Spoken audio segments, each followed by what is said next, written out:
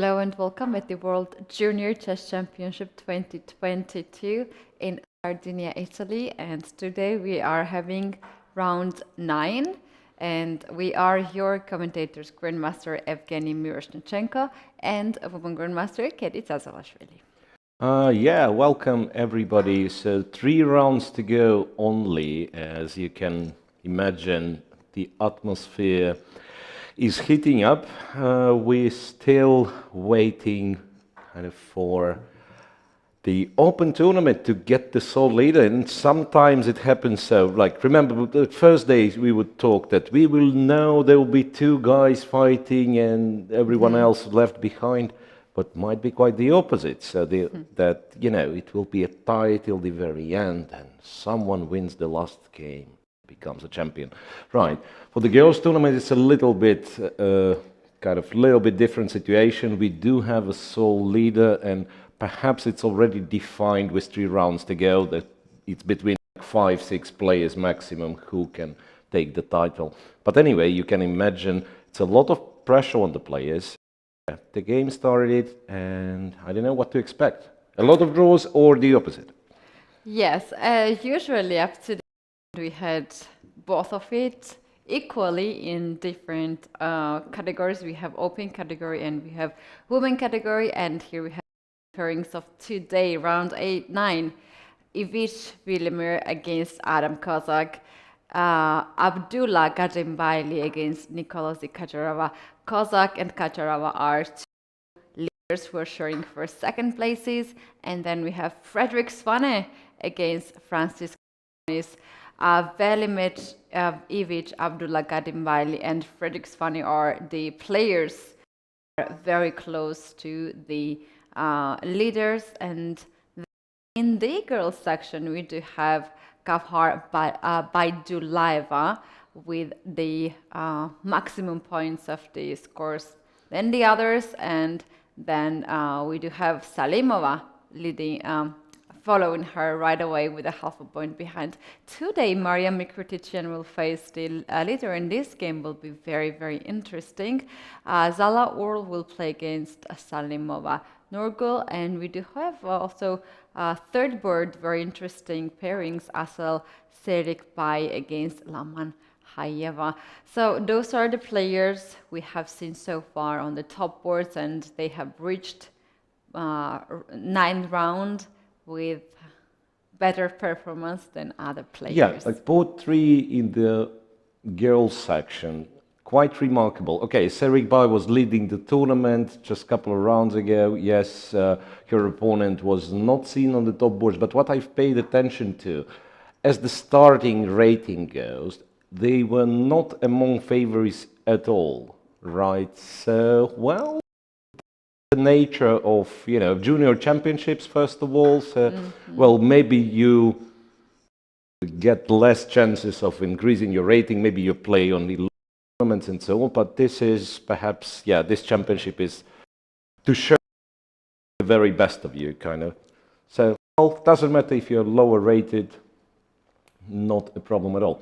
Okay, so the situation once again for the open tournament, Adam Kozak, Nikolosi Kacharova already played each other yesterday. So they have to be paired, and they are paired, in fact, with someone who's right. Then 3 players tied for the third to 5th, that is. And I believe, once again, we have a way too small screen to fit all of those who are on 5.5 points. And for the girls, Gavhar Baidulaeva has 7. Salimova has 6.5, and then 3 or 4 on 6 points, right? So girls section yesterday had seen like a bunch of results. I think all 10 games finished with, no draws on boards, that is. That is right.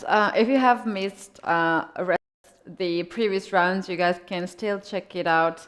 All the rounds are on Chess. or any other chess platforms that you like to follow the games, so you can check it out. And also you can check out the streams, which is on YouTube and on Twitch. You can check out the FIDE channel and take a look also at the small interviews that is uploaded at European Chess TV, and you can know much more about participants. The games have been started. We can see now the playing venue. Just a bit before the players get into the playing venue, I had to walk at that area and I check it out. It's not so much visible, but there is a lot of space out there, and also the light is very nice for the players. It's not dark, it's quite light area, a lot of windows around. So it is really quite a nice place to play the chess event. And to be honest, I liked it more when I was at the area rather when I watch it on the video, because we are also being asked about some questions of the conditions of the players, and just wanted to check it, how it is actually feeling to be there.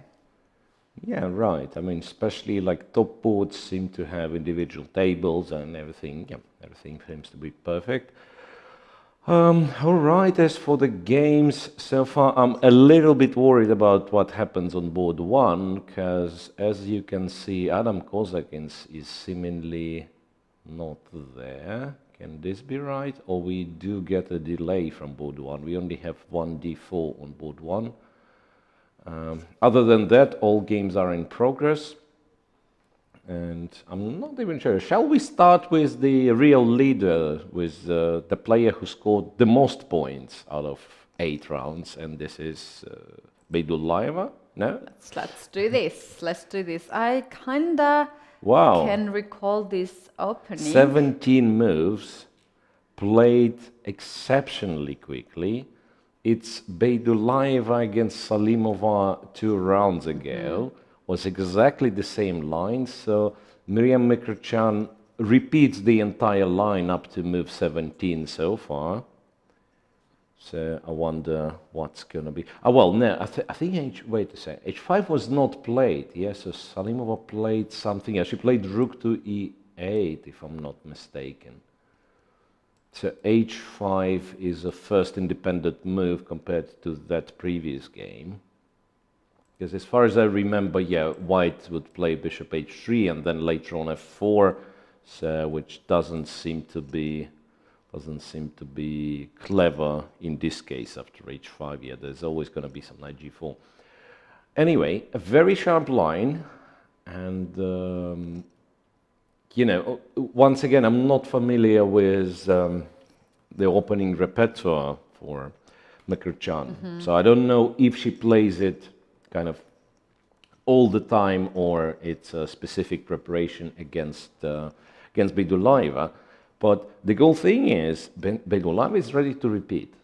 So usually, I mean, if it goes about the long, sharp line, and you had a game just a couple of days ago, and the line is repeated, you ask yourself, okay, they try to trap me, right? So what do I do? Do I repeat the line? Do I don't know, alternate like very early, maybe play some other move on move, I don't know, move 5, other system against the Slav in this regard. Yeah, so... Right, actually I was checking if we what exactly has happened 2 days ago. Right, rook e8. As you mentioned, it was rook e8 here. Salimova played rook e8, and h5 is something different. So Miroshnichenko seems to me that she prepared this line, because also h5 is the first suggestion of the computer here. The line can continue after h5. Seems like Black wants to start the kingside attack, and here, instead of e3, which has been played in the game, which is, I think, very okay move, here the suggestion is to trade the rooks, trade as much pieces as possible here, so then the attack will be a little bit less dangerous for White. Yeah, it's only logical. I mean, after rook a to d1, why Salimova would play rook e8? I mean, you're moving the rook away from the open file. Yes, it's clear that if you want to succeed with the kingside attack, it probably involves h5, h4 at some point. So the only point of playing rook e8 precisely in this position is not to trade the rooks, right? Right. So Miro, we after don't h5, really have the screen, like our digital board on the yeah. screen, but our producer says like, guys, tell us what's going on, why Black is not Yeah, making that's board moves. one. That's board one in the open section, and Adam Kozak was late, in fact. yeah, he was late a little bit, but then he's still not making a move, which is he surprised which with is quite 1d4? spectacular. Which is quite spectacular. So it might be that he was not counting on 1d4. It's very rare side though, when you see someone thinking on move one. All right, the game which has been happened in round 7. I see Ivic played 1e4. We cannot really surely say with one game that she's only e4 player, but let me check right away another game too in this tournament. And in this case, he also went e4. Yeah, so now we have d4. maybe kind of a surprising opening choice. Eventually, knight f6 followed. But anyway, it's not much to talk here. It's just some, I don't know, some psychological tricks. But so far, in terms of discussing the position, that's not much to discuss. So I'd rather go back to this game, Beidulaiva with Mkrtchyan. So h5, Beidulaiva plays e2, e3. That's interesting. I mean, I wonder how useful e2, e3 is in such positions. E2, It's not clear, right? What not comes clear. to my head why she played this move is to empty the square for knight, knight e2, knight f4. Knight e2 and then d4 or f4 somewhere, right? Yeah, maybe. Like you clear the square for a knight. And okay, black probably goes rook e8 now, since yeah, we know some stuff, right? We know rook e8 is one of the theoretical moves here, and after h5 the engine suggests to trade on d8. Therefore, I guess since black is given a second chance, maybe just move the rook away. I wonder if it's still known. I mean, it should be perhaps, because it's not very topical line nowadays, but it used to be. I mean, it used to have a lot of kind of high-profile games. Yeah, that's right. What I see so far in the database, for instance, names like Etienne Bacro and Leonard Fresnay has played this very position, and after even King b8 has been played here, King and b8 has White's been response played. was knight to e2. Knight to e2, yeah. Yeah, I believe it was tried on many occasions, like correspondence games as well. I believe there must be games of Alexander Morozevich, if not specifically this position, but certainly in this line. He's one of the inventors, after all, of this g5 move. Right, so this is relatively sharp. It can still be, you know, I mean, it's sharp from the looks of it, right? Opposite castles, you know, some conflict that, yeah, say white's pawn structure is better, but black has long-term initiative. Black also is very solid on a queen side. Knight c3 to e4. Interestingly, not to e2, but to e4. It's a little bit quieter approach, I have to say. After e4, after knight e4, I guess black will probably trade. Yeah, that's. I'm trying to recall, because I think there were some games where you would put the knight on e6, but then once again, that's just a speculation. So what I want to say that if black trades, he's not, I mean, black's position is not that bad at all, right? I mean, in the end game, he'll have some chances on the queen side. His king is very solid, in fact, on b8. Specifically, you control some dark squares there, and yeah, so that's one tricky position. I remember analyzing it I mean, not specifically this one, but the whole line. And it was pretty tough back then to claim any sort of meaningful advantage for white. Right. Okay, so here is that. It's already move 8 and 19, right? So quite an opening knowledge from girls on top board. They have blitzed out all this move up to this point, and now this is the moment when they are taking one or 2 minutes each to play. Still playing quite fast. 94 response was within just 2 minutes. Yeah, so let's check the other other boards in the girls section. So board 2, Salimova with black against Zala or this is, what's it called? The Ragozin defense with bishop g5. The good old-fashioned Ragozin, where white is not capturing on, white's not capturing on d5, white's not giving a check, but just develops the bishop. So bishop g5, castles short. Don't quite recall what's the recipe here. I mean, you can take on c4 for sure, that's one of the lines. And you can go h6, that's very often the case in the Ragozin, but castle perhaps should exist, right? e2, e3. And black all of a sudden starts thinking, which is a little bit confusing because the real choice, it feels like the real choice is here after bishop g5. So here you have like options of taking the game into different directions, like takes on c4, as I've mentioned, takes on c4, h6, and castle being 3 moves. After you've already castled, white's e3 is the most natural move ever, right? I mean, what else would you expect white to play? So e3, you probably... Where is this c takes d5, e takes d5 that white includes this trade in the center? You can do it here. C takes, bishop g5. You can do it here. It's somewhat confusing. It actually has benefits that structures. Yeah, I mean, first of all, you do not allow dc4, right? So dc4 is considered to be kind of quite safe. And then after e4, which is the main move, you have quite a few options. I think, hang on a second, is c5 still a move, right? You can go b5 even and play some really strange looking Botvinnik variation. You can go h6, I think.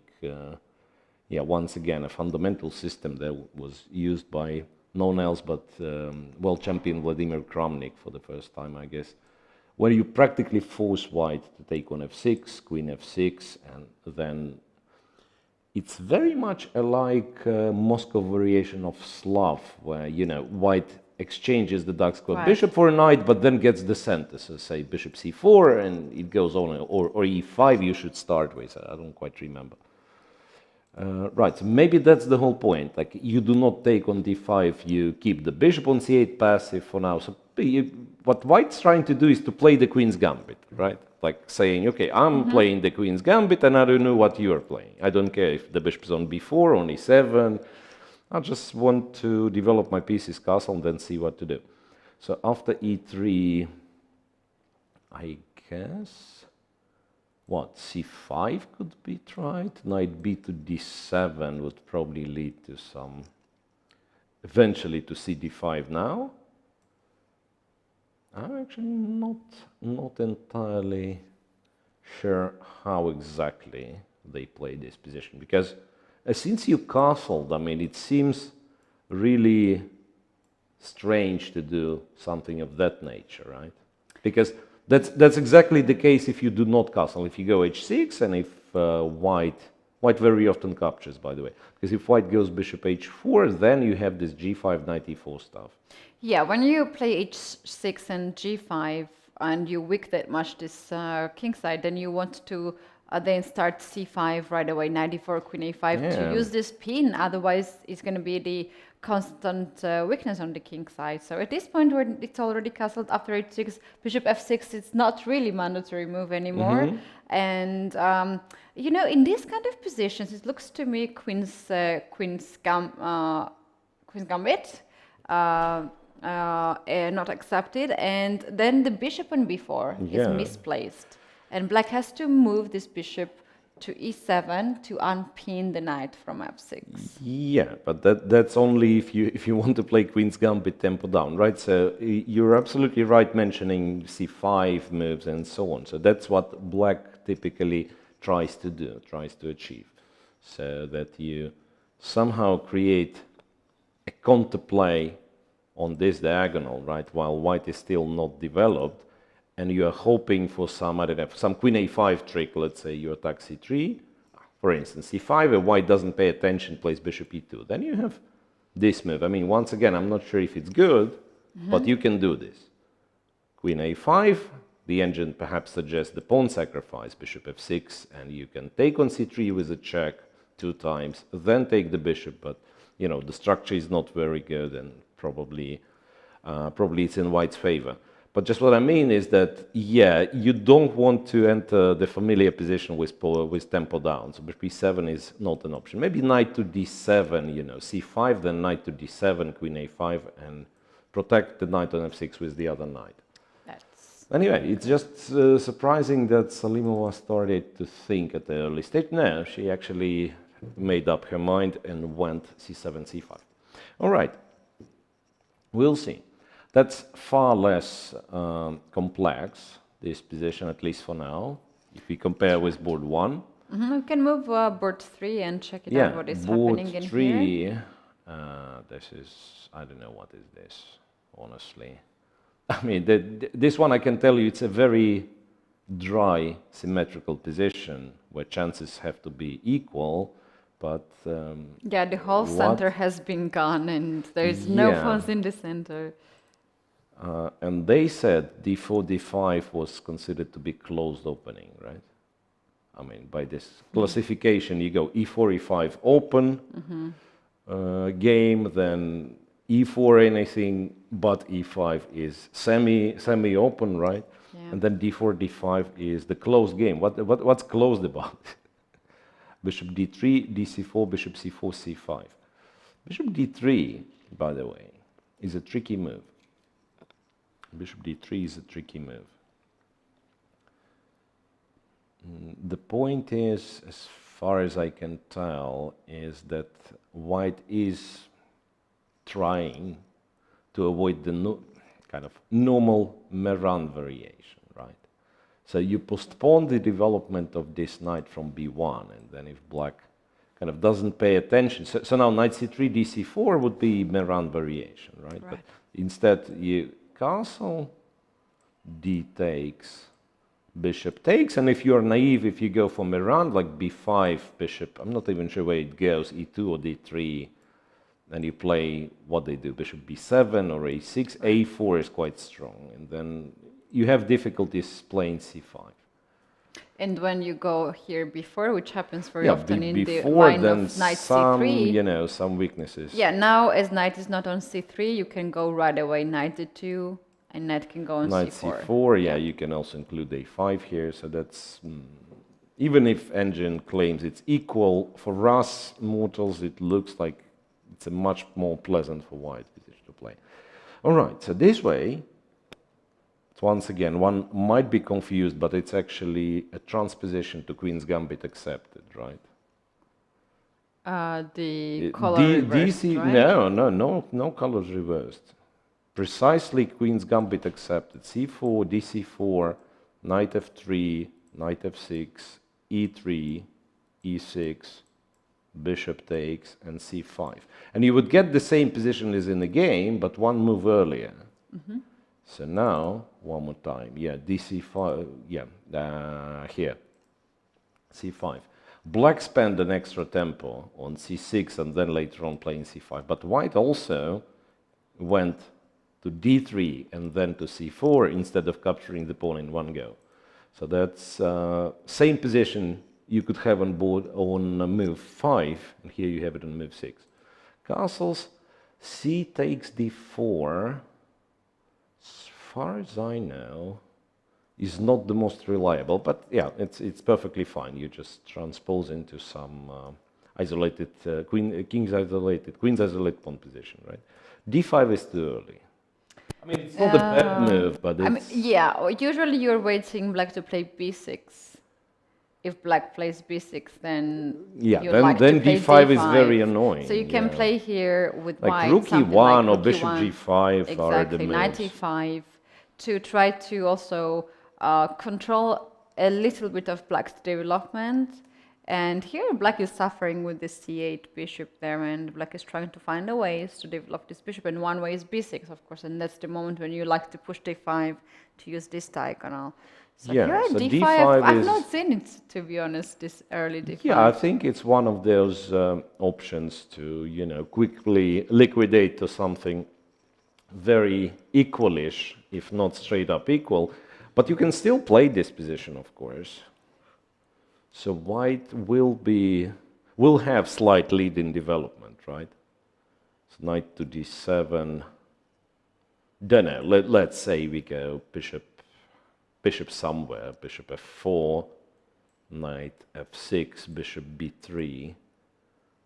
And yeah, in view of knight e5, that's still slightly more pleasant for white. I'm not saying black will really suffer. Probably there is a way, there must be a way for black to equalize, but he will have to face a few unpleasant choices on the way. But anyway, it's so much quieter than the other two games on top boards. Okay, let's quickly check top four, board 4, board 5. Board 4 is Ruy Lopez. Once again, I mean, it has so many names, this line. It's Yurtayev variation, Möller system, if you let white play c3 and d4. Something a neo-Archangel, no, it's not neo-Archangelsk, it's with the bishop on b7. Anyway, confusing about the names, but if you following chess events, high-profile chess events, you've probably seen by now this position at least a couple of times. a4, bishop b7. a4 is one of the moves. You can know c3, d4, right? a4, bishop b7, d3. Okay. Castles, knight c3. Yeah, that's interesting how people underestimate very often this modest d3 move. Because when black played the bishop on b7, it actually is nicely placed when white goes for c3, d4, right? So it's a pressure, constant pressure on the e4 pawn. So it only makes sense for white to just go d3, and then the bishop is not ideal. And maybe instead of c3 you'll play knight c3. That's exactly what white did in our game. Knight c3, knight d5, h6 to avoid the pin. Bishop e3. White trades like that, captures on e3. And computer likes white's position a lot. And the reason for that perhaps being, like in the long run, I don't think black is that much worried if he is not losing f7 immediately. Like structure-wise, black is probably fine. But yeah, but it's some dynamics which is in white's favor, right? Because the rats, like yeah. knight d4, knight f5's positional draft. Also, like when queen develops, there can be doubling the rook on a file, and the problem here for black is this pawn f7, right? Yeah, like semi-open f file is one thing, and also, yeah, if you don't find time to play a6, a5, which you probably don't, because now it's too slow, then white might consider playing a5, you know, and then you play some move like queen d2, the b4 pawn. It's not really weak, but it's annoying that you have to keep an eye on it all the time, yeah? And bishop d5 is one idea, yeah. So it does look quite pleasant for white, even if it's not, you know, even if it's not big advantage, but yeah. Anyway, I mean, when you start the game, you play e4 and your opponent plays e5. And then I'm telling you, okay, you will have this position. Of course, I'm going for it, right? Because it can be much quieter and much more it's very pleasant. symmetrical. So and Miro, here I'm also thinking, like, now this queen is on a file and the rook, so probably, like, the natural move here is queen e7, for instance. Yeah. Remove this queen. And after this, I'm thinking if we can somehow get the knight on a5, let's say with queen e1 or g3, knight h4, knight f5. This is so annoying when the knight gets on f5. There's some like rook lifts, rook f3, rook g3, some sacrifices on g7, h6. It is quite uncomfortable, and you can't really push the pawns on the king side anymore. g6 will be weakness. Yeah. So, well, if Black wants to play g6, he can do it right now, right? g6, and then in case of knight h4, Black is just in time to play, say, king h7 maybe. But then once again, it's quite loose, this pawn structure, right? So some queen g3, perhaps, and then you're already threatening rook takes f7, queen g6, and yeah, that's not fun. Also, there's this f6 hall out there. Like, first of all, you can double the rooks and get this one, or you can just get the knight all the way to g4 and then knight f6. So there are some ideas here for white, and I don't see any particular plan here for black to play on the king side. Knight a5, maybe? Knight a5 has to be played here for sure. Quite principled. Yeah. Maybe knight a5 and then to think of d5 next move. Bishop a3.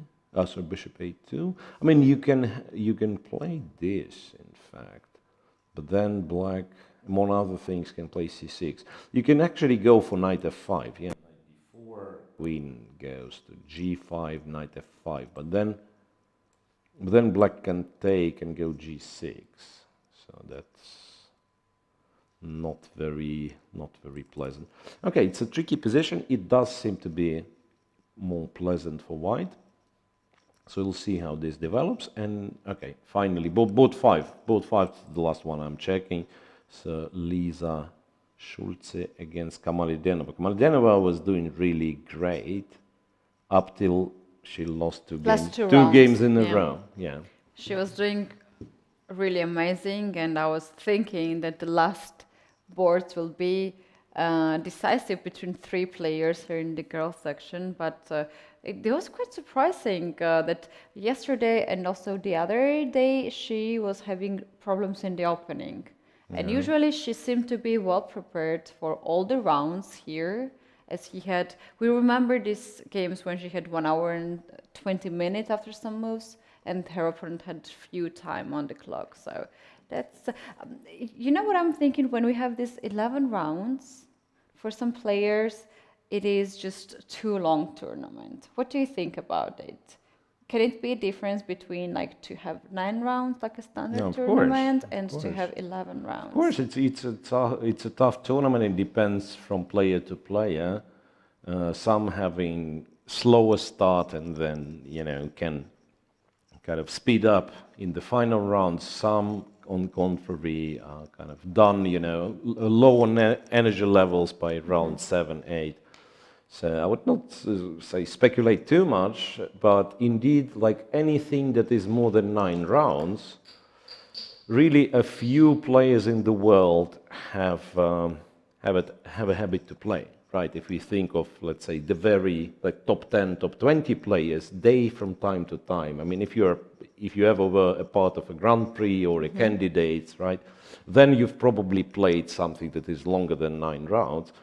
But for our participants, that's one of the longest tournaments in their life, right? Yes. So therefore, of course, very tough at some point fatigue might kick in. And what we have here in this game, just quickly, it's a very interesting gambit, I have to say. C3, E5, D4. If black doesn't know what to do, he may end up in trouble. C takes, E takes, bishop to F4. So bishop is headed over there. A6, queen A4, right. Knight E7, bishop to D6. B6 is correct as far as I remember. Bishop C4. Whoa. Castles, knight D2, bishop B7, queen A3. So basically, white tries to keep this annoying pin over there, right, not letting the knight move, not letting the other knight move. And whenever you try to play rook e8, I think white just wins with bishop f7. King takes, and in this particular case, I think knight g5 is also good, but queen b3 usually. Queen b3 is the move, yeah. Mm-hmm. Yeah. And then to follow it up with knight g5, and it's just game over, yeah. So of course, black shouldn't go into this. Yeah, black should try to find other solution, but what I'm saying is that it's not very easy to untie this knot of pieces for black. And I keep wondering if black already did something wrong, which is, in fact, might be the case. Do you remember there have been some exchange sacrifice? There is like some way of sacrificing the exchange for black. Like, let's say we go b5 here, for instance. Then it's actually a funny line over there. So if white goes bishop b3, kind of trying to keep the bishop on this diagonal, there is this stupid knight c8 move, if I remember correctly, right? Attacking the bishop, and if you take the queen is getting trapped. Yeah, the queen is getting trapped, and so you probably take on f7, and the game continues. But you're down. No, two pieces for the rook. Yeah, 2 pieces for a rook. Right. So the correct move perhaps would be bishop to. I mean, you can go bishop d3, but then it allows black to play rook e8. There is nothing to sacrifice on f7. So perhaps the correct move is bishop d5, and then once again black can think of sacrificing the exchange in some way. Like knight takes, pawn takes, and knight a5, for instance, might be the case. So if black captures here, I remember there was the line where it looked really strange, but black would have decent compensation with one pawn for an exchange only. I don't know if it's bishop takes or maybe even queen takes, because you're threatening to take the other pawn. You know, the rooks are not getting. Maybe queen takes to keep d4 pawn. Even with the no queen takes. Oh, wait a second. Queen takes. We blunder the knight. Okay, grandmasters in the studio. Bishop f8, queen d3, and then don't know. Maybe even like takes. Strangely, because queen d4 we can keep the bishop, and then bishop g7 or bishop e6, bishop g7, knight c4. Interesting. I mean, it's one pawn only, and I was literally like shocked, like very much surprised with something similar the engine was recommending. Once again, it's probably not the position, but the idea was that you cannot tolerate this pin forever. At some point, you had to sacrifice an exchange, and in return, you would get very decent compensation. Right, let's go to the open tournament. Right, it's time to go and check it out what happens on the first board. Finally, Adam Kozak decided to make his decision, and after d4, he responded with knight f6. And we have the Catalan. Here? Surprise. We have the Catalan with a check on b4 and bishop e7. Right, queen c2, c6, castles, b3. Right. So, well, that's an example of well, not an example, but illustration why this check on b4 was given, right? So the bishop is on d2. Even for this setup that white chose, bishop, since you play b3, you might as well play bishop b2. So the bishop on d2, we could say, is misplaced, right? If you'd be castling short, for instance, castling short, and then knight c3 is quite risky because black can just take, right? And you don't have some knight e5 or knight d2. You can't win the pawn back because the bishop is on d2. All right, so queen c2, both castles, b3, b6, knight c3. This is some old-fashioned theory, if I remember correctly. Bishop to a6 must be the move. Very interesting sacrifice has just happened on the second board. Shall we go there and Yeah, check it out and sure. then come back here? Yeah, sure. Let's see. Gadimbaili against Kacharava. That's Naidov with bishop to g5, right? That's right. Knight of Sicilian with bishop g5, knight to d7, early knight to d7. That's sort of a sideline, and if I remember correctly, it was considered to be, I mean, this specific moves order, it had some flow in it. Like white, if white does everything as he normally does, f4 and so on, then black even gets something by playing this peculiar moves order. But you usually would have some benefit of black committing the knight to d7 early. But please don't ask me what exactly white has to do, because I have no idea. Like bishop c4 might be my guess, you know. It's like one of the possible ideas, like that you get the chance to play bishop c4 and have it here. White goes queen e2, and queen e2 is a tricky move. Queen e2 is a very tricky move. Reason being that, specifically with bishop on g5, yeah? So that your plan normally involves something connected with f4, e5, right? You usually castle long, and then when you castle long, there is no white queen on the d file, and like in all those tactical sequences, more dangerous. yeah, in all those position. tactical sequences, you have an opposition of white rook on d1 and black's queen on d8. So that's basically the point of, say, playing queen d2 over queen e2, for instance, or queen d3. But it obviously has drawbacks as well. Queen e2, h6, and then h6, g6. This exactly is the theory. h6, g6, and after f4, yeah, black plays e5. I think this line is known. I'm not sure if you're supposed to take. You probably are supposed to take. So then white castles. Now taking on e5, on d4 loses to e4, e5. After queen e7, knight b3, b5, queen f3, bishop g7, rook takes d7. That's exactly, that's the theory. They probably both know it. Yeah, knight d7 and Nicosi knight d5. himself, he also played this bishop g5 in the other game, so probably he also knows. Yeah, I mean, he has an idea about this specific line, yeah, but I mean, rook takes d7. It's not the first game where rook takes on d7. It must be in the database, and I believe it was, once again, that's kind of the way my memory works. I remember the variations, but I don't remember the moves. So I think this specific one, this line, as many other lines, quote unquote correct lines nowadays, should be ending in a draw with some repetition. But as far as I remember, we were checking it, and black had to know stuff. It's not like automatically you play a few moves and you equalize. Black had to know specific moves. That's right. After knight d5, his queen is now hanging. The queen has to find the best square, and the suggestion is queen to b8 to have this queen here. Yeah.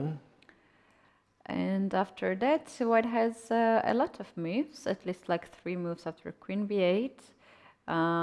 Starting with bishop d3, just the normal D3. development. Queens to c3 with the Queen threat to knight c3 c7. with the threat of knight c7. And knight a5 with a threat of knight c6, and to control all this. Knight a5, knight c6, knight e7. Yeah. Right. And Miro, if you don't know this opening with black, it's you very might easy, not survive in here. For instance, after queen c3, it's so scary looking threat knight c7. Yeah, queen c3 is my personal favorite. Would be knight a5 probably, because I can see, like, if let's say you castle and white gets knight c6 in, and then it's like way too many pieces towards the king side. So I'd be really scared. All right, so that's so far looks the sharpest. out of them all, but let's check the other boards. Board 3, Frederick Swane against Francesco Sonis. By the way, as you can see, Kacherova knows he went Queen B8, right? Board 3. Okay, this is not that exciting, pardon me.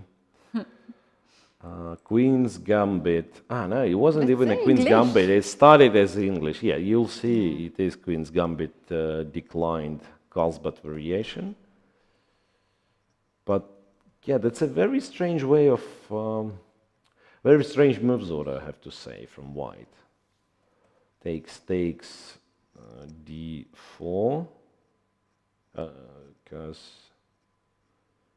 usually you would wait for black to commit to knight f6, right? So let's say Yeah, to have you bishop go g5. you go d4, and then yeah, if he plays knight f6, then it's bishop g5. It's usual, or c takes, e takes, bishop g5 rather. Yes, there is this system. Bishop e7 was played by Vaganyan, and I mean, okay, like 80s, 90s, maybe even a bit less later. Yeah. So bishop e7 to avoid everything bishop g5 related. But then, what's interesting that after, let's say, this trade, bishop f4, black would go c6, and then even with a tempo loss, later on they'd play bishop e7 to d6.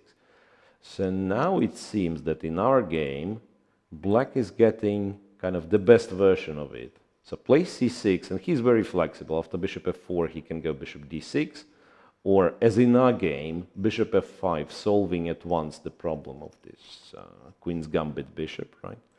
e3, knight f6. Now, once again, you can freely play knight f6 because white already committed the bishop to f4. So, I mean... Bishop on g5 is like better placed because of this pin. Yeah, I mean, there are some benefits of having the bishop to f4. I just mean that after knight f6, you are not scared of bishop f4, g5 with another tempo loss. So white actually goes for something like very basic, just to develop your stuff, and that's it. Okay. So now after trading the bishops, b2 pawn will be hanging, but in fact yeah, white you is can't just really, trading b2 to b7 pawn. Yeah. So bishop d3, queen d3, queen b2, rook b1 would be perhaps in black's favor. Knight d7 is a possibility. There was an interesting option. I just thought that you could trade on d3 and go queen a6, attempting to play an endgame, but maybe queen f5 is what you don't like.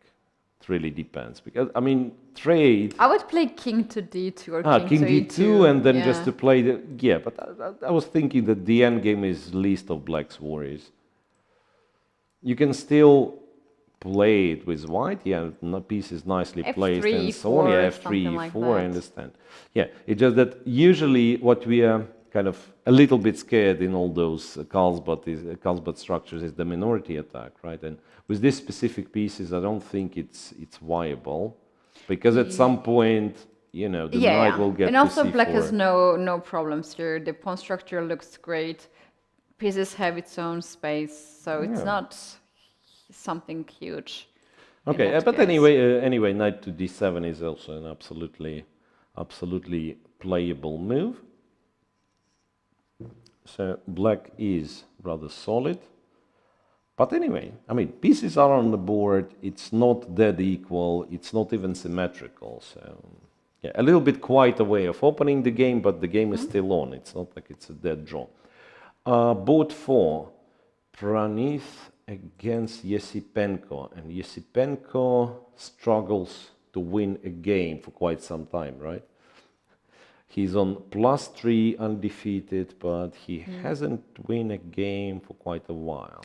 Yeah, we had Yesipenko yesterday to study for the interview, and he pointed out that there is something that he's missing in this tournament. For instance, he just blundered the pawn in some game, and that might be the reason, because he has played very strong competition, a European Club Cup, just like a day before this tournament, and he might he might be not be tired. rested after that. Yeah, but it's also an illustration of, let's say, how misleading the ELO might be, the ELO rating and also the ELO rating difference for this specific type of players, right? Because yes, we still understand that he's probably, but I mean, he's highest by ELO, most experienced perhaps, like played those Vaikanze tournaments and so on. But the other guys, like you face someone who is rated, like today he's playing with International Master 2450, but maybe this International Master haven't had an opportunity to play like high-profile events, and if he would, we don't know what his rating would be. Maybe it would be, I don't know, 2750 by that point. That's right. And also, on the another question, Esipenko answered about the rating, that he has great pressure because the difference between the rating of his opponents and himself is huge, and he tries not even to think about the rating at this point. Yeah, sure. Yeah, imagine you make a draw and you immediately lose like 2-3 ELO points. That's not a pleasant situation to be in, but at the same time, yeah, if you only think about these numbers, you can't really concentrate on the game itself. All right, speaking of the game itself, it's a very, very unusual position, I want to say. So the bishop went to a7, which makes it look a bit like, you know, gioco piano Italian. You would have the bishop on e7. White bishop, in our case, went through the route of f1 to b5 to a4 to c2, right? But same could have happened with bishop upstairs, with bishop c4. Nah, that's not c4. c4, b3, c2. So once again, looks very similar to gioco piano Italian. What's different is black's knight on g6. And yeah, okay, pawn on f6 is also different, but it's not like black is planning to keep it here till the end of the game, right? So black will be looking to play f6, f5, specifically if white somehow resolves the tension in the center.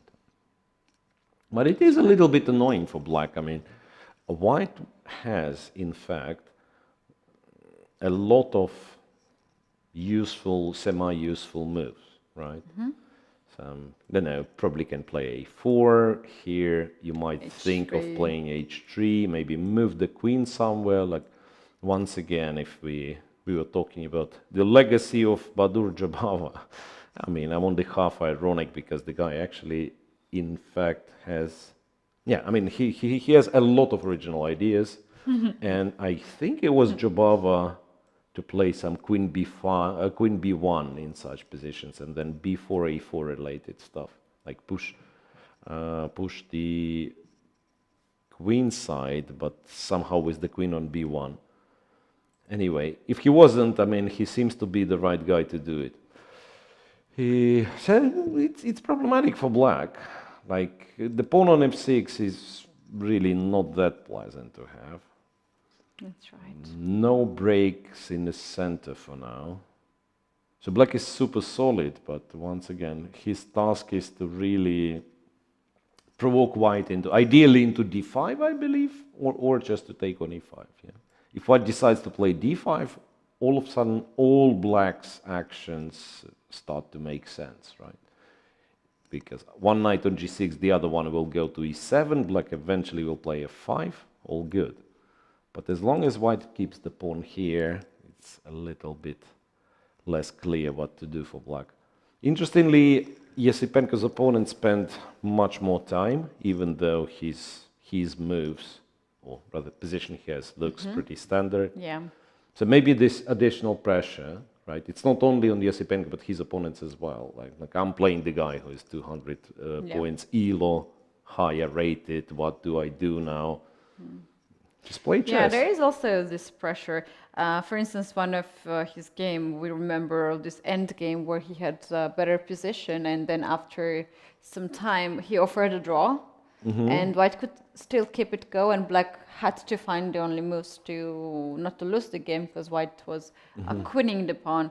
And he said that when he offered a draw, he was hoping that his opponent would not continue the game, because it was very tense situation, and he just don't wanted to get that far. So that's also something like when a higher rated opponent offers a draw, a lot of questions come to your head, and it's a quite tempting one. Miro, we do have here very interesting graphics, head-to-head scores. So I would like to... Top boards. Yeah. Let's see what we have. I would like to ask our producer to bring us the head-to-head results on the screen. Pretty much whatever you have, guys, just show us, and yes.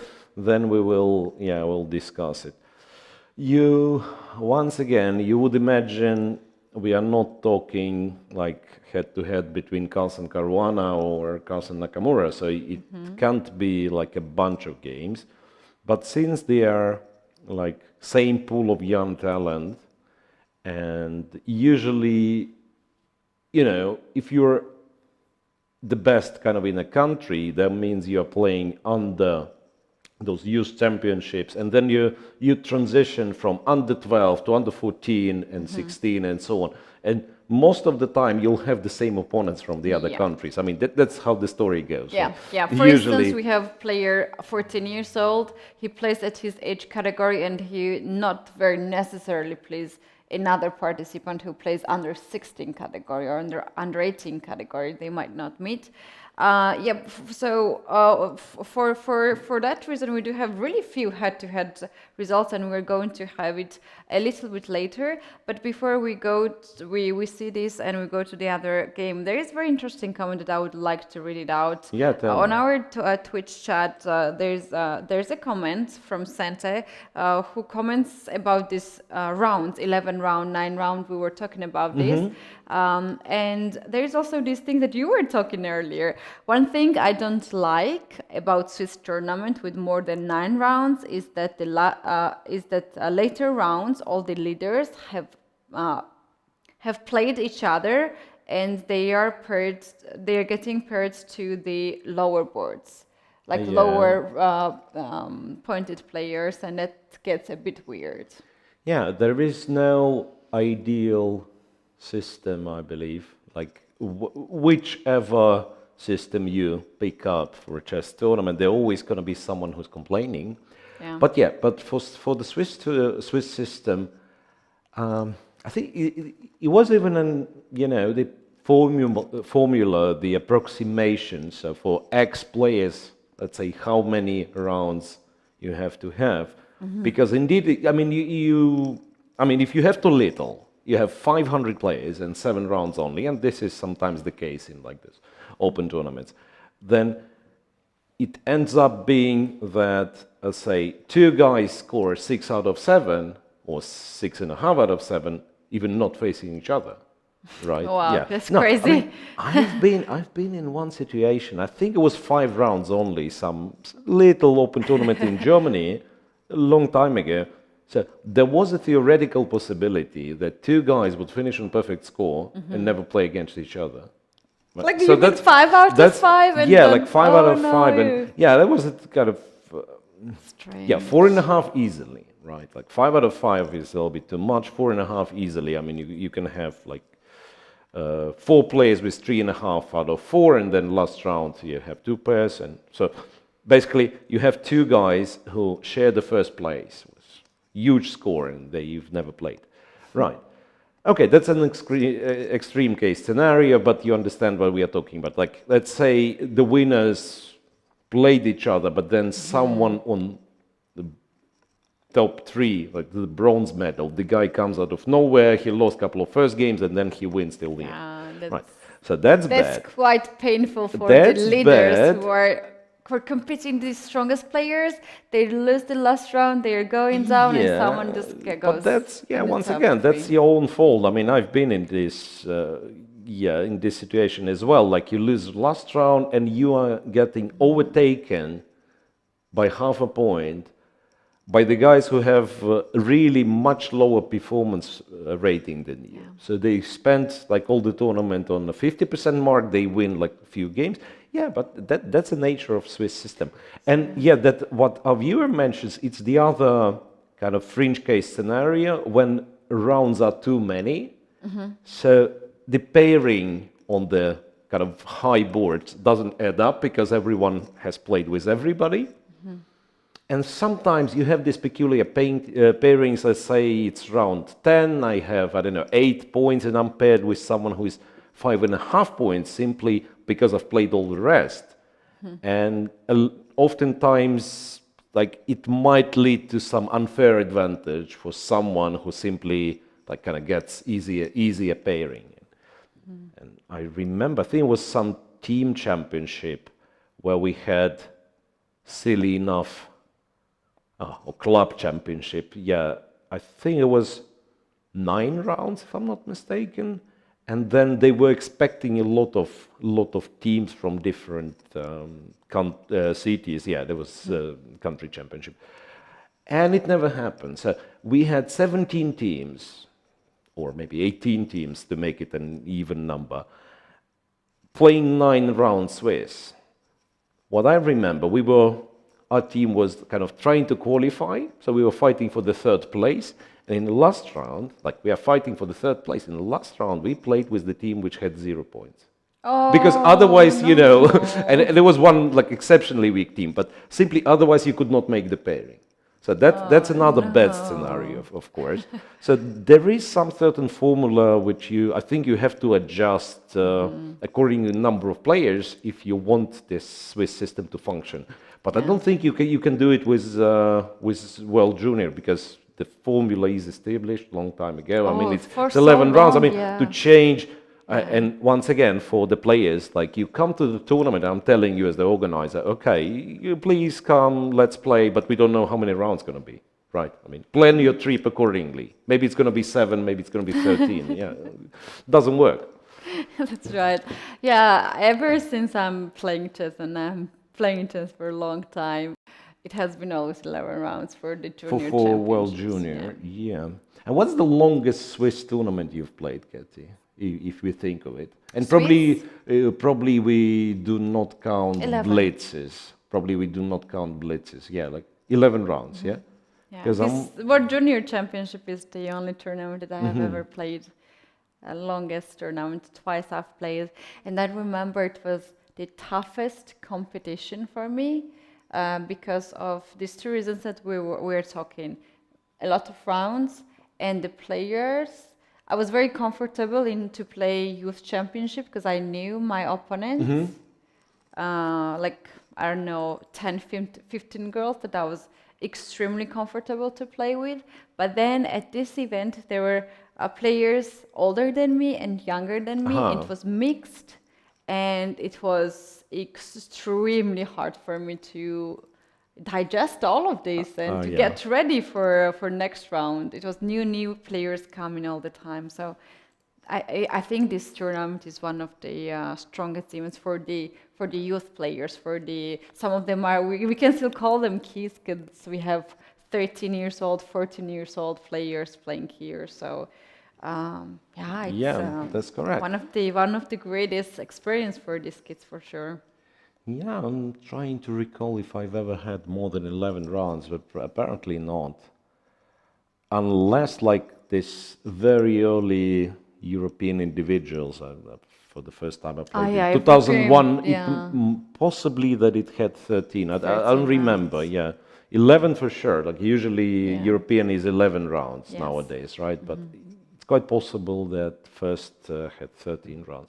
Remember, even 11 is too much. I mean, you do poorly, you want the tournament to finish early. If you kind of play well from the beginning, once again, European individual, it's what? It's qualification event, first and foremost, right?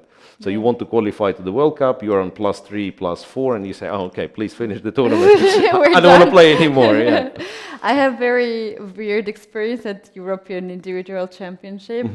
I've played once when I achieved my Women Grandmaster norm, final norm, and I got very close to qualify to World Cup. There was an incredible tournament for me with plus 40 rating for me and so on and so on. We had a very nice experience because I had very good shape for that tournament. I was well prepared. And then I had a tournament where I played so bad. And when you feel it's not your tournament, when you're not in a shape, then every round is a very strong opponent. It's not something that you're going to have easy round. Every day is as strong as the previous one, and you are just not in a shape. And once the last one I played, I remembered at the last board we had a participant which was 65 years old, like Older around lady, there. yeah? Okay. And she was very sweet, and she was playing the last rounds, and I was like, oh my god, that's so cute. You can play at this age, just tournament. You can compete. You can go there and have a nice, not holidays, but nice time. And then in the last rounds, it happened that I paired up with her on one of the last boards. Yeah. And in the move 20, she offered me a draw. I looked at the position and there was no possibility to make it any difficult for her. And there was the time when I realized that when you are prepared for these kind of competitions, that's when you have to go. Otherwise, it can be very tough for everyone. So, yeah, and that's why I have not played for 5 years ever since. Yeah, European individuals.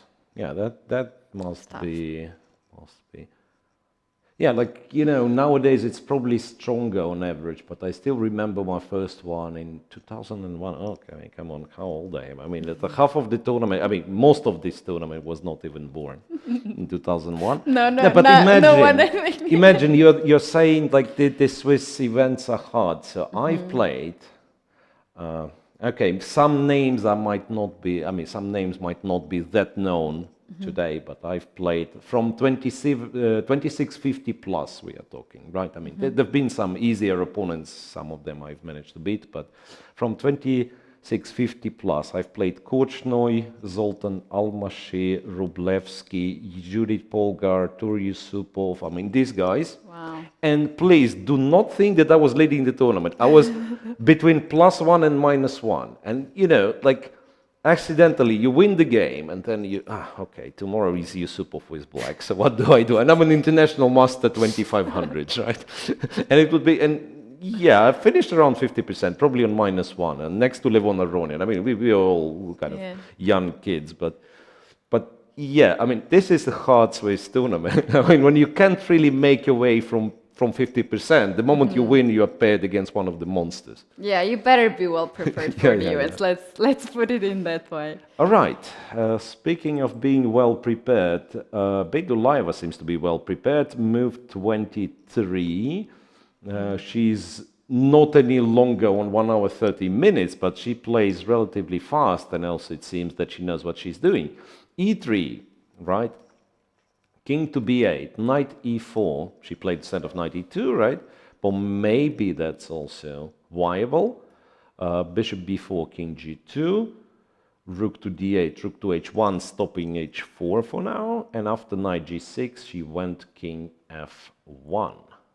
Okay, that's interesting. So she's aiming there, where arguably king's gonna be safer. Even though it's in the center, yeah, but you control all the light squares, and at least you're going away from those, those in fact, black I think roads. h4 was a threat there.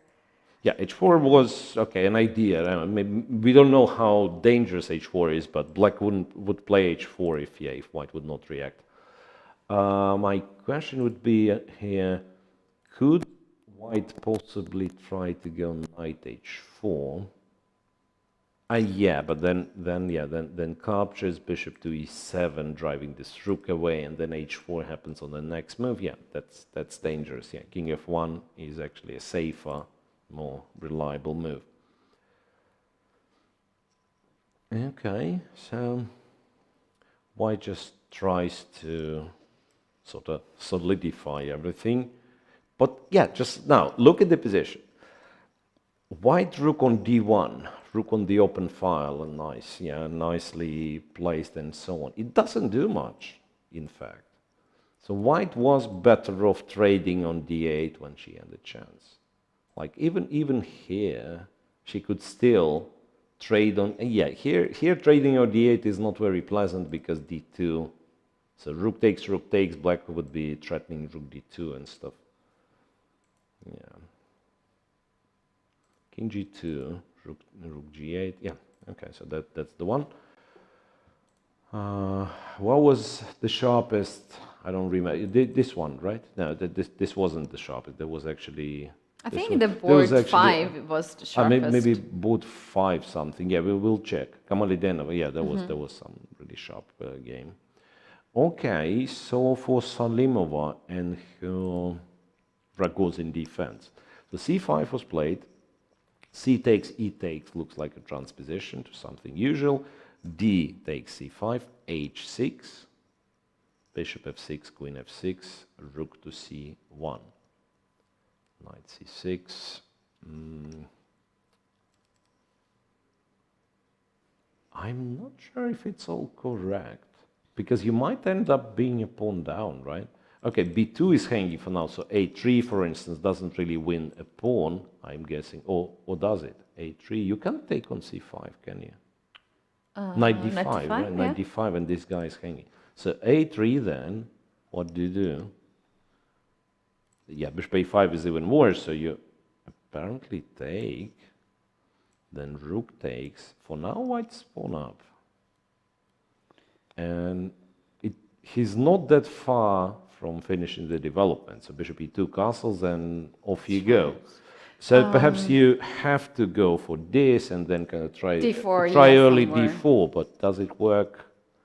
We don't know really. Yeah, not to mention that, who knows, nowadays, maybe you can take the pawn as well. Probably not, yeah, I mean, it looks scary. Rook d8, and f3 is hanging, queen e4. Yeah, you're giving too much counterplay for one pawn. Too many tempi. I don't know if you can say that. Anyway, knight c6. a3 seems to be reasonable. So takes over there, bishop g4, and let's say white is more modest, just goes bishop e2, then you probably take, yeah?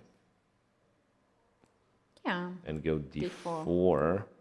So, and since it's a rook on c3, white is not on time to take on c6, right? Rook's hanging. Yeah, to avoid this, shall we start with bishop e2 here? Like not playing a3? Yeah, for instance. Bishop e2, yes. And the castle, and then the knight c6, bishop e2. Yes, you can, but then I'm guessing black will prepare bishop c5 capture somehow. Like bishop e6, say probably. Bishop e6, castles, let's say rook to d8. No, and then if you go a3, bishop c5. No. Knight a4 here. Knight is, yeah, you can play knight a4, and, nah, but then d4 perhaps. Yeah. And even though you're a pawn up, but like breaking your center, with black having two bishops. Yeah, once again, I've declared it multiple times. I'm a pensioner, so I want clear positions, like less pieces instead of more pieces. So that's why my choice is always a3. It's probably not the strongest move, but at least I know. a3 was played safe. Actually. Yeah, but for the sake of clarity, exactly, so that you get rid of this pin. Because my issue with developing first is that the moment I play a3 next time, you might be able to take on c5, right? For now, I'm absolutely clear. Bishop c5, knight d5 doesn't work. Bishop a5, b4, I don't think works. So bishop c3 is forced. So that's why the timing for a3. If you're overall happy with this position after rook c3 and bishop e2. So one more time. Bishop here, bishop e2. We go d4 after this capture. Any intermediate check, maybe? Not really, because knight d4, I'm still not convinced. White castles and b7 is hanging. If you take f3, it's a pawn, right? Knight f3, queen f3, it's a pawn.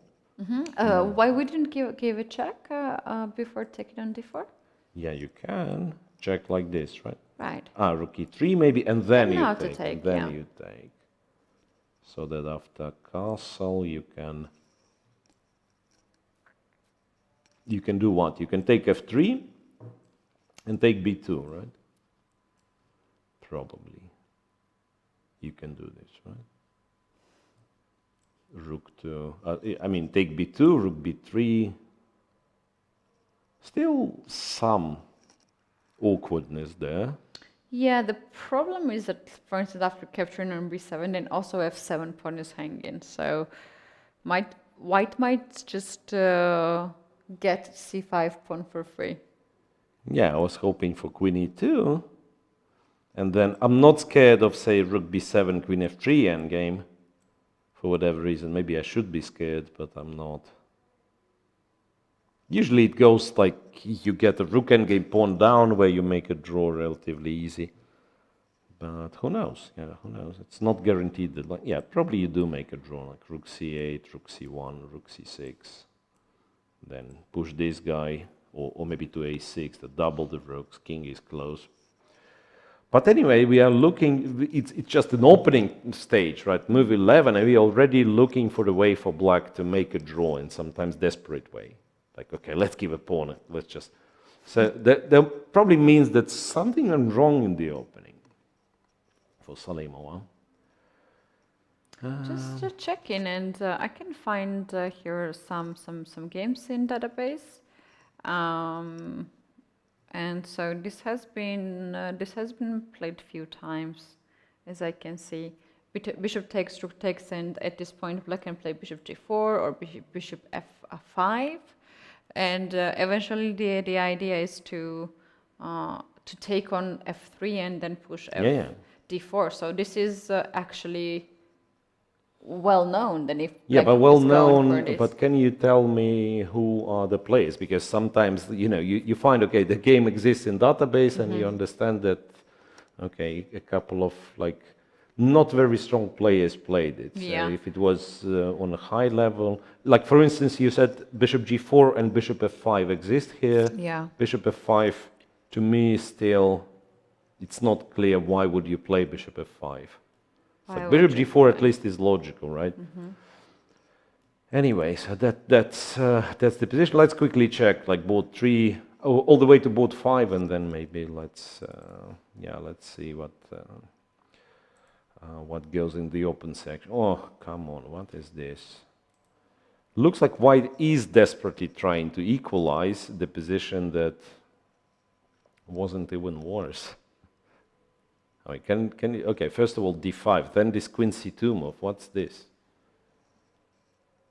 I don't understand this queen c2 at all. I mean, where you... I mean, she tries to keep the queens, but at what cost? Bishop c4, bishop g4. Who's better? Now the thing is, we'll run into some rook c8. So it's a little bit strange, really. But anyway, it's such a dry position, so not much to discuss. On board 4, a lot of time was spent after fe3, and the only move which was played so far was queen e7. This is it. Yeah, let's maybe take a look at in the open section. There are more sharp positions in that. Wait a sec. I mean, board 5, as we promised. Black doesn't really know what to do. Remember this one, like exchange sacrifice and stuff. Black doesn't really know what to do, so she spends time kind of maneuvering here and there. By the way, bishop d5, I'm not sure. Hang on. Was knight g5 kind of winning here? Because this is also the case quite often. Knight g5, and you insist on sacrificing on f7 nevertheless. Knight g5 and then f4. I don't like white's bishop d5 if you ask me. Okay, h6. This way, okay. Now it's clear what black achieved by playing rook a7, bishop 8. So now she can wait for white to take on c6, take back with the pawn, and the knight is protected. But still, it's really awkward. Open section, you said. Yeah, let's go quickly. Open section, top boards, right? Yeah. The sharpest is the second one, but we already have some traits there. and let's get in there. And they already have this kind of end game, but this is like, I believe this is still the preparation or the theory that they know, because all these moves I was checking, they are the only moves to keep it this evil bar in the middle of the board to like equal position.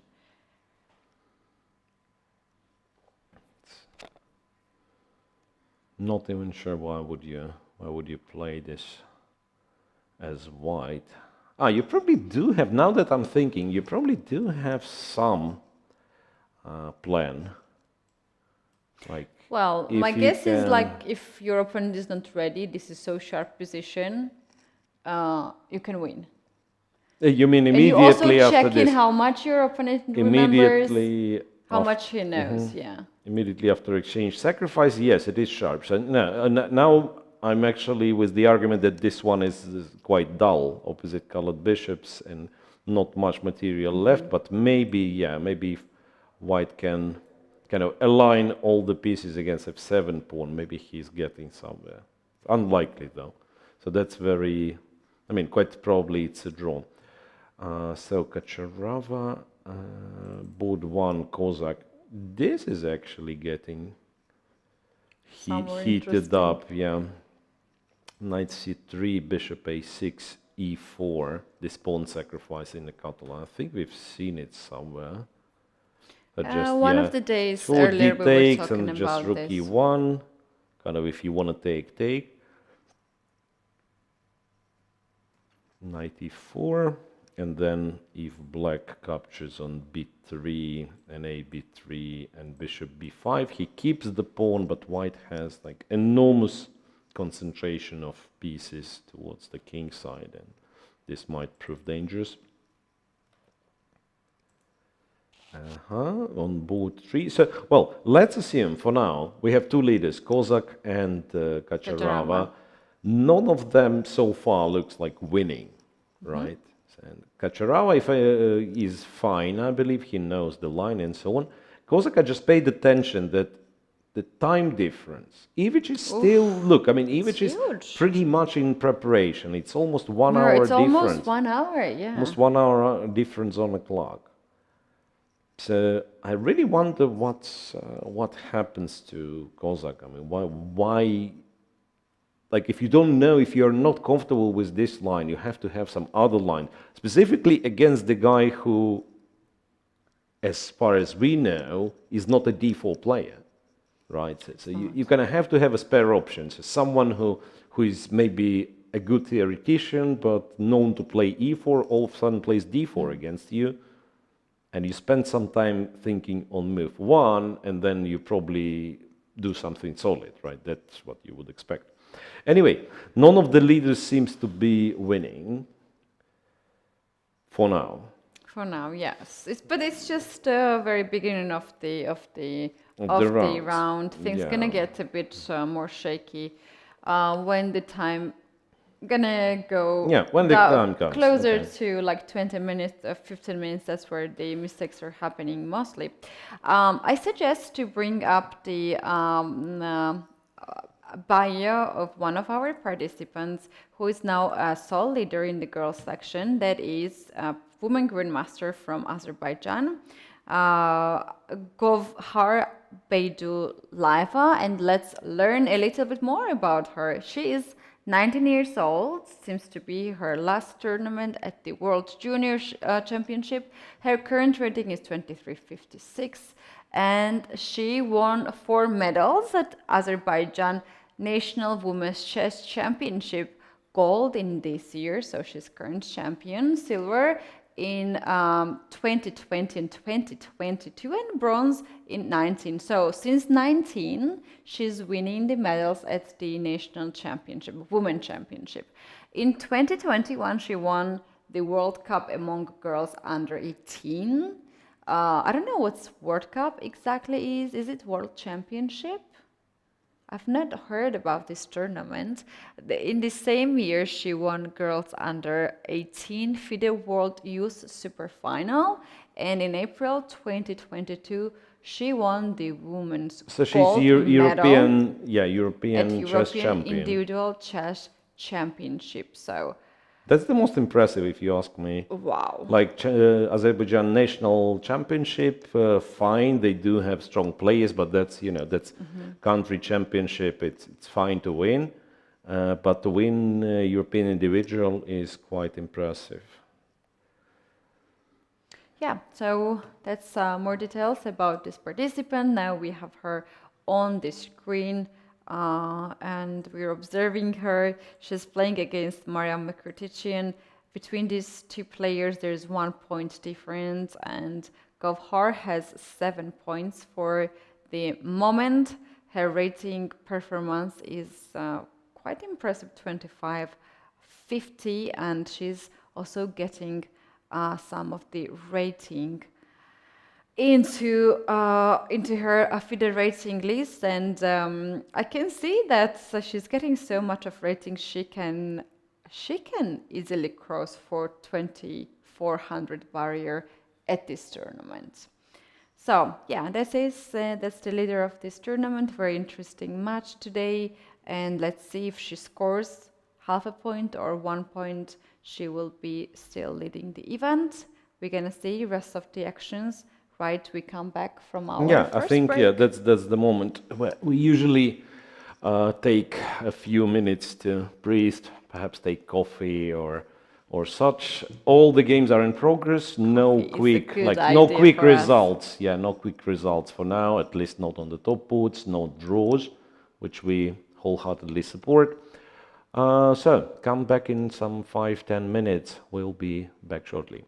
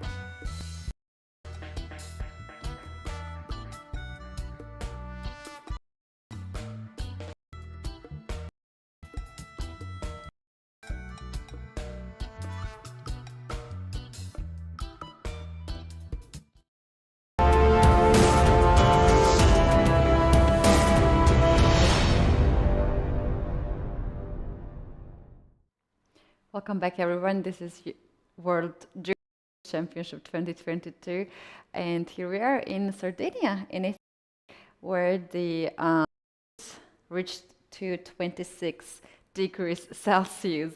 But it's a more tense situation right now in the tournament in both sections, as we're getting into the last part of the event. Now we are having round 9, and we're going to have another 2 more rounds before we know the new world champions, new world junior champions. Yeah, so pretty much an end game of the tournament, as any chess knows. The one who makes a mistake in the end game is usually the last one to make it. Well, right. That was a clumsy way of saying those 3 rounds are it's an end game. Very important, of course. Yeah. And so far it's really hard to predict. Indeed, yeah, Beidulaeva is leading in the girls section, but still margins are very small. One game, everything like that, and one game. Sometimes we're talking about one move.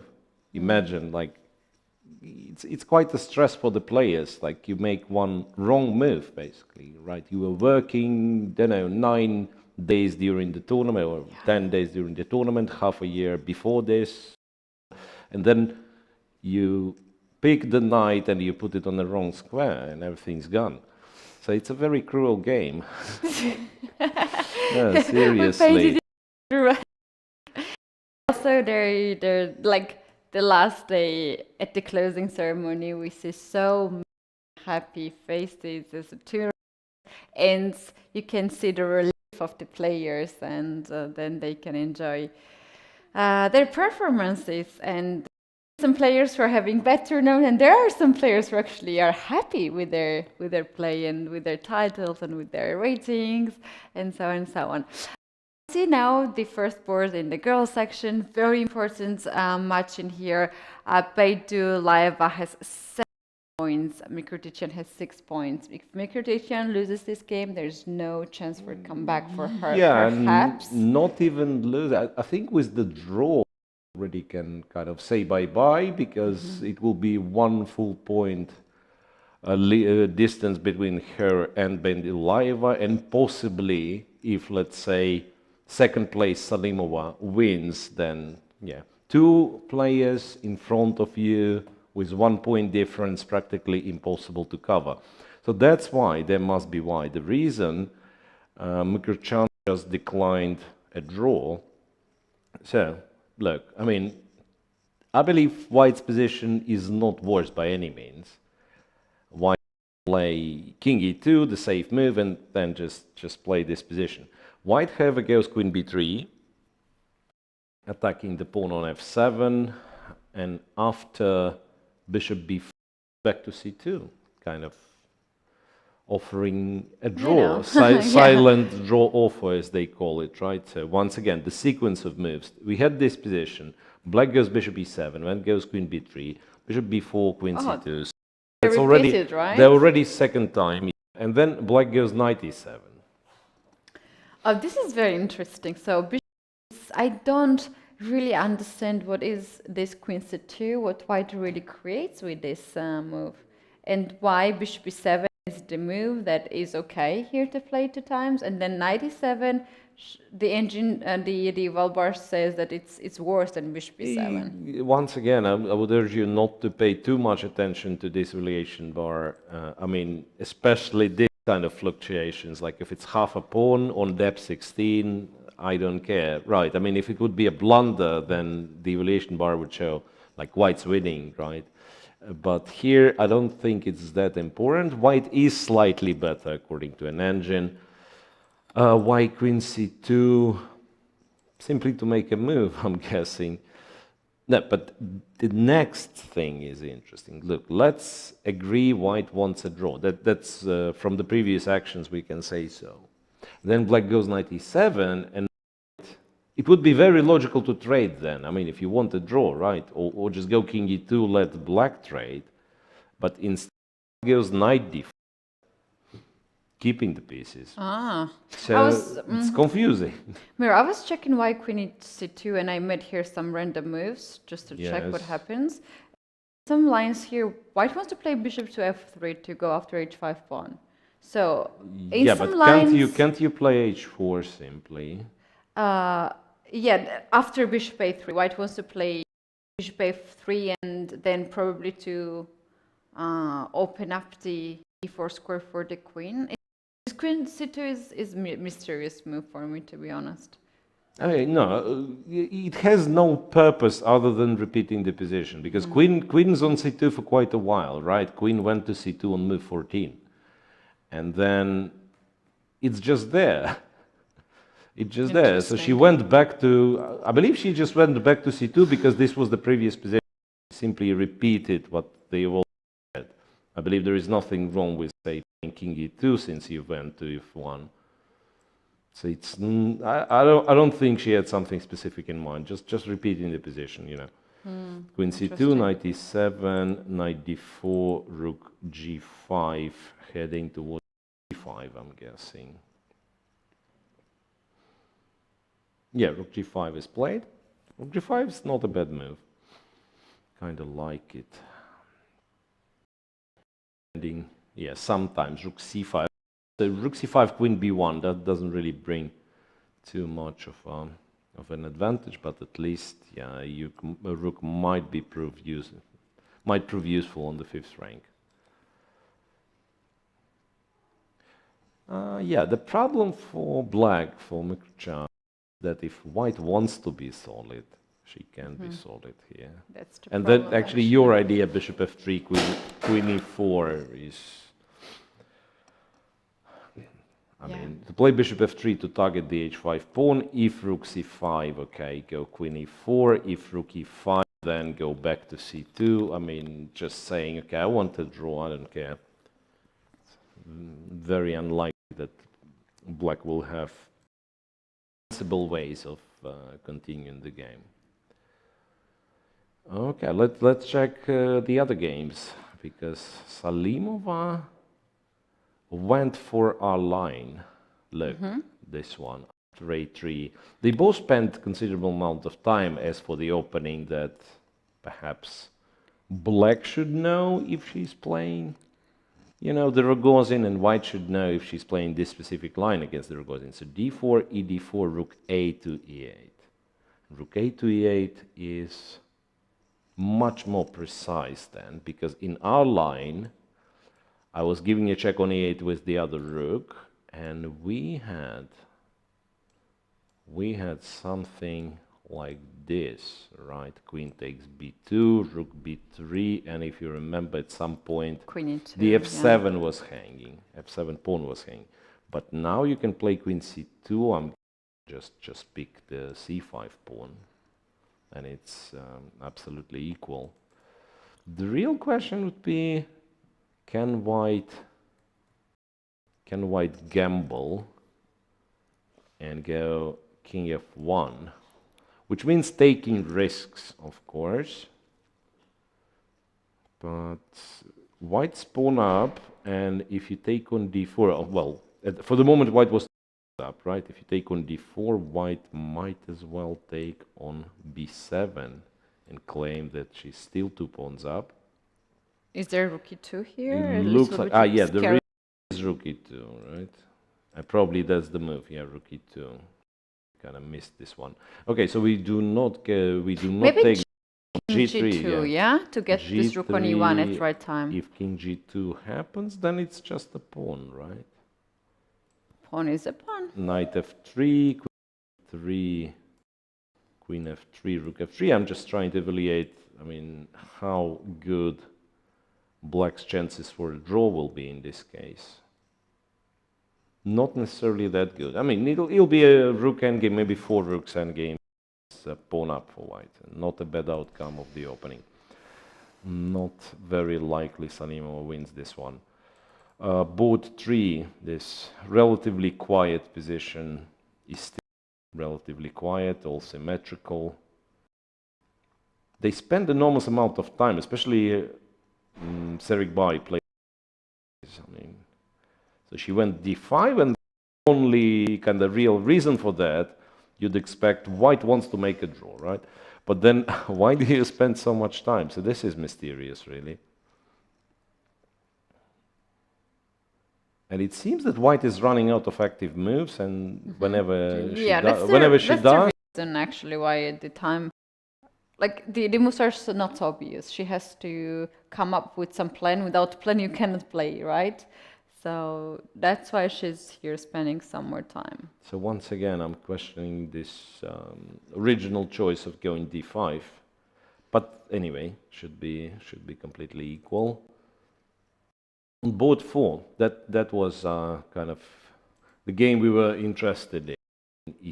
E7, queen e1, queen c5, queen f2, e7. Then white apparently had some. I don't know, was it knight d2 or knight h4? But it feels like moving this knight should have led to some advantage. One. Can we take a look if it's possible to play like knight to These are these. knight to g5? Is that too crazy? Knight 5. Bishop f7. Bishop f7. King goes somewhere. h7 or h8. Yeah. And now we need queen to get on h5. h4 is controlled by the bishop, by the pawn. But how about queen to g3? Queen g3, and I'm not sure. I mean, I have g6, king g7, or knight g8 as an alternative. Maybe knight g8. And actually should have gone to h8 as the king here. King h8 here, knight g8. The reason being, if you take on g5, so I want to play queen e7. Right. And then with my king on h7, you take the knight with a check. And right. Here it's safe, right? Queen e7, intending queen straight. If it's a check, knight h6. White, interestingly, still keeps compensation, at least kind of for a practical game, because the bishop on b7 is so stupid. But it's a piece for a couple of pawns, and black apparently will be able to defend at the very end. I think that's just knight h4, just some natural moves. Anyway, white played rook e1, which is not bad, protecting the pawn, and after d6 goes for queen h4. Bringing the queen in this way. Queen h4. Actually attacking the knight, yeah. Knight is under attack if... Knight g6, queen h5, I suspect. And now after knight e7, actually knight is hanging on g6, knight e7, maybe now knight g5. Now you can play knight g5, yeah. right? And you probably win doing this, because there is no way protecting f7. Black can use secret tactic of defending f7, which is putting the knight in a corner, but it's not a very attractive position. Knight h8 actually protects f7. Yeah, but really, I mean, in this point, I guess it's really uncomfortable for white already. For black, pardon, for black, serious initiative. Unless some, no, d5 is very hard to believe. No, d5 is not the move. So it's better to look for some other move after queen h4 if this other move is actually available. Rook e8, maybe. Not very pleasant move to play, but you have to guard the knight and you have to keep f7 protected. So maybe you can achieve this by going rook e8 and then hoping to have enough time to play bishop c8, bishop e6. But yeah, white's position is very attractive. And then on board 5, Kamalidenova against Laura Schultz. We have some updates here as well. After bishop d5, black played h6, knight c4, b5, knight e5, and b4 was played by black. So now, how about the queen's hanging? I know, but no, we so many pieces are just right? it's so mixed, like so many or maybe things are hanging. Can we do this? Interesting.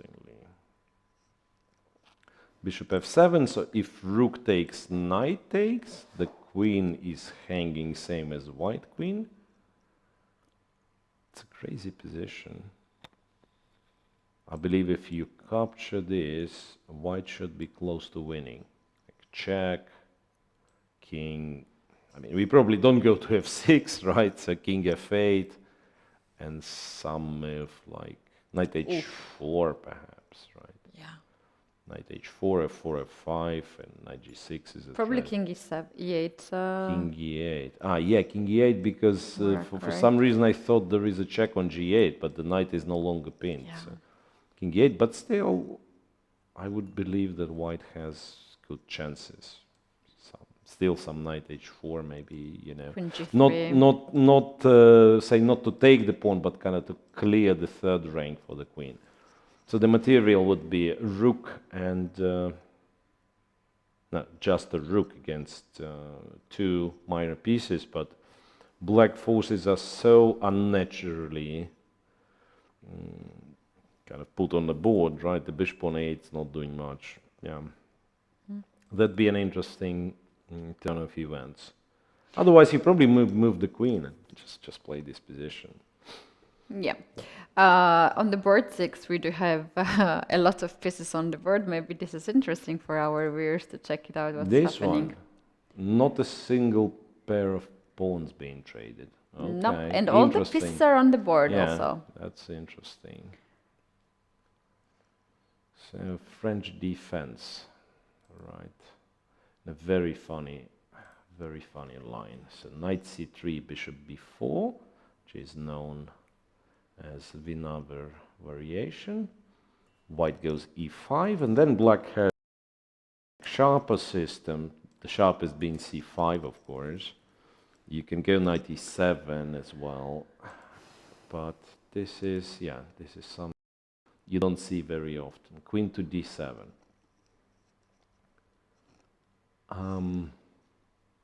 Honestly, I don't remember the exact reason you start with queen d7. So basically, your idea is to play b6 and try to swap the French bishop h6 thing. But why exactly you start with queen d7 and not b6? b6 is another line. You can play b6 here. In all those positions, if white attacks g7, just go back bishop f. You're not planning to trade on c3 anymore. You just kind of lure the knight to c3 and try to trade the bishop. Queen d7, maybe you know what? Queen d7, maybe if white goes queen g4, you have an extra option of f7, f5. And queen on the 7th pawn rank. on g7 is... Yeah, and you don't want to play queen e7 because then your dark square bishop will be limited. Then the bishop somehow is not ideal. Yeah, so maybe queen d7 is played in this regard.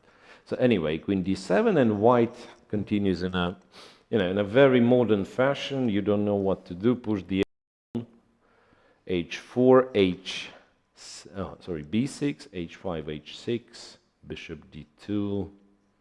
Then all of a sudden, black decided to play knight c6. I believe, like all the previous stuff you were doing, connected with bishop a6 idea, so perhaps black had to go bishop a6, because this is what happened. Yeah, reason. That's interesting, though. What is black playing here? Can someone tell me? A5 is also like very surprising, because. Yeah, well, let's make a few more moves now. Okay, let's not pay attention to where white pieces are at, and just go with look at the structure, look at black's position. It's actually a king's Indian on the queen side. g6, bishop g7, knight f6, knight b d7. So, no, sometimes it's important to understand, like, it's actually true. Same setup, but in a mirror, and then in the mirror. If you don't, like, rather, yeah. So just you can play by going by King's Indian ideas, right? And then you understand, okay, this is in favor, because usually in the King's Indian, if white would push the pawn like a4, you'd play a5, yeah, and yeah, that's quite. So actually, that's very nice. way of approach. So that in that sense, here black should castle alongside. Yeah. Play king b8, king b8, c8. king b8, rook c8. Knight and then c5. That's actually a very tempting idea. White also castles on the long side. And the question is where the white castles. White castles on the short side, the pawn on h5 very weak. No, but white, of course, yeah, that king side is where white has space and also kind of structural advantage, if you like. White obviously wants to play f5 at some point, kind of connect all the hopes with this f5 break. So f5 happened, king b8, queen d2, bishop c8. So at some point, white should care about this f5 pawn, knight h4, queen to c6, and knight e. Yeah, and then knight goes to f4. It's actually a perfect King's Indian white once again with not, you know, we have when we say colors reverse. Yes. Here it's flanks, side reversed. So knight goes to f4. Yeah, and by King's Indian standards, black actually managed to get meaningful counterplay because on the king side, but on the other hand, white has all the pieces. So at some point, I can see white castling or even going king f2, king g3, you know, and it will be safer than if you castle long right into black's attack. So I believe white has a huge advantage here.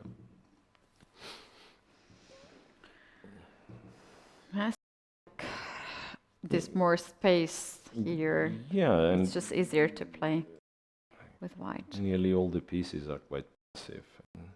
You know, that's good, and then you can just sit and wait for your opponent, and then eventually you will get some counterplay. Well, what will be positions when you get the counterplay? That's the other thing, because maybe by the time that you get your counterplay, white will be completely winning if he's kind of playing the game accurate. Let's go back to the first integral section and then we switch to the open section. Yeah. Now white managed to king all the way on e2 and black is also trying to regroup So in the d4, pieces. rook g5, king e2, rook e8, bishop f3. So 5 pawn is targeted. And black just played rook e8, so I presume she doesn't really want to return, which would mean away couple of tempi. So what happens? I mean, you can try some knight d5 and some sacrifices on e3 if white captures h5 pawn. Or you can try to chase the queen with rook c5. c5, but even after queen b1, yeah, white's strat is plain and simple, wants to take on h5. I wonder if black is not in trouble just yet, after declining, you know, the repetition of moves. Because now rook h8 feels like really wrong to play. So you've spent 2 tempi, also right. It's a pin on the h file, right? So perhaps this last kind of that you made a mistake with this last one. Maybe knight should yeah, knight 5 maybe, but again, if we take, black really has to have something in immediately. He probably has like knight e3, right? f3 and some, even like queen g3 might be good enough. Playing in spirit of what Salimova did. You just sacrifice the piece, your king is safe, your opponent's not, and then, you know, try to create threats here and there. You can also, wait a sec, you can also take on h5 first and then capture g3. I was hoping queen e5 would just win. There is knight f5. Yeah, queen e5 is like a double attack on e3 and h5, but knight f5 is defense. Guarding the pawn on e3 and also Yeah. cuts the file for the Yeah, king. so probably you take on g3 and you kind of try to play this position. I'm not even sure what's that. I mean, maybe it's perfectly fine for black. Queen e5 has just happened now in the game. We'll see. Queen e5. So she guards the pawn this way. Okay. But then... Is there any sacrifice? There will be sacrifice on something, c6, you know, on c6. but for this you need the knight to be somewhere else. I mean, you can do... You can play queen e4 and try to claim that the endgame in its current form is favorable for white, right? Because white already brought the king in the center, attacks the h5 pawn, so maybe queen e4 kind of better endgame. Bishop c6, I just thought, can it be that b6 and kind of having... Nah, it cannot be right. Thought some f4 ideas, but no. So I said queen e4. Rook h4 is another option. Yeah, rook h4 to have kind of black these pieces to the fifth rank. Maybe white can do the same. Rook h4 and then rook e4 in some cases.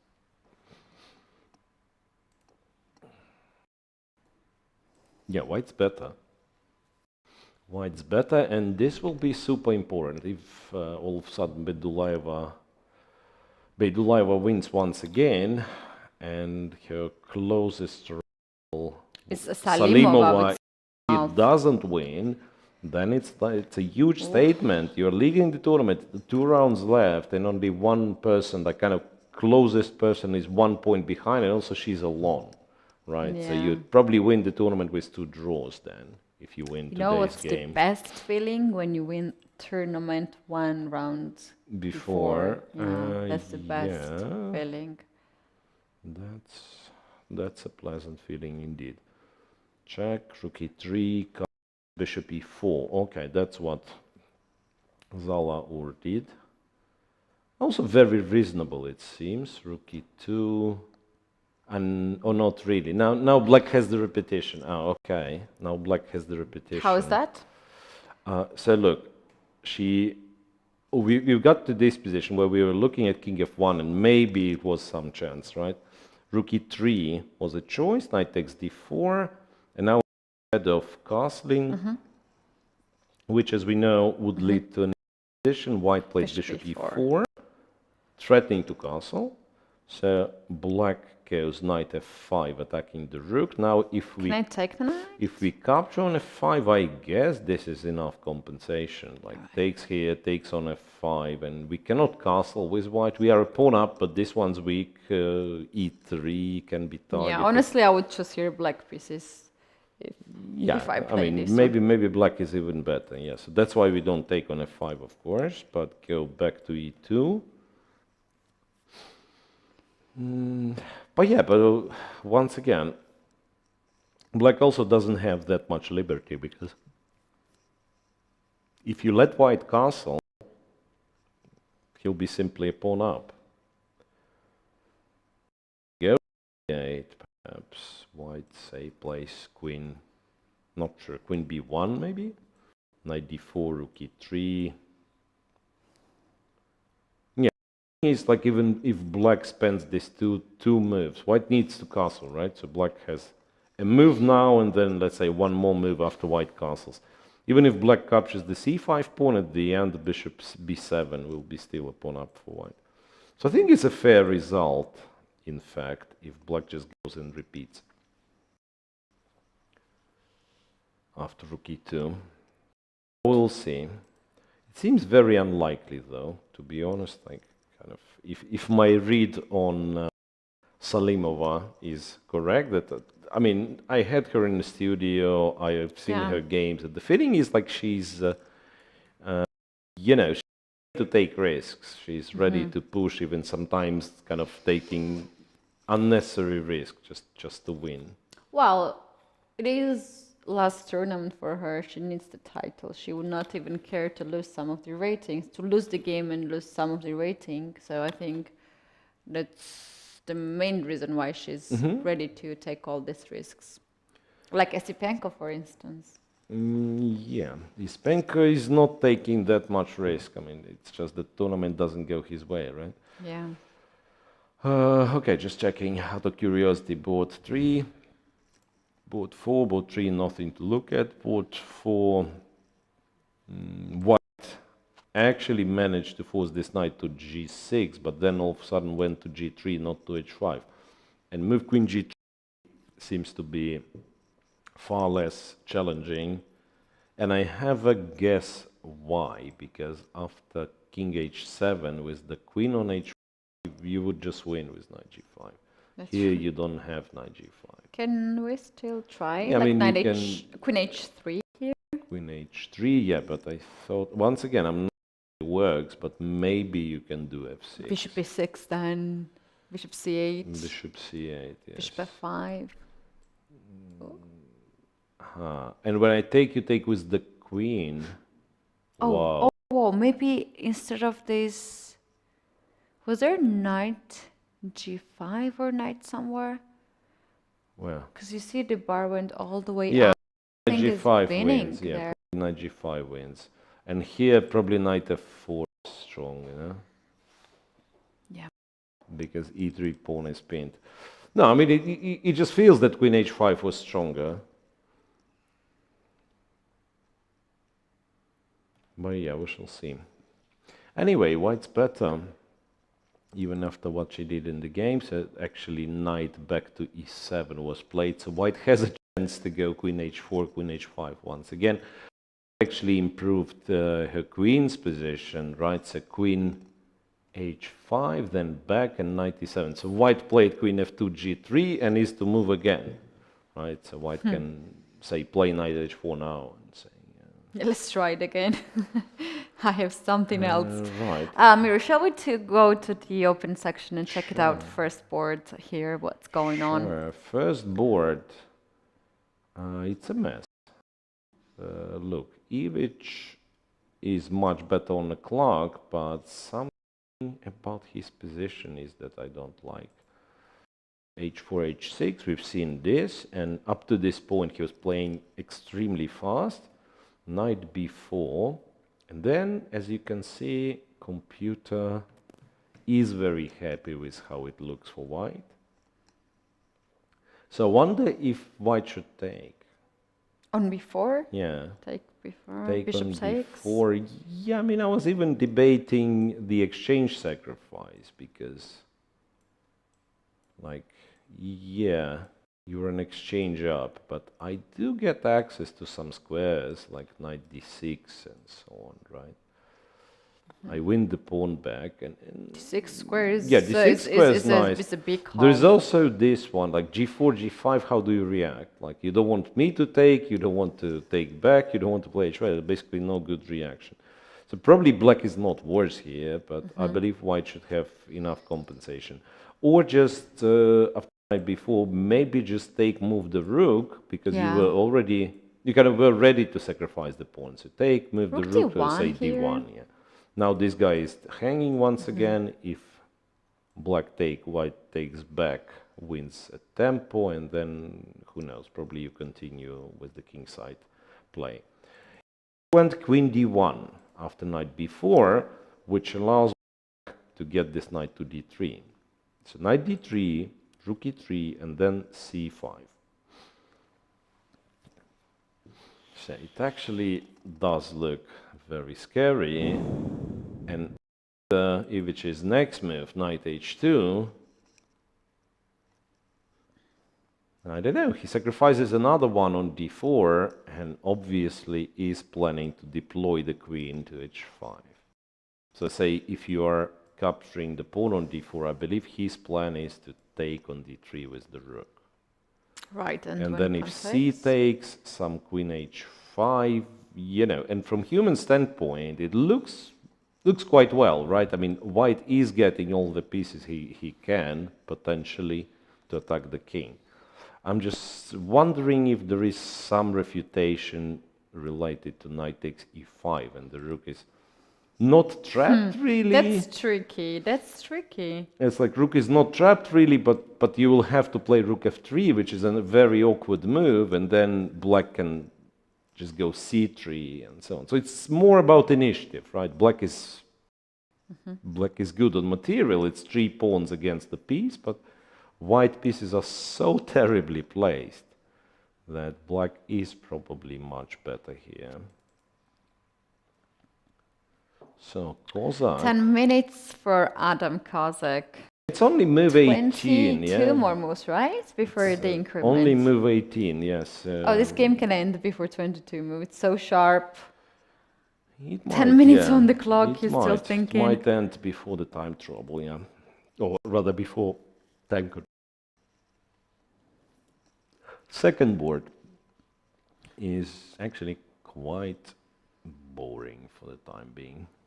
It was very exciting at the beginning, but it was a theory, and now they are still trying to play, because why not? Yeah, but I insist, like, if white has any plan here, it's got to be getting the bishop to b3.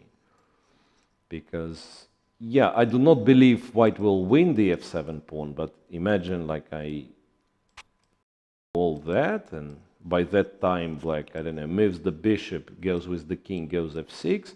White efficiently gonna have kind of an extra pawn, right? Because this 4 versus 3 is impossible to move forward, and white with the pawn c3, bishop on b3, he can actually try, like a4, and so. Right. Okay, it's black to move black to here. move, Can black just stop this and play queen to d7? Yeah, he can. He can and probably should. Queen d7, target the bishop, then rook f6 is, if needed, just to control the f file. Yeah, I mean, that's what I'm saying. It should be, and it just should to be keep fine. this queen Yeah? and the rook over there, and if white wants to play c3 and to relocate this bishop, because bishop here is just so limited, cannot even move one square, then, like, for instance, rook d1 or rook f3, it weakens d file, and you can move the bishop. Then I'm happy to trade the pieces. Yeah, I think it's just queen d7. Yeah, I mean, you try rook d1, c3, bishop c2, and achieve the same without rooks, but then why on earth black would be worse here? Yeah, so that should be equal. Swane and Sonis, Frederick Swane against Francesco Sonis. Nothing has changed. I'm sorry, guys, but you should try. You should try better. I mean, they're playing kind of program moves. Yeah, I mean that's what you want to do. So g4 looks a bit aggressive, but in fact it's more of a prophylactical move, seizing some space. On the king side, black castles eventually. King f2, bishop d6, and now more pieces getting traded. It'll be extremely hard for either side to make progress.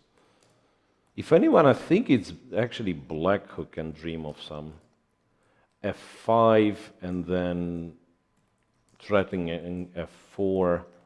White doesn't have a proper piece to put on e5. The knight on c3 is too far. So if anyone, it might be black who's slightly better. On board 4, you see Penko. Well, at some point, I was checking, the engine was quite optimistic about white's chances, like here, queen g8. At least it says white's better, knight g3, rook f8. Now it looks fairly equal. f7, f3, a5. But also, how do you win? How do you win with black? Probably you don't. Probably Maybe you don't. flag your opponent. Yeah, but how realistic is that? Yes, white is down to 10 minutes, but the position is not very complex, right? Well, white, if he wants, he can double on the e file and perhaps even. It's a long way, knight e4, f2, d3, but whenever you challenge the knight on e5, right? Black knight on e5, black has two options, basically. Trade the knights and agree a draw, because nothing to play with, or move the knight away and then be worse, perhaps. right? Because white will control the e file and so on. Yeah, that's interesting. What will be the approach of Esipenko? Because this, if he draws here, this gonna be just pretty much the over. Yeah, The kind of title. his campaign of winning the title will be. I mean, I wonder if it's not over already, to be perfectly honest, because he's on +3 only, right? Amir, I think we do have a blunder in the girls section on the first Board board, one. so Yeah, that. let's see. Bedulayeva might be taking over. So knight moved from e7 to d5. Bishop f3, queen e5, rook h4 was played, and knight to d5. And now rook e4 targets the queen and the rook. You have to play. I mean, I don't even understand how you come up with this. Yeah, so this and knight c6, right? And just knight c6, because we were talking about this move, yeah? And but how exactly? Queen c6. Queen c6 and rook c8. Ah, we have queen b5 check. But then it's just game. Just game. I don't see. Somehow computer is not even resigning immediately. So apparently there is some move not to. But I can't. B2 is hanging with a check. Ah, okay. So there is this. B2 hanging with a check, and then we go to F1, and then perhaps trade the rooks and trade the queens, right? Like queen c3, for instance. And you insist on queen straight. Yeah, maybe this works, but like this works for some time. Queen b5 here? Queen b5 or queen e8, yeah. Queen b5, then taking this knight, and black's king is... it happens that black's king is weaker than white's king in that position. Absolutely. Absolutely. But that's the only, actually, the only idea kind of connected with the king safety is this sacrifice on c6. Yeah, and Miro, we can see that the other boards, the players are adjusting the board. That's a Salimova, draw. yeah, Salimova did repeat those moves that we've suggested. So that's relatively quick draw for Sala and Nargil Salimova. So if Bedulayeva wins, wait She's a gonna second. have 8 points. 1.5, yeah, 1.5 different, no? She's gonna, no, 1 point. She's gonna have, hold on. Salimova gonna have 7 points. Yes, 7 and Bedulayeva 8, yeah. Bedulayeva gonna have 8 points, and the rest of the girls can have... no, see, someone can also have 7 if, let's say, other games will not finish in a draw, and they won't. I mean, we know. Just one board, though. Serik by and only one board. Hajiyeva has 6 points. The rest of the girls have less points. These girls actually can make draw because such a symmetrical position. Well, on the other hand, I claim that. I mean, if it would be two kind of guys and they this position, I would suspect them that they've, I don't know, agreed the draw before the game. With girls, somehow it's different because they don't all have that kind of fighting, more fighting anyway. H3, and honestly, like looking at it, I like it less and less for white. I'm really thinking like that some kind of G3, result gonna happen here. It will not be a draw.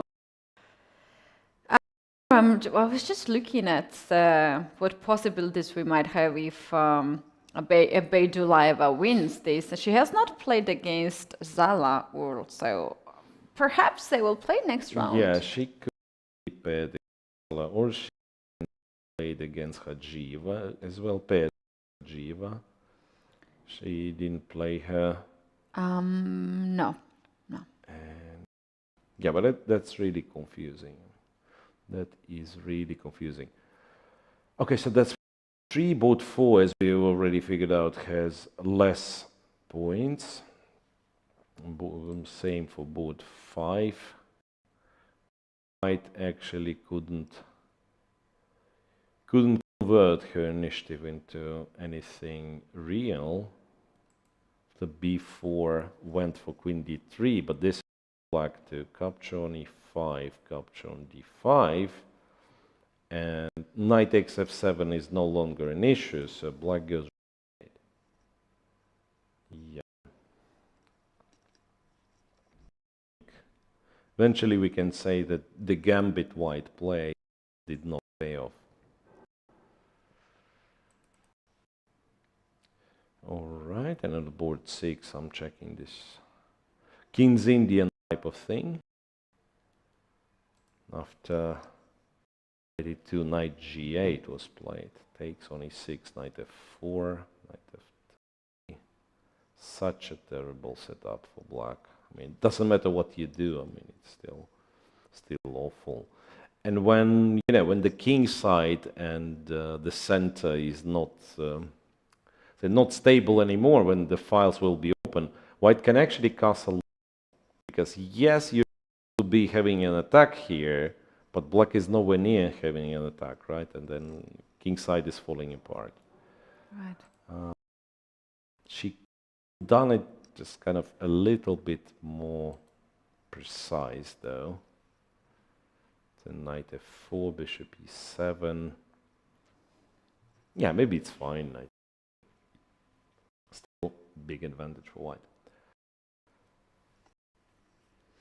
All right. Anything from the lower boards? Because I can see you've already gotten a lot of results, right? Yeah, one game already ended on the lower board. The checkmate. Yeah, this one. And not another. A lot of results. No, Those were results from the previous round. Okay, let's see. White was winning. Well, was winning kind of a long time ago, it seems.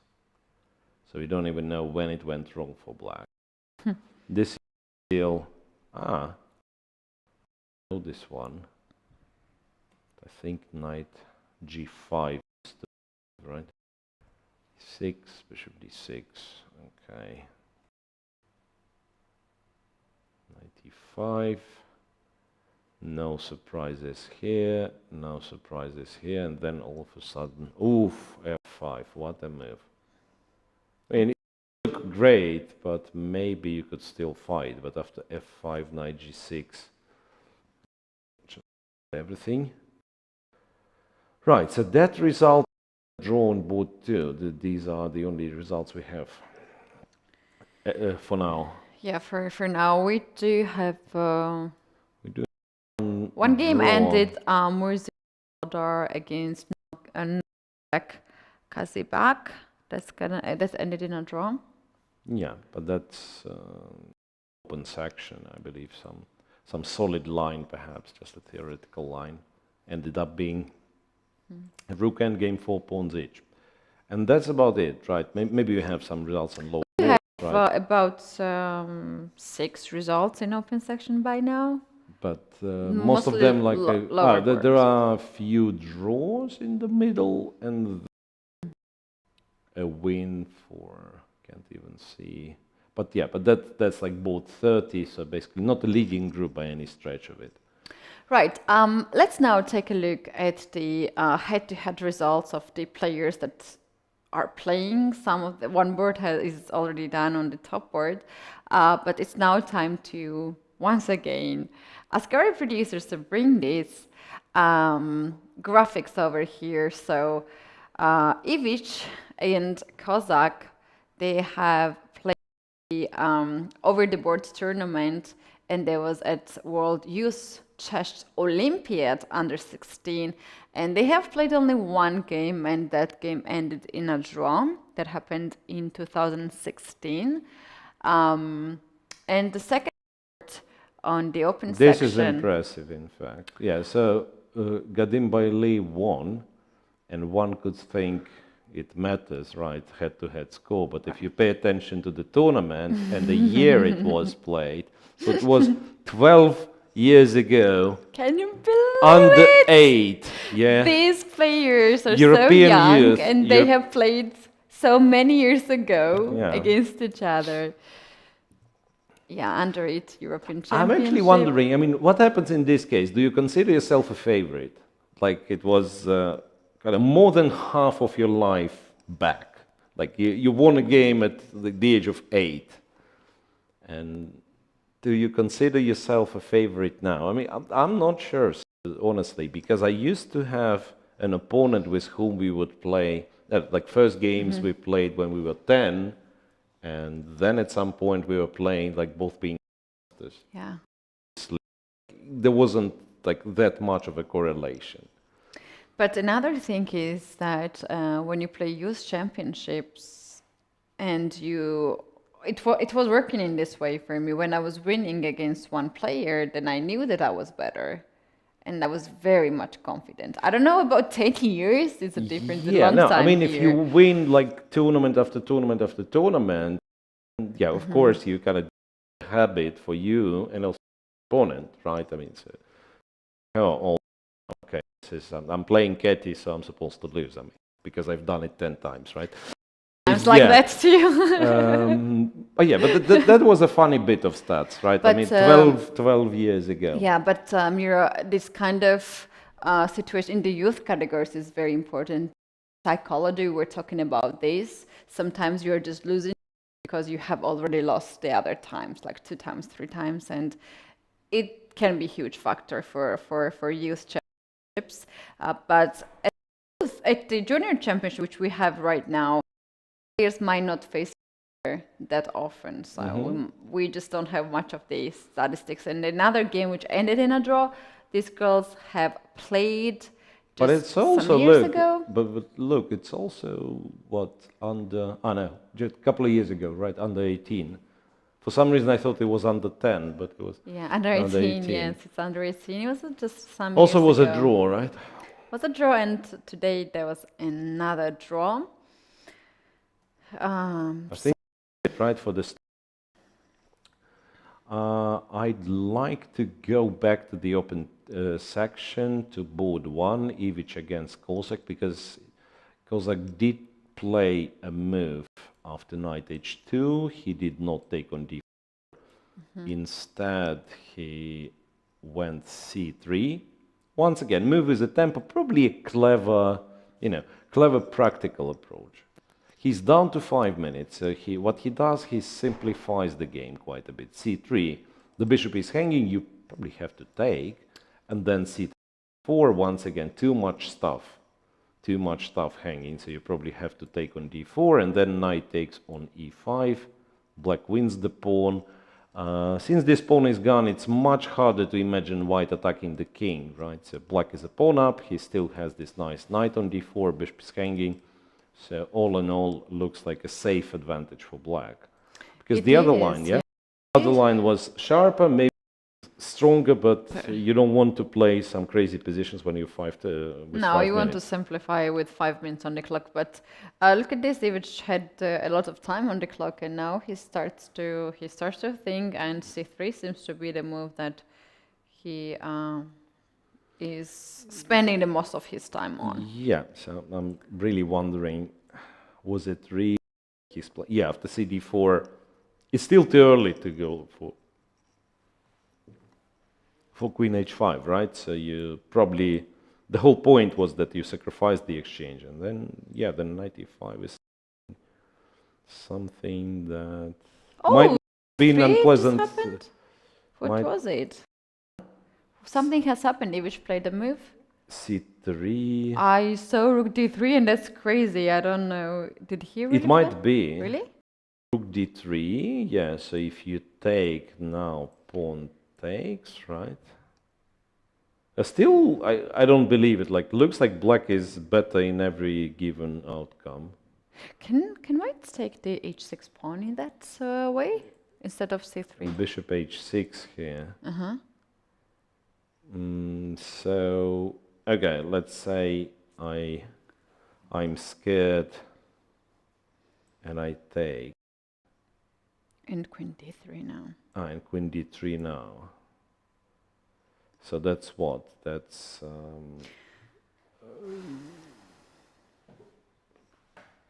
I have difficulties believing... Yeah, knight g4, but...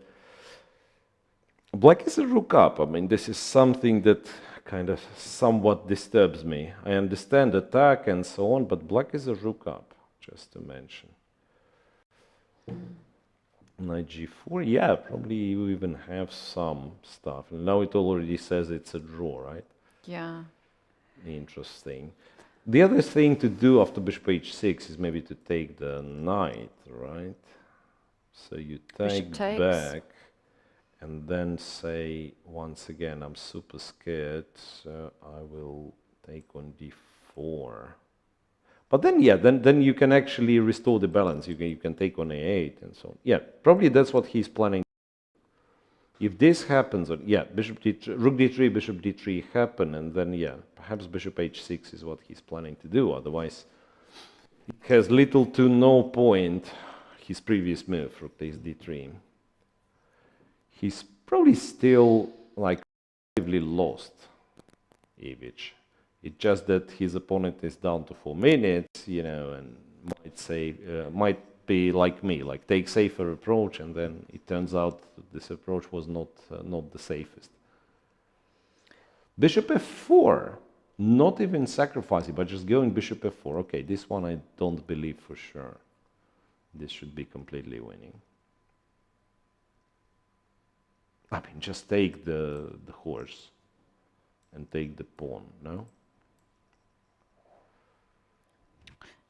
Or, yeah, like bishop takes, queen takes, queen d4, and there should be something. Oh, knight is hanging, right? And the pawn is hanging. The knight queen is c6 hanging. probably. Yeah. We just have queen c6, so we need. I mean, this pawn, the c3 pawn, it's not just a pawn. No, I mean, it's not even a healthy pawn. Healthy pawn you would have on c7, let's say. This is a passed pawn which pawn.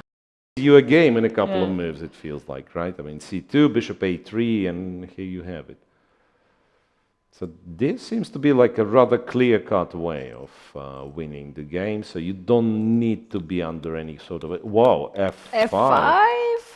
F5 is a surprise, to be honest, and I do not necessarily like it. F5. So why f5 exactly? So was if he bishop a scared of light squares? Yeah, probably. Bishop a8, queen a8, at least he's comfortable, so the king is safe, you know. He's still one pawn up. Maybe he won't be able to protect c3 though, after say rook c1. Maybe white's gonna win c3 back. Black will still be better. Black will still be better because this now looks like an overextended pawn, right? Yeah, something like queen e4, probably. Mm-hmm. But yeah, it's a very, very scary move to me. So perhaps white shouldn't be capturing the rook, try to go for an attack. And then we have this computer assistant which says, come on, wake up, there is no attack. But during the game, you don't know it, right? And you might be scared, like queen goes to h5, then knight g4 followed, and so on. You can be scared, especially when you have 4 minutes on the clock. You cannot calculate all the moves. Yeah, if Adam Kozak has here just a little bit more time, he would for sure play different move than f5. Yeah, he would find something. Well, the thing is, now you can play f5, right, after queen h5. Anyway, good chances for black nevertheless. Black is still better after f5. And it's move 21, so Kozak is down to 4 minutes. I don't know, I think it's not the first time when he's getting into like really severe time trouble. Can be, yeah, can be. E takes f6 happened. Ef6, yeah, this probably gives black once again a huge advantage. Knight takes, or even bishop takes, you know. Bishop takes to make sure that, you know, the c-pawn survives. You do have those light square weaknesses, but the center is so open. So, knight f6, though, it's a move with the tempo, and probably in this position you do want to play a move with the tempo. Yes, knight f6, once again. I mean, if you insist on keeping the bishop, then just queen d4, right? So perhaps capture that, queen takes. It's a sad position. It is. It is. We do have some changes on the first board in the ladies section, but not something that we did not expect it. Actually, this sacrifice has happened. Yeah, so Beidulai was winning. Yeah? Yeah. I mean, I just want to quickly click through other games on the top boards in the open section. Well, Gadim Bailey, in fact, managed to get the bishop pawn b3, and now even the computer suggests that white does have some pressure. That's exactly the position black should have tried to avoid. I mean, because the bishop will be tied down now to f6, like, you know, put the bishop here, then double on the f-file, maybe go g4. So it's always going to be hanging. And then even with the queens on the board, you can play, you know, b4, get the king to b3, play a4, something like that, simply because black will be completely tied down to the defense of f7. So that's one of the ways that you might get in trouble. Not necessarily you will, but just saying that you might. Yeah, queen d3 is not a move yet, so maybe you can start with g4, by the way. So black has to react, and I'm not sure like if you're scared of this one, but you know, opening an extra h5. Ah, no, wait a second. Then black is in time to go here and here to block the f-file. So white needs to be like very precise, like utmost precision needed, but still I believe can, you know, can press. Not necessarily winning position, but white has the advantage. Then boot 3, meh, still nothing. Come on, do something, guys. Oh well, Frederick, in fact, I mean, he maybe is. That dry position. They are like, look at this, pushing too much. Yeah, okay. To my eyes, this f4, g4, h4 is just too much. Queen f2. c5, but I'm afraid he kind of overextended already, right? With g4, h4, your opponent plays c5, and what do you do? Like, you switch to some positional play with king side being that much extended. Maybe you should have, like, go 92 or so, but Frederick goes f4, which of course means a lot of space, but it's a scary thing to have. You're absolutely right. Having that much of, you know, like sometimes a lot of space can be a bad thing as well, right? Because well, the thing is that black's pieces are so well coordinated, and white needs a little bit more forces on the king side to get out something from get this knight attack. here then, and maybe this works. So yeah, you're right. It is heating up. Yosipenko is actually better against Pranith. You were absolutely right that in that position, Pranith's time on the clock was an issue. Right? So the position was absolutely equal, but somehow white did not manage to cope with the time situation. So white captured everything over there. Queen takes b3, rook e7, rook f7. And yeah, just defends slowly. And black is a pawn up. Yes, understandable. White will have some initiative. After all, his pieces are very nicely placed. Some knight f5 is on the way. But the pawn is the pawn, as we agreed. Pawn is a pawn. Queen c4 in the worst case. But then you're probably not winning. Okay, maybe a chance for Yosipenko. There is still 10 more moves to make for white, who is down to 2 minutes. If you can pose some extra problems, maybe some problematic choices is the worst in the time trouble. Because yeah, of course, it's very important. There's very interesting situation on the board 6, Mendonca against Petriashvili. Let's check this out. Yeah, I kept an eye on this game at Petriashvili. I mean, I think he equalized relatively quick. But then somehow he was moving here and there, and his opponent, I mean, he's gotten so much space.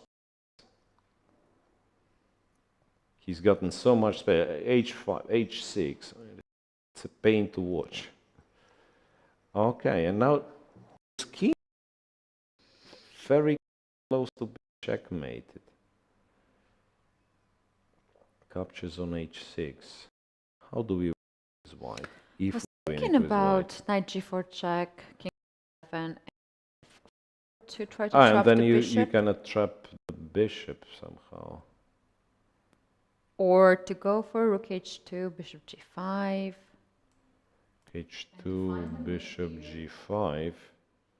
Say f4, bishop f6 now. This way we are not getting there.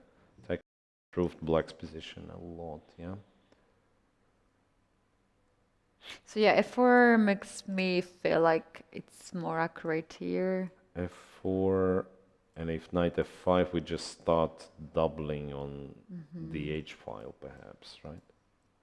Yeah. This, and then next move rook h1. Yeah, but that's once again, I mean, it's good to say that white is winning when we know, thanks to an engine, right? And in the game, maybe white is afraid that he's just a pawn down. All right, so let's go back to girls' tournament, board 1, because there, anytime soon it seems we might have a new, you know, not a new leader, but like even a bigger leader. So what happened there was rook e4 and indeed double sacrifice on c6. So now queen takes b2 is the key move, right? Otherwise, it's absolutely clear what to do for black.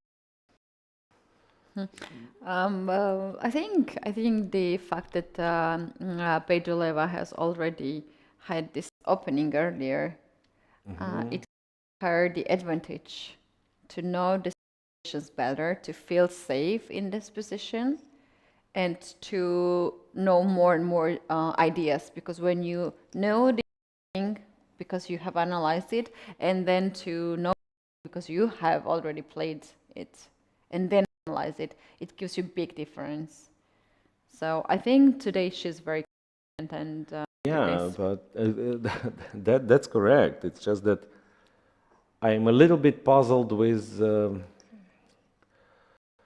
Mikrochan's choice, because yeah, this opening was played 2 days ago, and it's clear that Beiduleva, she knew the line, she got a good and so on. So you either don't play it at all, or you're playing with to prepare some space. Reason, right? Because it felt like, look, I mean, if all back, this is your new move, right? Rook a d1, let's say, game's in rook 8, now you play h5. Let's move 17. Right, and the reason Beiduleva has not won the previous game against Salimova is that because not the position was bad, it's just because the two moves he just blundered the one, and it was like because of no time on the clock. She blundered in a winning position. So in move 17, you go h5, it's a new move, and let's say, to be safe, like in 5 moves, it's already kind of better, yeah? So there was no specific, strangely, I mean, one can say it was a very long preparation, but there wasn't specific prepared. So just memorize the line and play it. I mean, that's how it looked. Maybe we are mistaken. Maybe h5, what Beiduleva played is some sort of a new plan. And then she deserves all the credit for it. Anyway, she seems to be winning. And I was thinking right now that on the round 5, was it round 5 where she lost the game? Whom? No, not 5. Whom lost the game? You mean Beiduleva? Yeah. It was round 6 round before the free round day. 6. When she won the game. Yeah. That was the crucial round, yeah, for sure. So then her tournament could go different way, but now we can see that she's in great shape. She's winning all these games convincingly. It's not some blunders or some mistakes or whatever. She just starts from the very big at the end and wins it all. Second board. I'm still waiting patiently, you know, so that this third board, girls, eventually someone makes a mistake, because it's like, it doesn't make any sense. You play a drawish line and make, oh no, this is not how chess works. No, seriously, so far they keep the tension pretty well, and yeah, the round equal on the third board. On board 4, white. Oh, okay, this is interesting. So, yeah.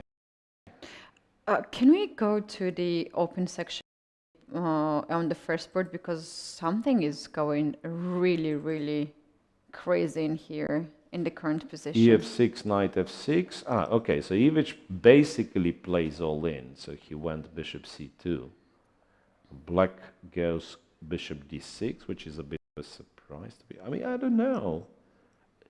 Looks like Kozak, I mean, maybe because he's very low on time, but he's so extremely scared of this attack that he has less than 1 minute on the clock. Yeah, but he constantly makes like really strange choices. Eventually he captures, takes on g3, which is not bad, in fact, because if white takes back, you trade the queens, and that's exactly what you want, right? So knight f3, bishop f2, knight g4 now, but that's completely winning, right? Knight g4. And it's move 27, so speaking of completely winning, he needs to meet time control requirements, right? 13 more moves. Hang on a second. So, who can tell me? King e2, what does black play here? Because if cd4, queen d3, I understand it's probably not that much of a threat. It's like X and king is running away, but it's scary, right? So with 1 minute on the clock, you are not going for this. How about d5 here when king is on e2? Here e5, trying to open. Yeah, that's logical, like opening the e file. And I'm ready when you play queen. Yeah, I have e4. Yeah, e4 is another idea. Yeah, probably e5 just wins.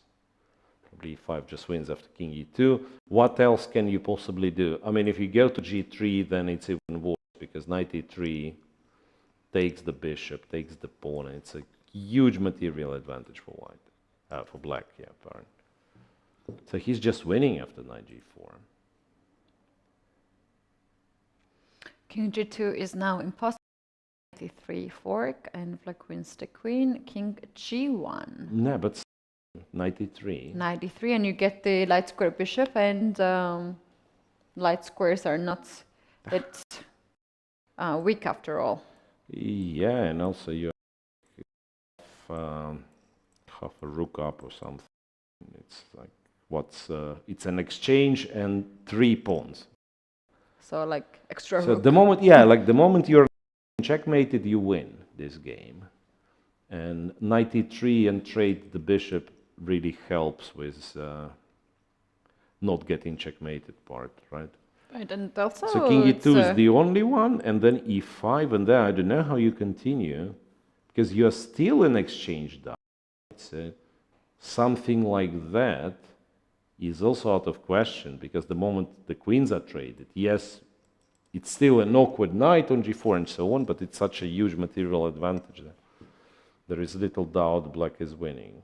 Yeah, unfortunate for Ivic, he is finding it difficult to complicate this position. Like, mainly he cannot really complicate this position anymore.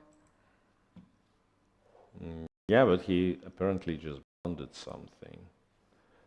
Because just kind of a few moves ago, it was totally fine. Then I think it's all started on this knight f3 to h2, and c3 perhaps already refutes it.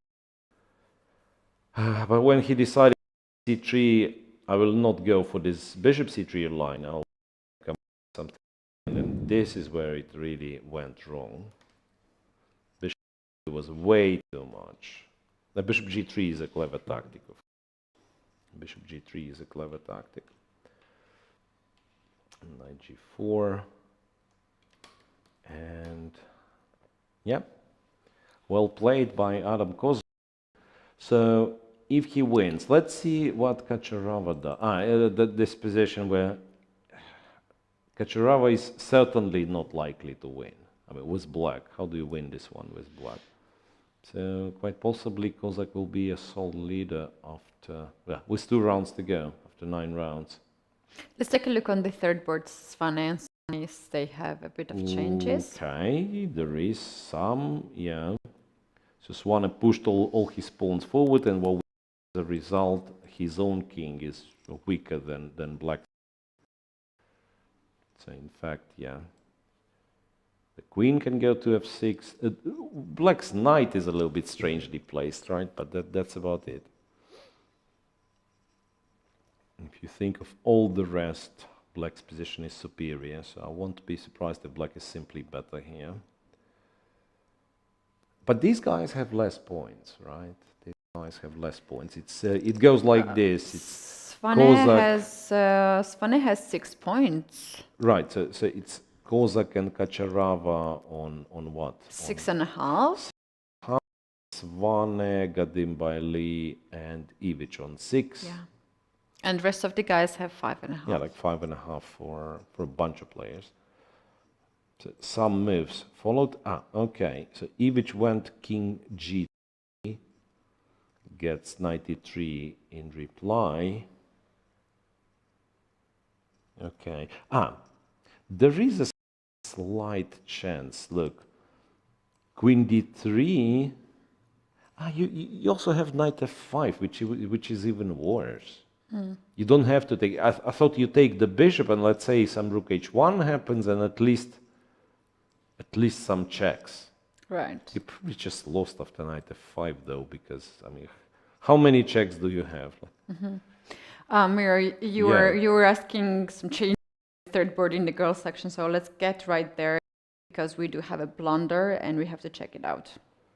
Girls section. Big blunder. Okay, we're today following all the games which are having some blunders. So here. Bishop c3, a6, bishop f1. And knight d7 is a blunder. Knight d7 is the blunder. And don't ask me why it is a blunder. I know the answer. So here knight is strong. 6. e6, and then if pawn takes, it's queen e6, and yeah. white is winning a pawn. Because honestly, I was thinking of something else. I thought knight h7, which probably doesn't work for whatever. I mean, if you take, it works just fine, right? Queen d5, hitting both bishops, and knight f6, I have bishop f6. But yeah, 96 is... Yeah, but it wasn't played. Come on. I mean, I could not resist to check what was there. The move 96 is a purely computer move. But it wasn't played anyway. Yeah, 94 still keeps here white's advantage. And I really liked black's position earlier because of these weaknesses on the king side. White played this, I don't know, this weird moves. I mean, it's really strange what they are doing. 94, bishop what? Bishop e7. Not even sure where the bishop goes. I mean, among other things, white can just take on b7 and be a pawn up. So I'm not sure what black has done, like with last... there was a brilliant sequence of moves here. Like if you look at... It was queen to e7, queen to e5, queen to e7, queen to d7, queen to d8. Moves with the queen. Probably not the most accurate. Like here, it was slightly better for black, right? And then 1, 2, 3, 4, 5 out of 6 moves black makes with the queen. So you can imagine why it will be better. But anyway, I mean, they're getting into some time trouble. It's move 25, still moves to be played. Oh, well, actually, knight c5, I've completely missed. And that actually, you can just take and take b7 anyway. yeah, but that sort of keeps black in the game, because I was wondering how black is at all after this. Yeah, knight c5, that's correct, knight c5. You'll be a pawn down, but not necessarily you will lose. Knight takes, yeah. Yeah, this keeps the tense in the game that white has 4 minutes on the clock, and that's not a lot of. But maybe that's exactly why she went knight e4. She saw knight c5. She said, okay, we'll trade more pieces, and I'll be a pawn up. Maybe I will not convert it, but I'll never lose. On board 4, just quickly, because this is, well, perhaps not as intriguing in terms of, you know, leaders and tournament result on the. But yeah, the position was very interesting, and now it's once again, it's the question: will white be on time to bring all the stuff needed to sacrifice on h6? Because you basically need one more rook, attack h6 one more time, and then you take, and then you probably win, because just look at this king, it's terrible. But yeah, but for this you will have like rook e8, for instance, rook f5. Yeah, Rook h5 and rook rook e8 h6, is right? probably just bad, right? Because now rook e7 you can win in many ways, it seems. The easiest is just rook h6. f8 rook And will takes, be not yeah, the guarded. f8 rook is not guarded, yeah.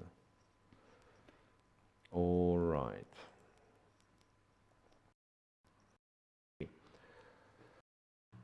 But yeah, today's round, and also like last round, I think yeah, the closer we are to the end of the tournament, the more tense the games are. Like nobody gives points for free, at least on high boards. No, right? nope. In the open section on the second board, this game might end rather fast than we thought, because now rooks and queens are off the board, and we have only bishops. Oh, really? I'm a bit surprised. In fact, Gadim Bailey, I mean, why do you trade the queens there?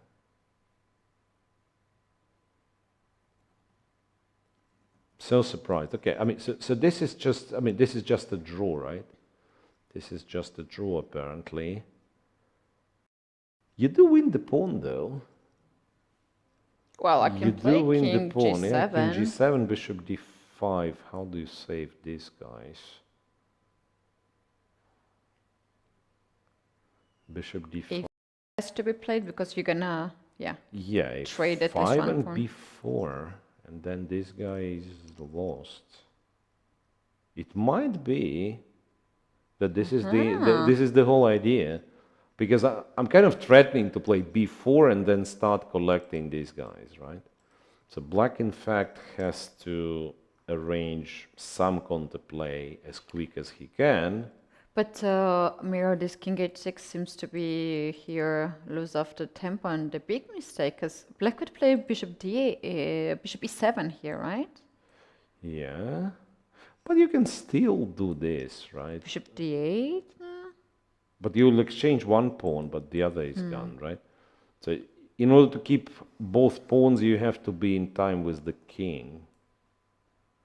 Yeah, I mean, a5 is not bad. You probably have to trade one pawn and just pray that this endgame pawn down is good enough for a draw. But yeah, maybe Kacherava just missed the point of it, so that black actually... Oh, hang on a second. Could it be that he's actually brilliant and didn't make a mistake? That he goes there, then he goes there, and after bishop takes, he goes h4.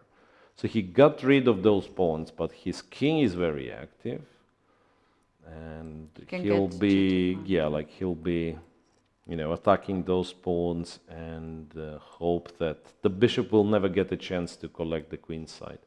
But still, it's only black who's taking risk here, right? So Yeah. it's a little bit surprising that we ended up in this position. Yeah, it's not ending anytime soon, in fact. It's a very tricky endgame. Both 3 still slightly better for black, but no big things. I've seen on your screen somebody like on top boards, like board 6 or something, or maybe I was mistaken. This not 6. That's much lower. Or it is, yeah, it is board 6. Yeah. Petrishvili. But what happened after bishop h6? It turns out the solution is absolutely different. He just takes, goes knight f4. Oh, okay. And then. not only there is no way of protecting the pawn, but also the threat is knight e6 and a checkmate. Right, so the king is getting stuck. So therefore, knight c7, and then white goes bishop c3. Once again, you don't have the time. King g7, because d5. Come on, and if knight goes to d5, then white I takes on g6, right? H g6, rook takes g6, and then just drops the rook back to say g3, g2, g4. Probably if you're lazy, you go to g4, just a shorter move. Just a shorter move. But anyway, I mean, 2 threads, one of them will work. Yeah, bishop c3. It's actually a nice find by white because it wasn't obvious, right? We were thinking white has to play against the h6 bishop. It turns out white has to play against the h6 king. So that's a clever find. Rook d5 maybe it kind of keeps you alive. You lose in exchange the game, but at least you're not getting checkmate. Maybe rook d5. Or I don't take the rook. I can actually 4. Then d5. It's a terrible. Probably just lost. Probably just lost for Petrishvili.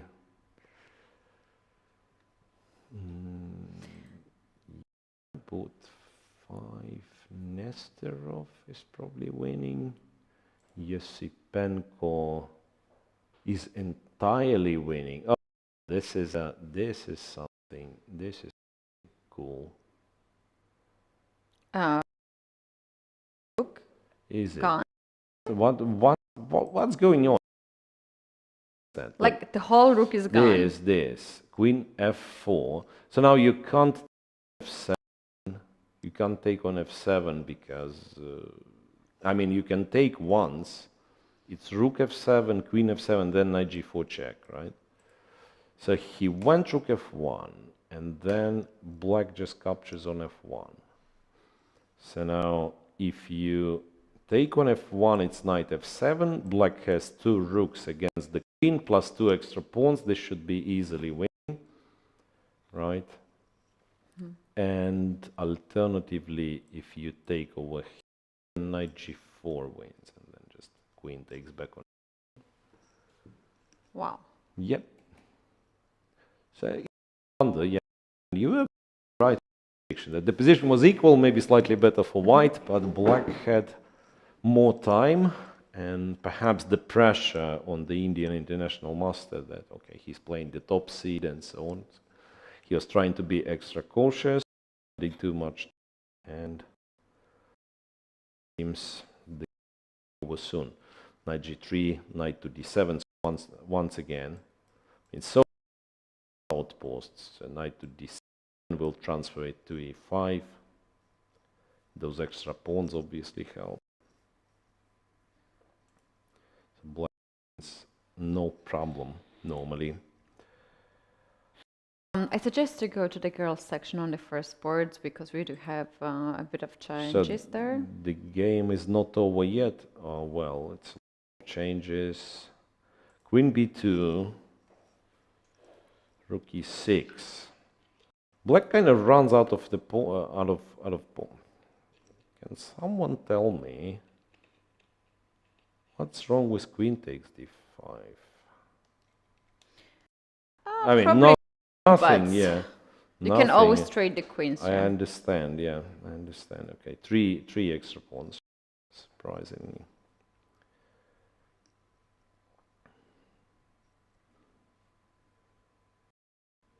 I believe very soon you'll be able to, or not able, but it will be fine to trade the queens at the price of your bishop. I mean, you already have 3 pawns. But it should be a checkmate somehow. Check. Maybe you don't need a checkmate. Maybe you win. Yeah, I mean, there's nothing to discuss. Completely winning, and that's a very, very, very important win for Beydulayeva. It's a huge statement to take the title.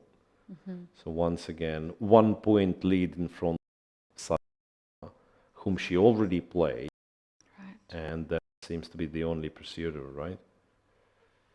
She'll have the black pieces tomorrow, Beydulayeva, but that very likely means that she will have white in the last round. And that's, yeah, like it really helps. What is very important at this point, in my opinion, more than colors, is that confidence that she is getting out of these victories. Yeah, perhaps. All right, billion. She's probably going on d4 if she has a choice to trade the queens now. Yeah, I mean, if king d8, was it? Why King d8. It was queen king d4. d8, but it's mate in 2, no? Mate in queen 2, d6 really? and bishop h5. Come on. Oh, wow. That's.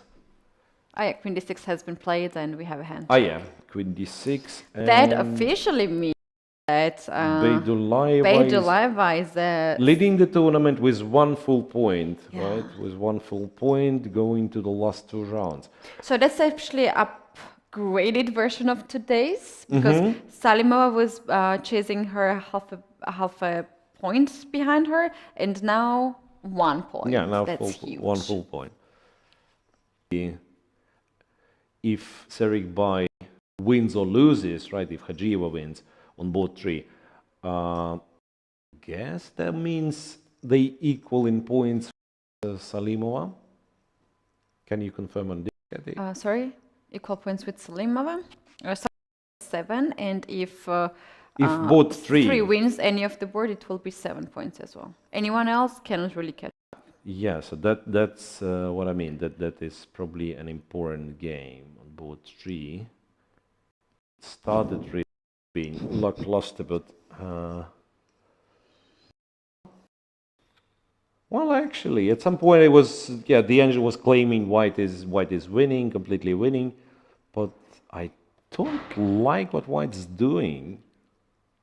Like, she has won this pawn, queen d6, so targeting g3, bishop e5 or something. Queen g2, of course, is a crazy move. a5, so what now? I mean, some weaknesses on the king's side, right? h4, h5, h6. Very short on time, and it's only 1 pawn. It's not like you're up a bunch of material. But it can go either way. Boards cannot catch up, so yeah, Beydulayeva. You can have this kind of approach to play like a3, like slow moves that will not change too much, like rook d2, rook d1, and play next few moves, get some time on the clock, get 40 moves, or you can go h5 and look for some weaknesses on the king's side. Yeah, maybe. No, after a5, I mean, black probably wants to play bishop b4, just simplify it, and you know, it will be 2 versus 1 pawns on the queen side. It's not much for white, honestly. It's not much, and especially in a time trouble, right? I imagine probably there is some way for white to play for, you know, for initiative. Indeed, maybe something connected with h4. But do you do this like being on your last minute? Not clear. Bishop d3 is what she has done. So now, really should be a draw. Just go bishop b4. Make sure it's you know, heavy pieces endgame, and then you're pawn down, and also opponent's king is weak. Yeah, and also what you can do here is just make any random move past like rook d8 maybe, and if she bishop takes take f with takes, f, yeah. if you want to play for more. F takes, yeah, that's correct. So I think might be still a draw, because that's the best situation for Beidulaeva, right?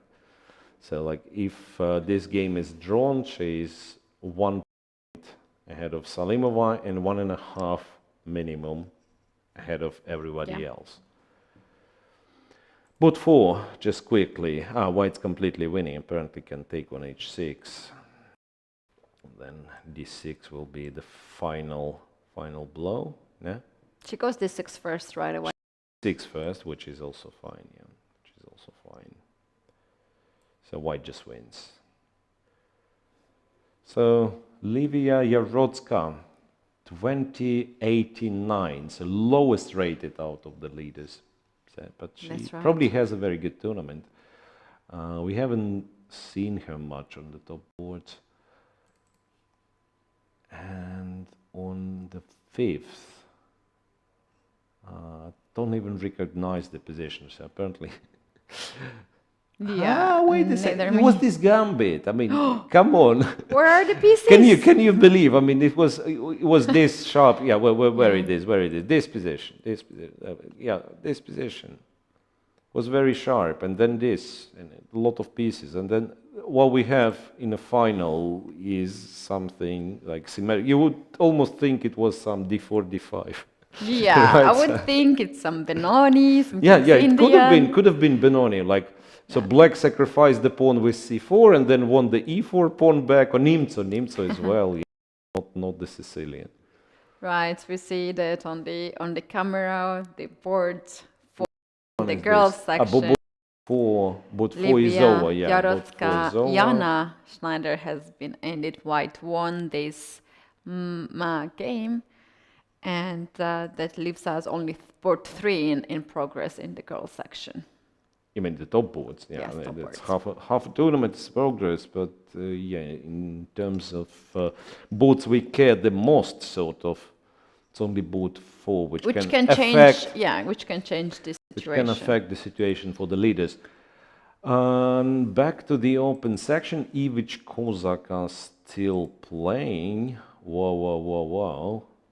Not that easy. I mean, black is still completely winning, but it's... Rook f1. Rook f1. What's rook f1? Can I take this rook? Yeah, exactly. That's my first reaction. And he does, yeah, he captures the rook, so Ivic, he was... Although there was knight f5, like, knight f5 would win, and take the knight on e5, that's also a possibility. But knight f5 he was planning to take with the rook, I believe, yeah, but queen f1 is just an easier solution. So check here, king goes, check here, king goes, and this pretty much should be it.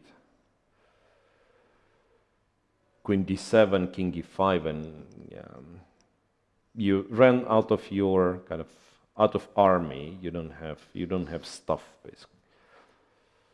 Knight c4, you can take. Then knight f5 is a thing. Now again, you almost make it by giving a check here, giving a check here.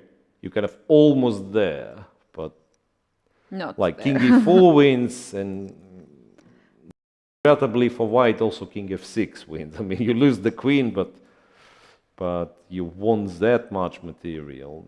But yeah, like queen f7, king g5, and then black is just winning anyway. With whichever move, C2. yeah, probably take and then check on f5 and so on. So yeah, I think we do have now Adam Kazak on the camera, and all the difficult scenarios and moments in the game is behind him. Yeah, so for Ivic, yeah, it's understandable. He was in a really awkward situation. He needed to win in order to, to fight for the title, right? I mean, before the game and maybe during the game, these thoughts were constantly kind of in his head. So I'll make a draw, and then perhaps the guy, I will not catch the guy, right? So he felt like under pressure. But the way he was playing was perhaps too optimistic. Anyway, very important win for Kozak. Adam Kazak on the screen. He is right now with most of the points That's 7.5 points in fact. And second board, Kacharova, who had the same points as Kozak, is struggling here in this endgame.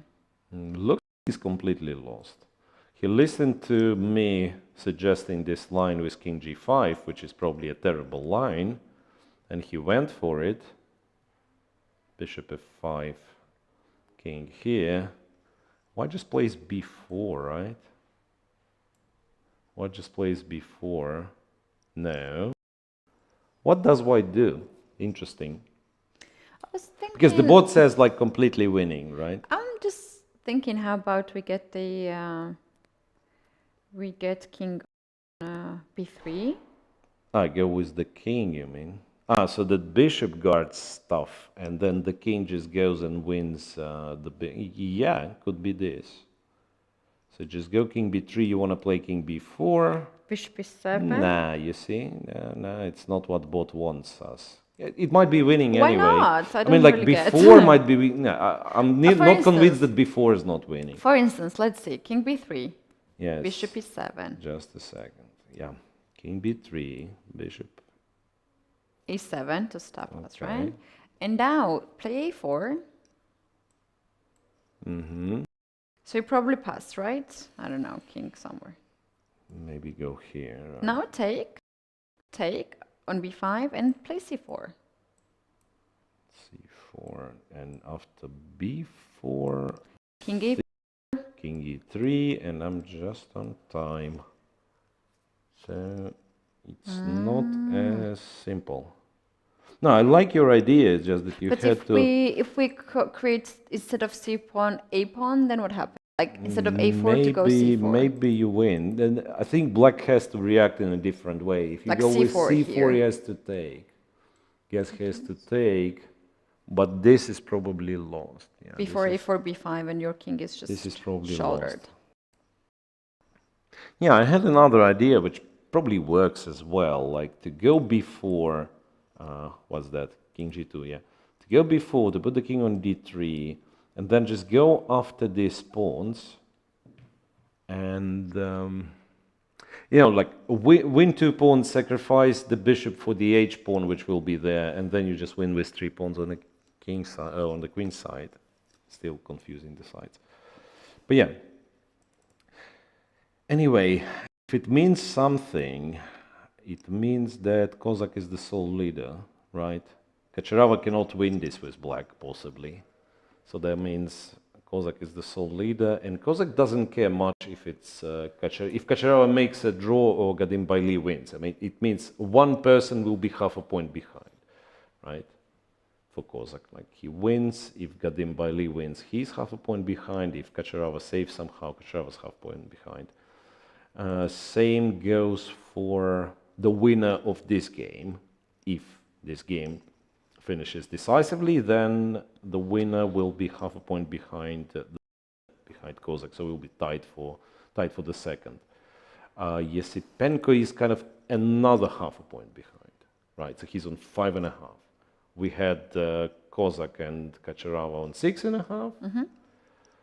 So Kozak's now on 7.5. Gadim Bailey will be on 7 if he wins, and the winner of Svanesonis will be on 7 if he wins. But that's about it. Confusing. Yespenko is completely winning, though. I wonder. At move 40, he still has 10 minutes, so he's simply kind of calculating his options, right? So yeah, he is. He has Knight 10 d- minutes on the clock, so I don't know. I mean, and he has to make last move. you want to play c5 and then hope the knight leaves, so you leave with knight f3, but then queen e7 and the game goes on, right? You might be having some like winning move, which wins on the spot, but I think knight f3 wins very convincingly.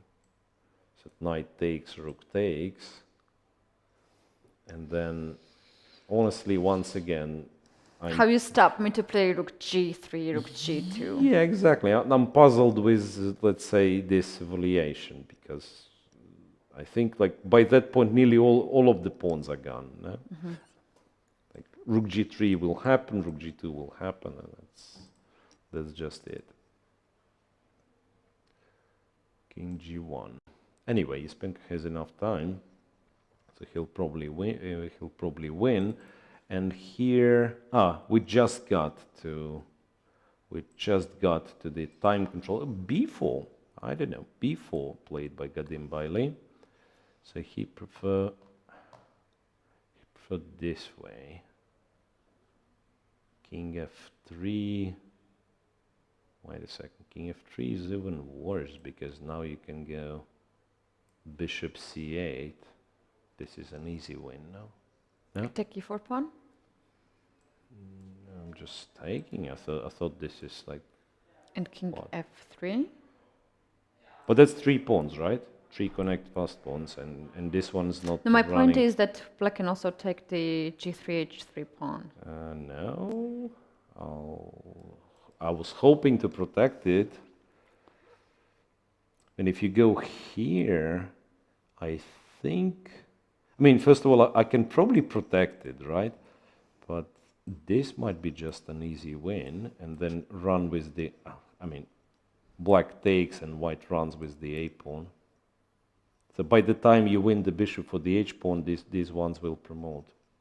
Yeah, I think it should be. No, he actually doesn't even bother playing bishop c8. He goes king d3.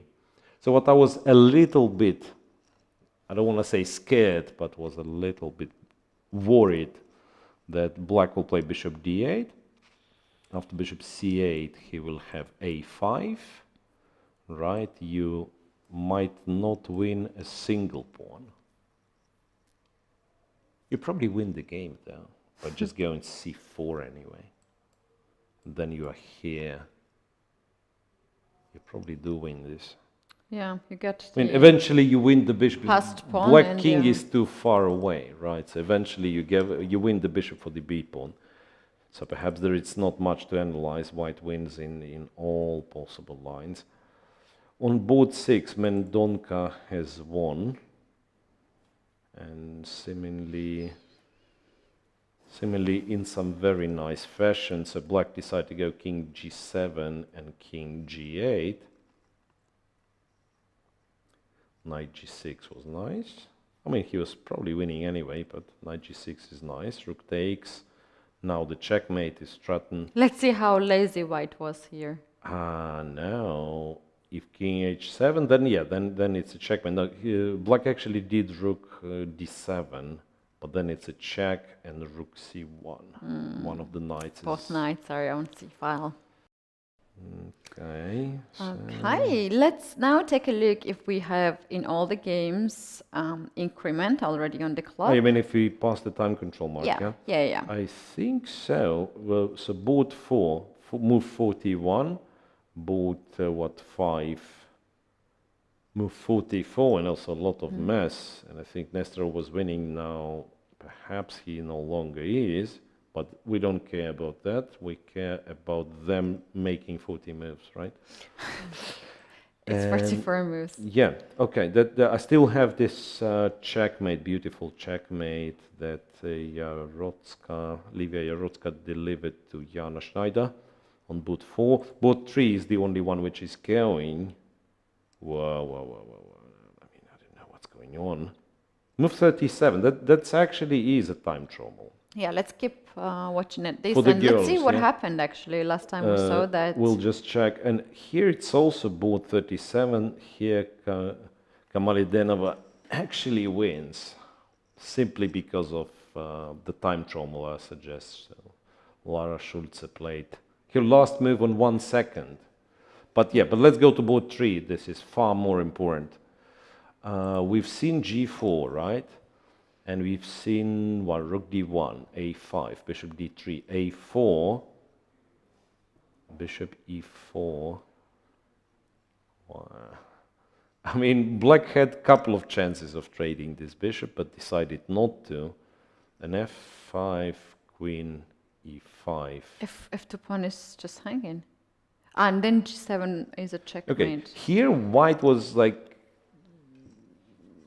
I mean, if you ask me, like, to compare this position to the position like few moves ago, it seems like white made tons of progress, and then she goes queen e5 to allow bishop f2 check. Rook d7, rook e2, h takes. H takes. The bishop is still protected, so white just giving up the pawn back. It's hard to say whose king is safer.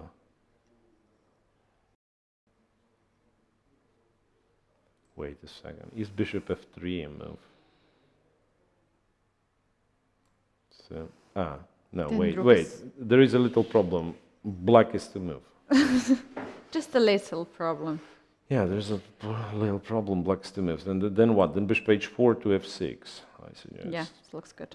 It's actually not bad unless we blunder something. No, not really. Rook f2 is somewhere around, and also bishop f6 just to stop any threats to black king. But it's so sharp, yeah? So sharp, and it's only... No, it's not only, it's already move 38. So bishop to h4.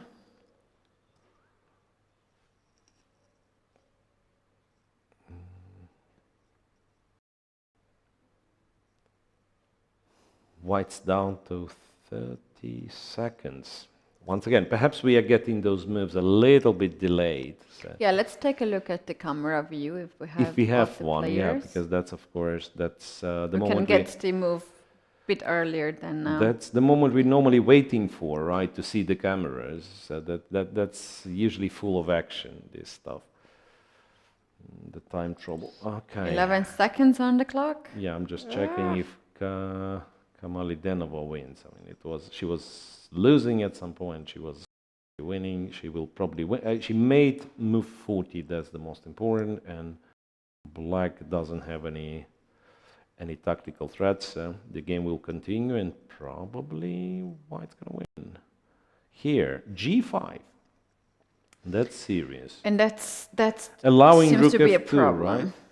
Allowing rook f2, but well, actually, that's crazy. I mean, what's going on here? Rook f2. What do you do?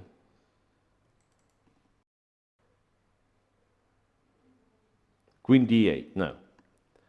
And queen d8 is a huge blunder. That's right? a blunder. After bishop e6, I think you have to resign. No, or bishop c6 maybe. Or bishop I mean, the idea f7. Bishop f7. Wow. No, but I think the problem with bishop f7 that there is a check on a8. So same with bishop e6. There is like a check on a8, and then go bishop c6. Bishop c6, I think, is the point. Yeah.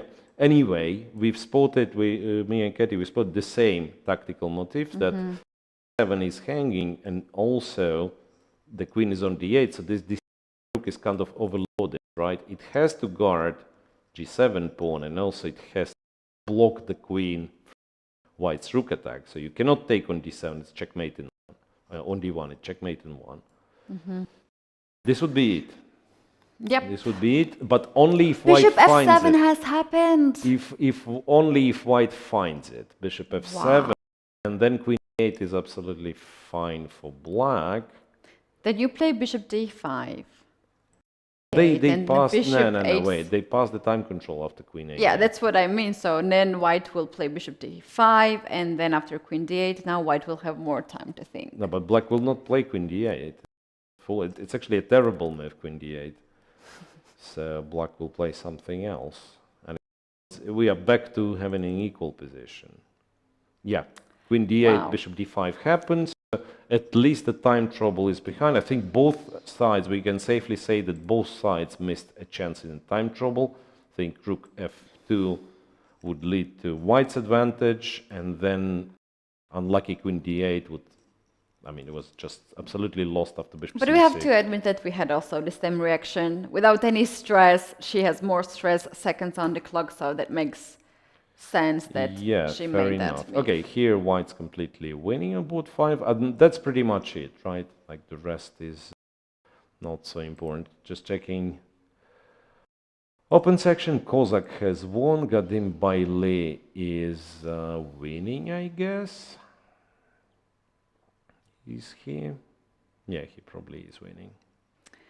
As we are having passed already of 40 moves, we do have a guest waiting for us for the interview, and very interesting guest. It's up to you guys to just tell us who will be the guest, because that's going to be a surprise for you, and we'll be back in a few minutes, and we're going to know more details about the surprise guest came today. So don't go anywhere, we'll be back in a few minutes.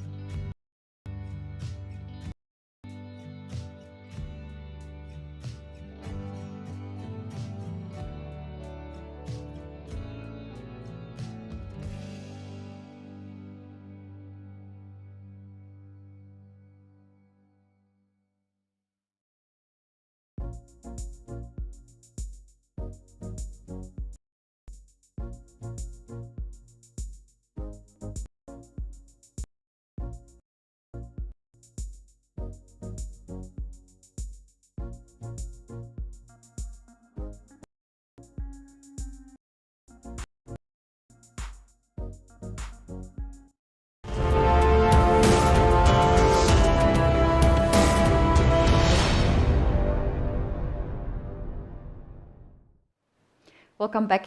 This is Junior Chess Championship 2020. Round 9 is in progress, and we have here guest in the open section, Adam Kazak. So thank you so much for coming here after very difficult game and a tense game.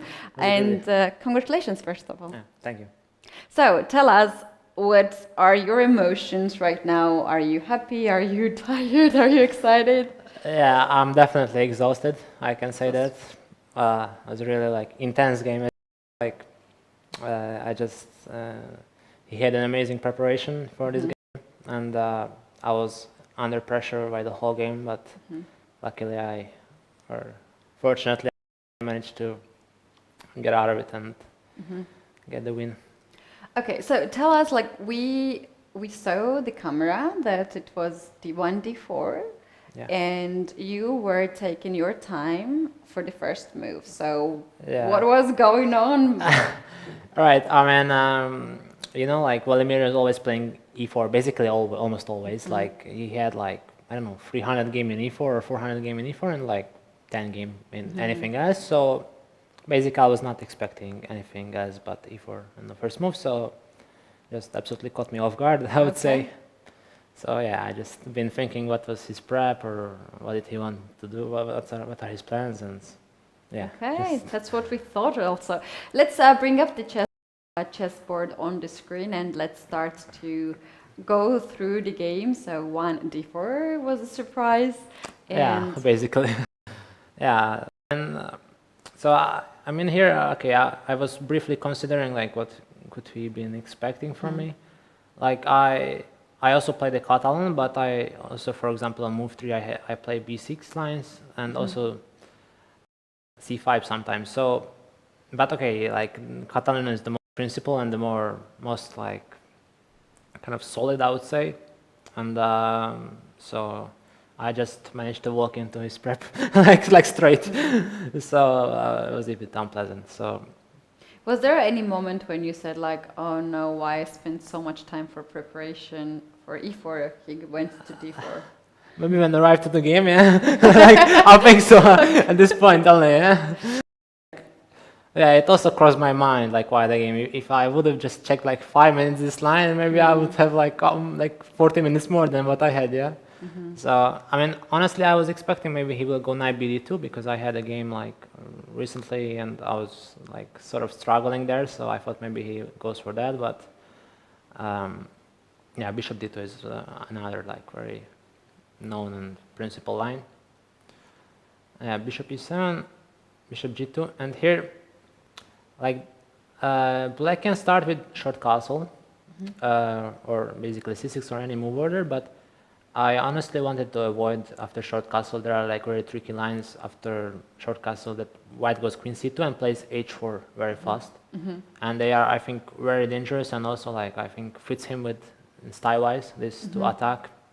So that's why I went for knight bd7 and c6 to wait till he castles, and then I can also castle, so there are no, like, let's say no mating attack, but actually there was a mating attack, so that was the plan at least.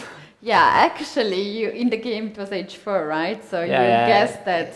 It came, yeah. The attack came. I was expecting. He's very strong dynamical player, so I was really expecting to be under dynamical pressure today. Okay, b3 is one of the main line. Other line is rook d1. It's like very known theory. After b3, b6, I was expecting maybe a4. Also before b6, I was considering like to play knight e4 and play something like f5. And okay, this is like sort of main theory, and just to transpose some sort of stonewall structure positions. But yeah, actually after playing b6 and knight c3 came, I regret not playing knight e4 because it's more like. It's harder to get mated there. In the game, I felt like I might be going and get mated. Yeah, I might get mated. So, yeah. Okay, this is the theory. I mean, for him, it was really preparation. I mean, I also know this time because I played this with white as well, but I was just trying to remember back. But how is it going on?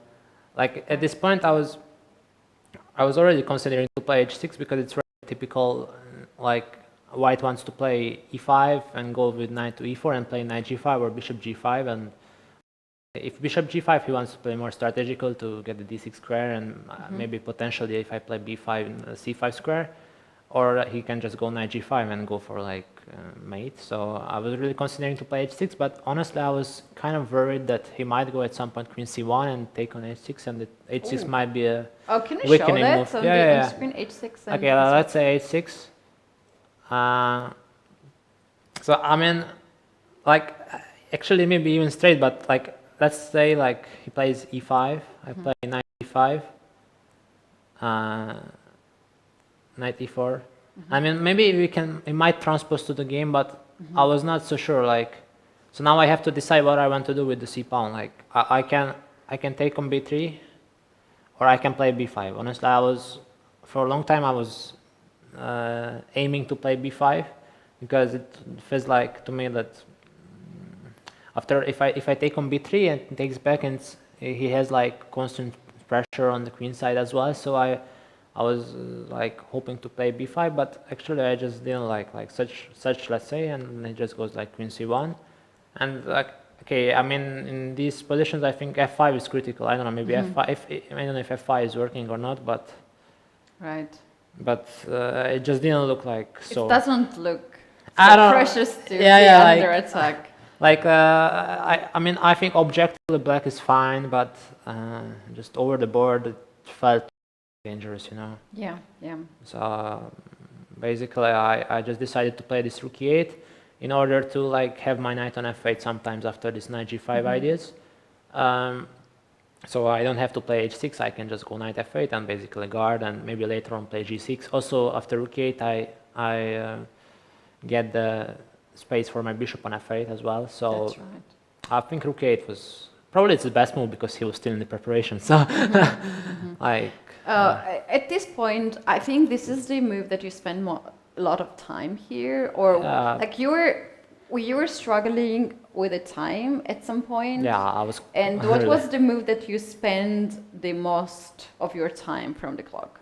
I think I didn't have like one specific move where I spent like let's say like half an hour. No, but I was spending like basically almost on every move like 5 to 7 minutes, sometimes 10 minutes.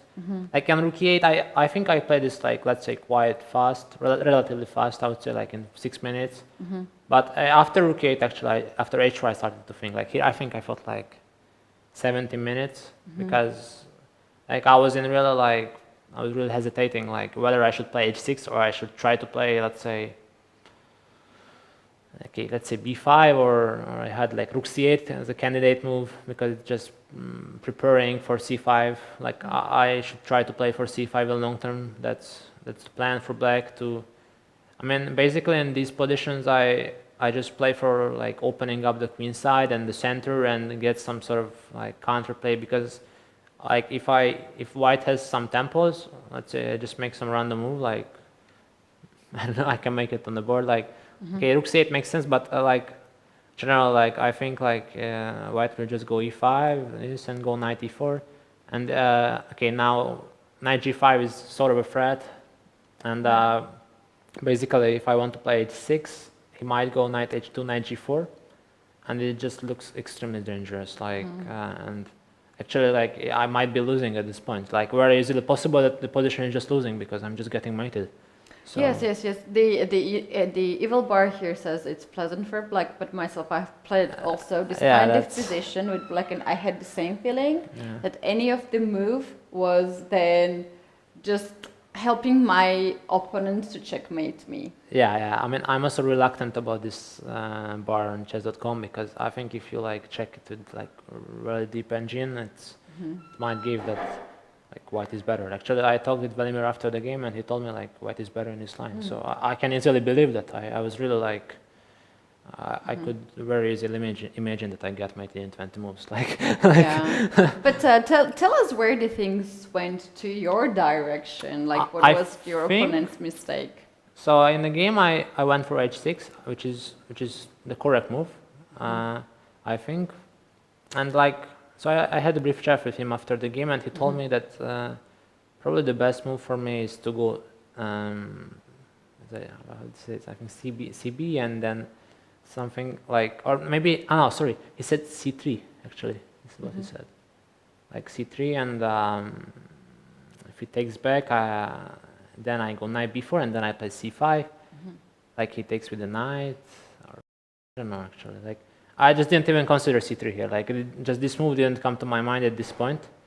But so this was, he had some like still he was in the preparation. So, but I honestly this knight b4 I really liked. Like, objectively, like probably it's not a good move, but I liked it because at least I create some sort of mess in his side. Like, okay, I think honestly he had to take on b4 and listen, just give the exchange. Yeah. Okay, if I managed. Yes. And basically, like, in this position, I felt like my only chance is to play 5.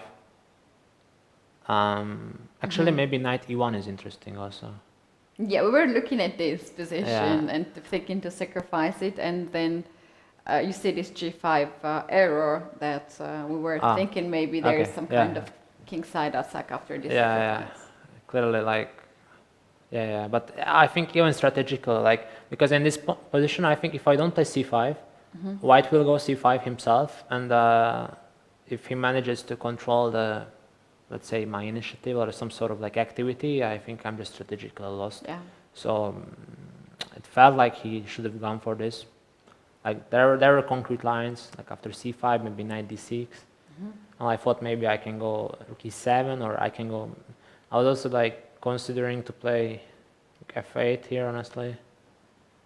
Like because in case like he presses d5, I always have this knight e5 stuff. But generally he can, like now queen a4 is probably very powerful.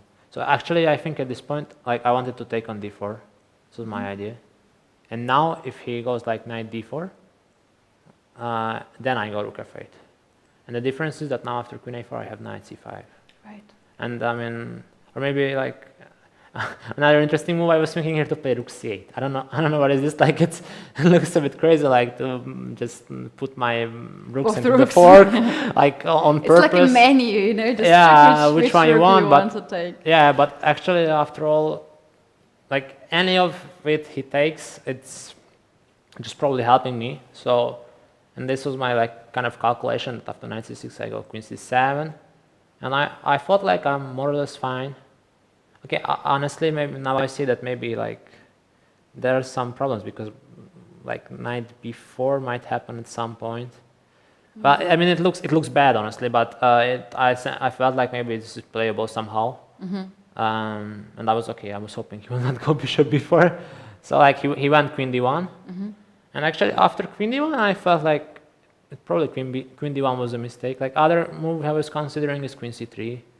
And then I wanted to play probably c5 as well, or like maybe first take on b3 and then c5. I mean, Right. that's more precise. And I felt like, yeah, at least like because after knight b4, like at least if he goes to c3, my like his queen is a bit far from the attack, and at least if it's further, then it's. You would not repeat Yeah, the like, moves like queen c3, knight d5? It doesn't make sense actually to repeat because after Yeah. like queen c3, he goes queen c1, and actually like he's quite this repetition.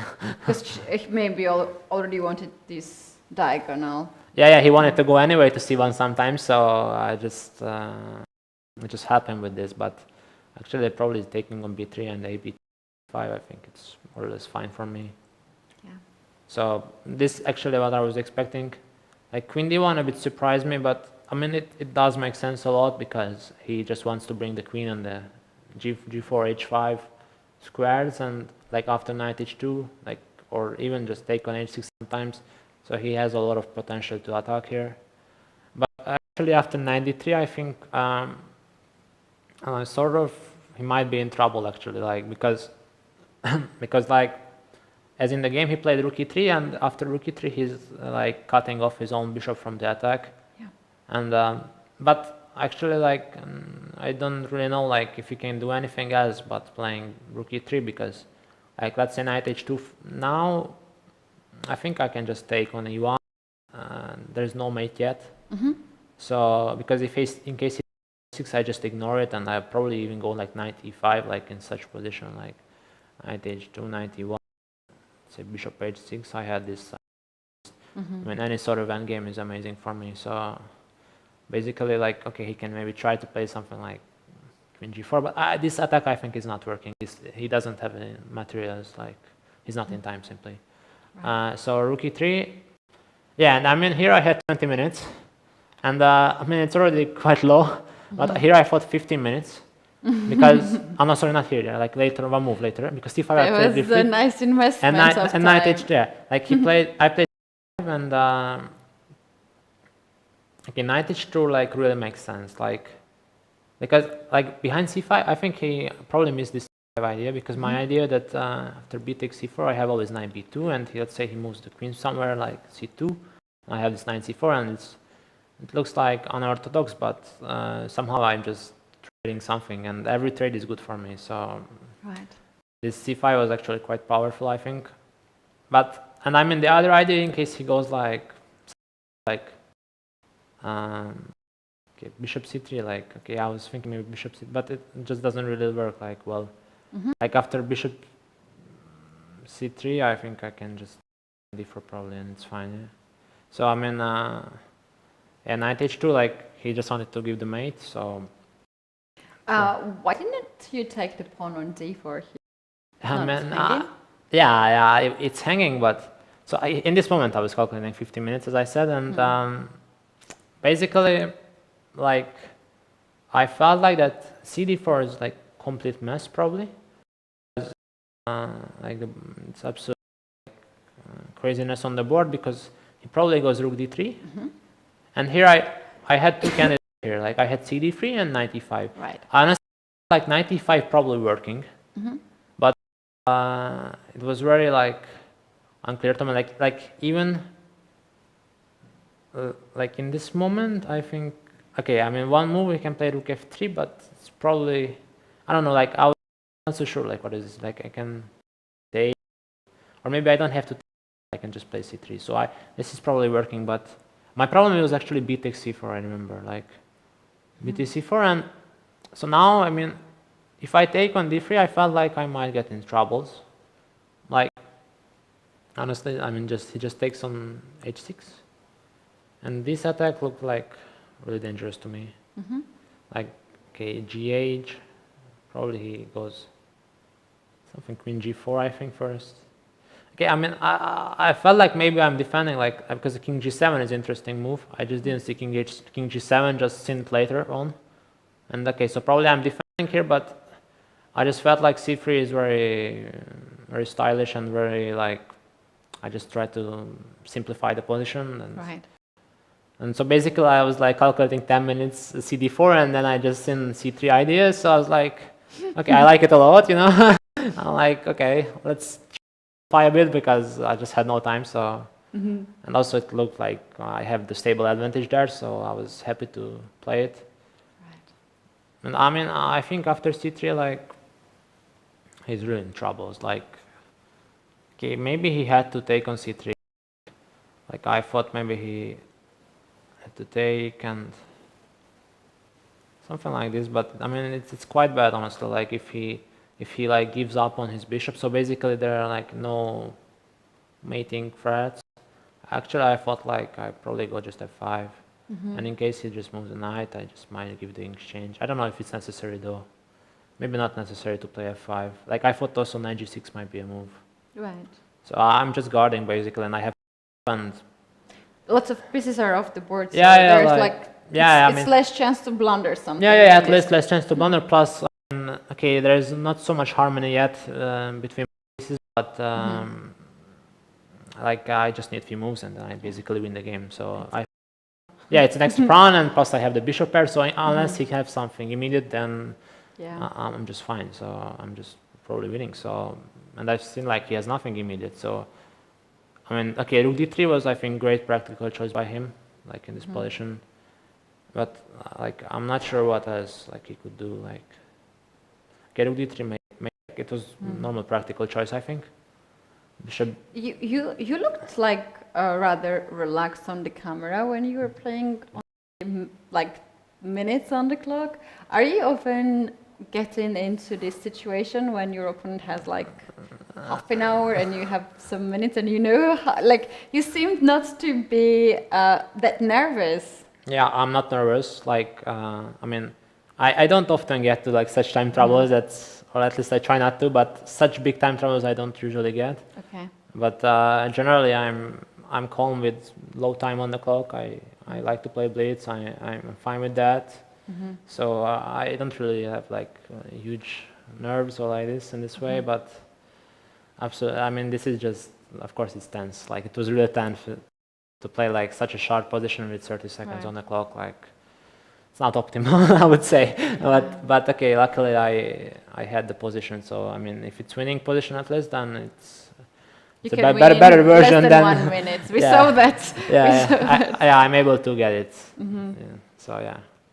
So it was really big pressure, but yeah, I mean here I thought. I mean when I calculated c3, I just calculated honestly in this line that in case he goes bishop h6, like this is the most forcing, I just go bishop e4, take on e4, and I play f5, and I'm safe.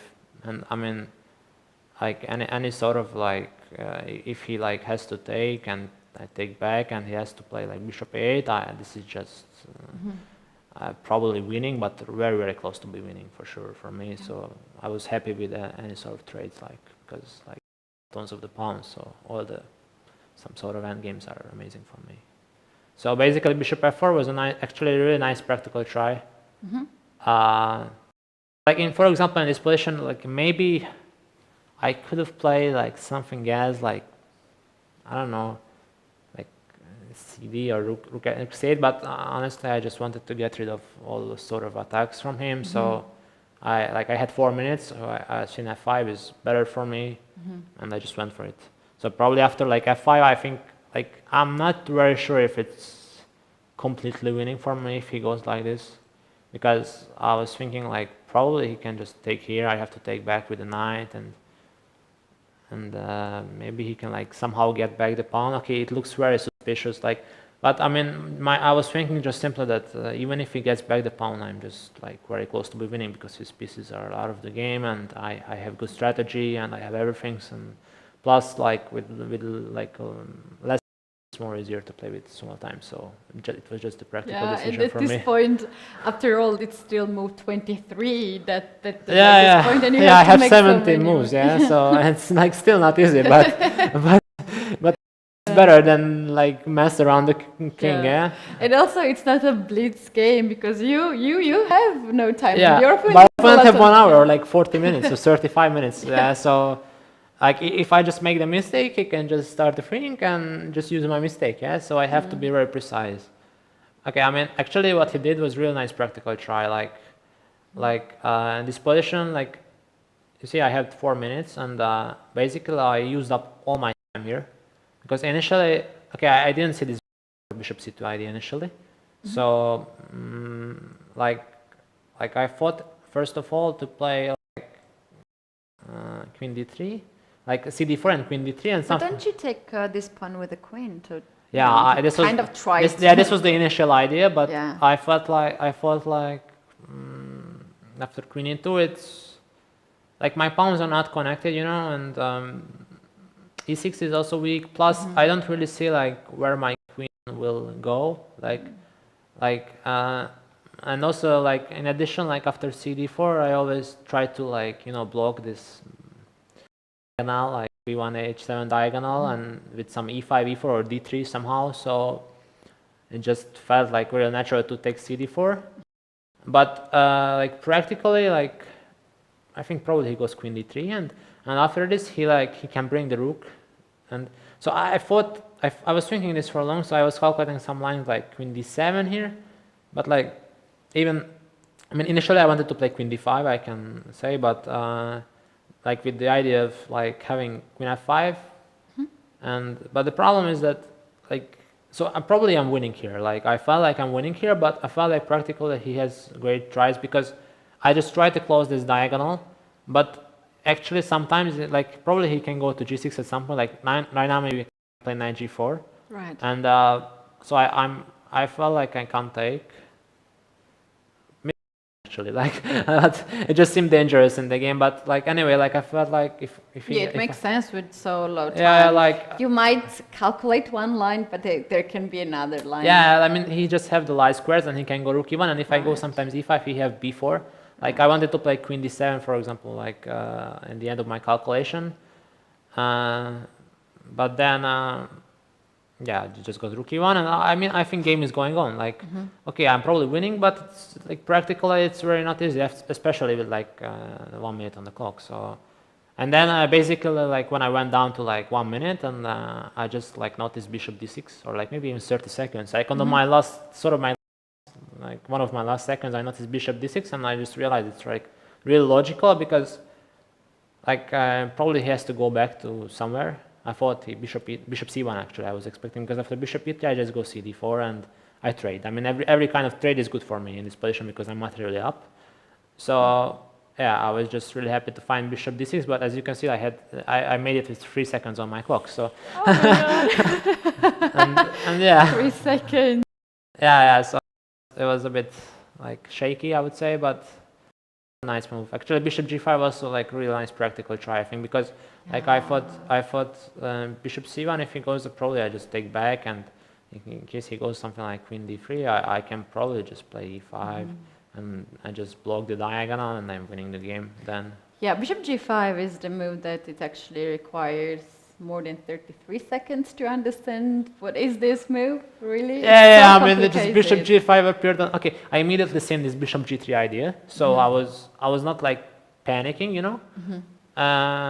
So first I've seen bishop g3 in this position, but then I felt like probably I can just take and then play bishop g3. Like it seemed fine, and I mean, okay. So my idea is just to, as you can, there's a arrow, like I want to trade the queens.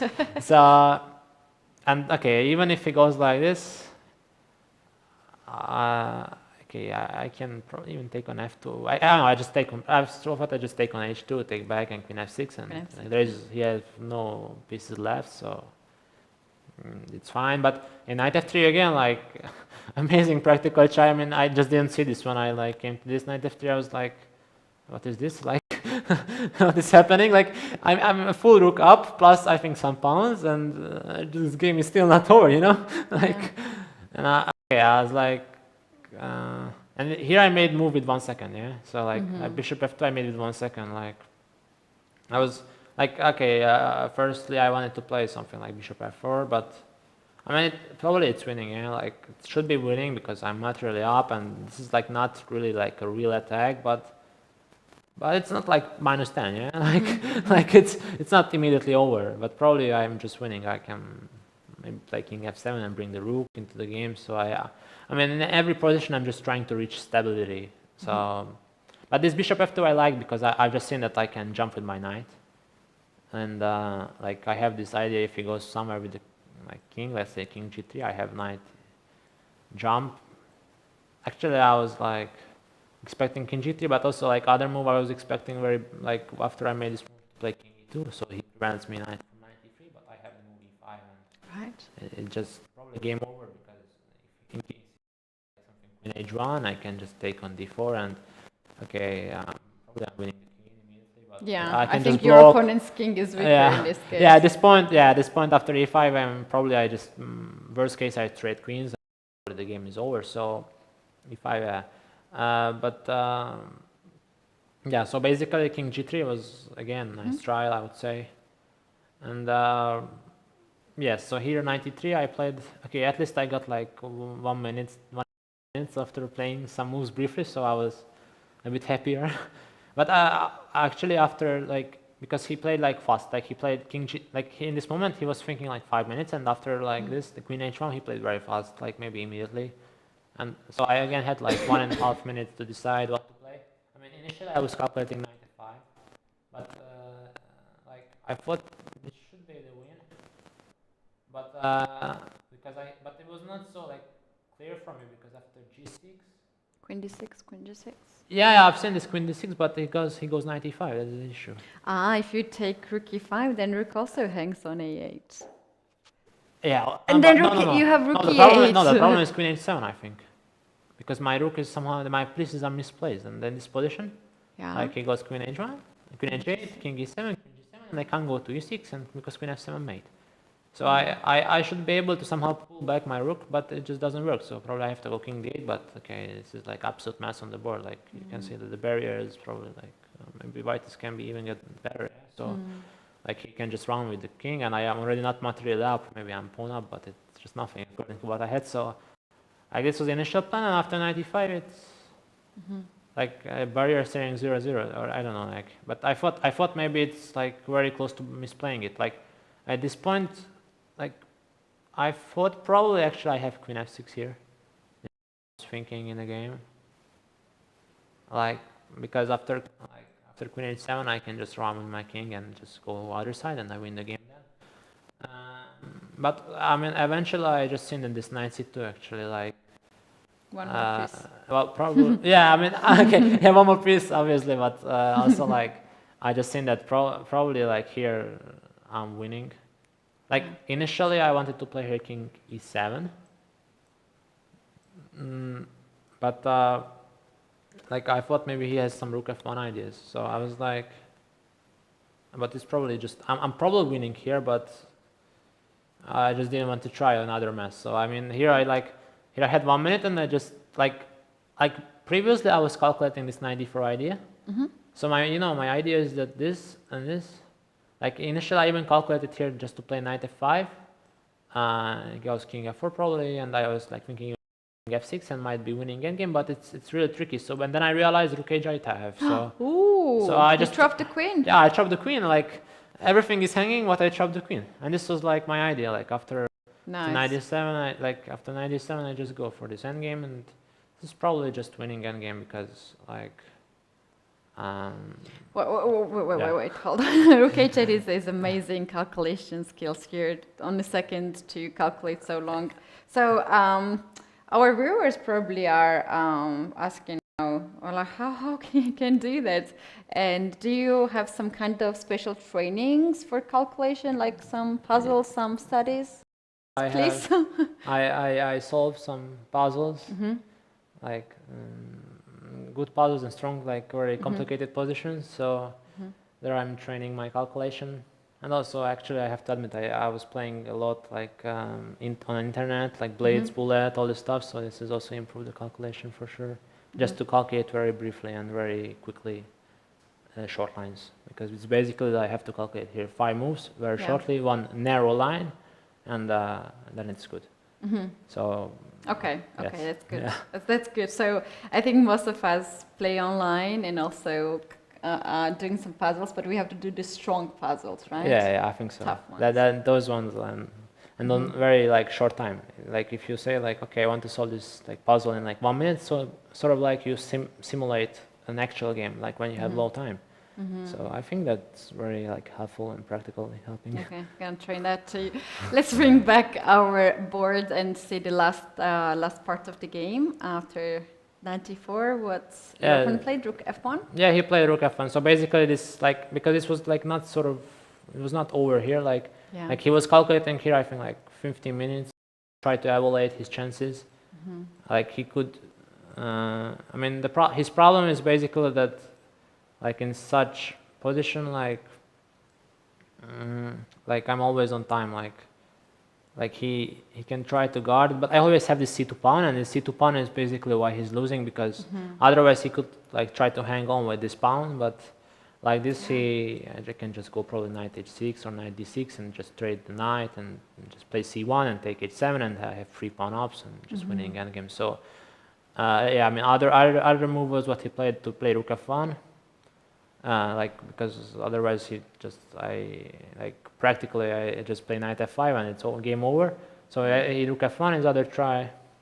Okay, probably more moves are winning here. Like probably knight f5 also winning here, but I could just take and go here, and in case he goes, let's say like knight f7 or knight c4 actually, which might be tricky try, but I just take simply. Like I just take here and.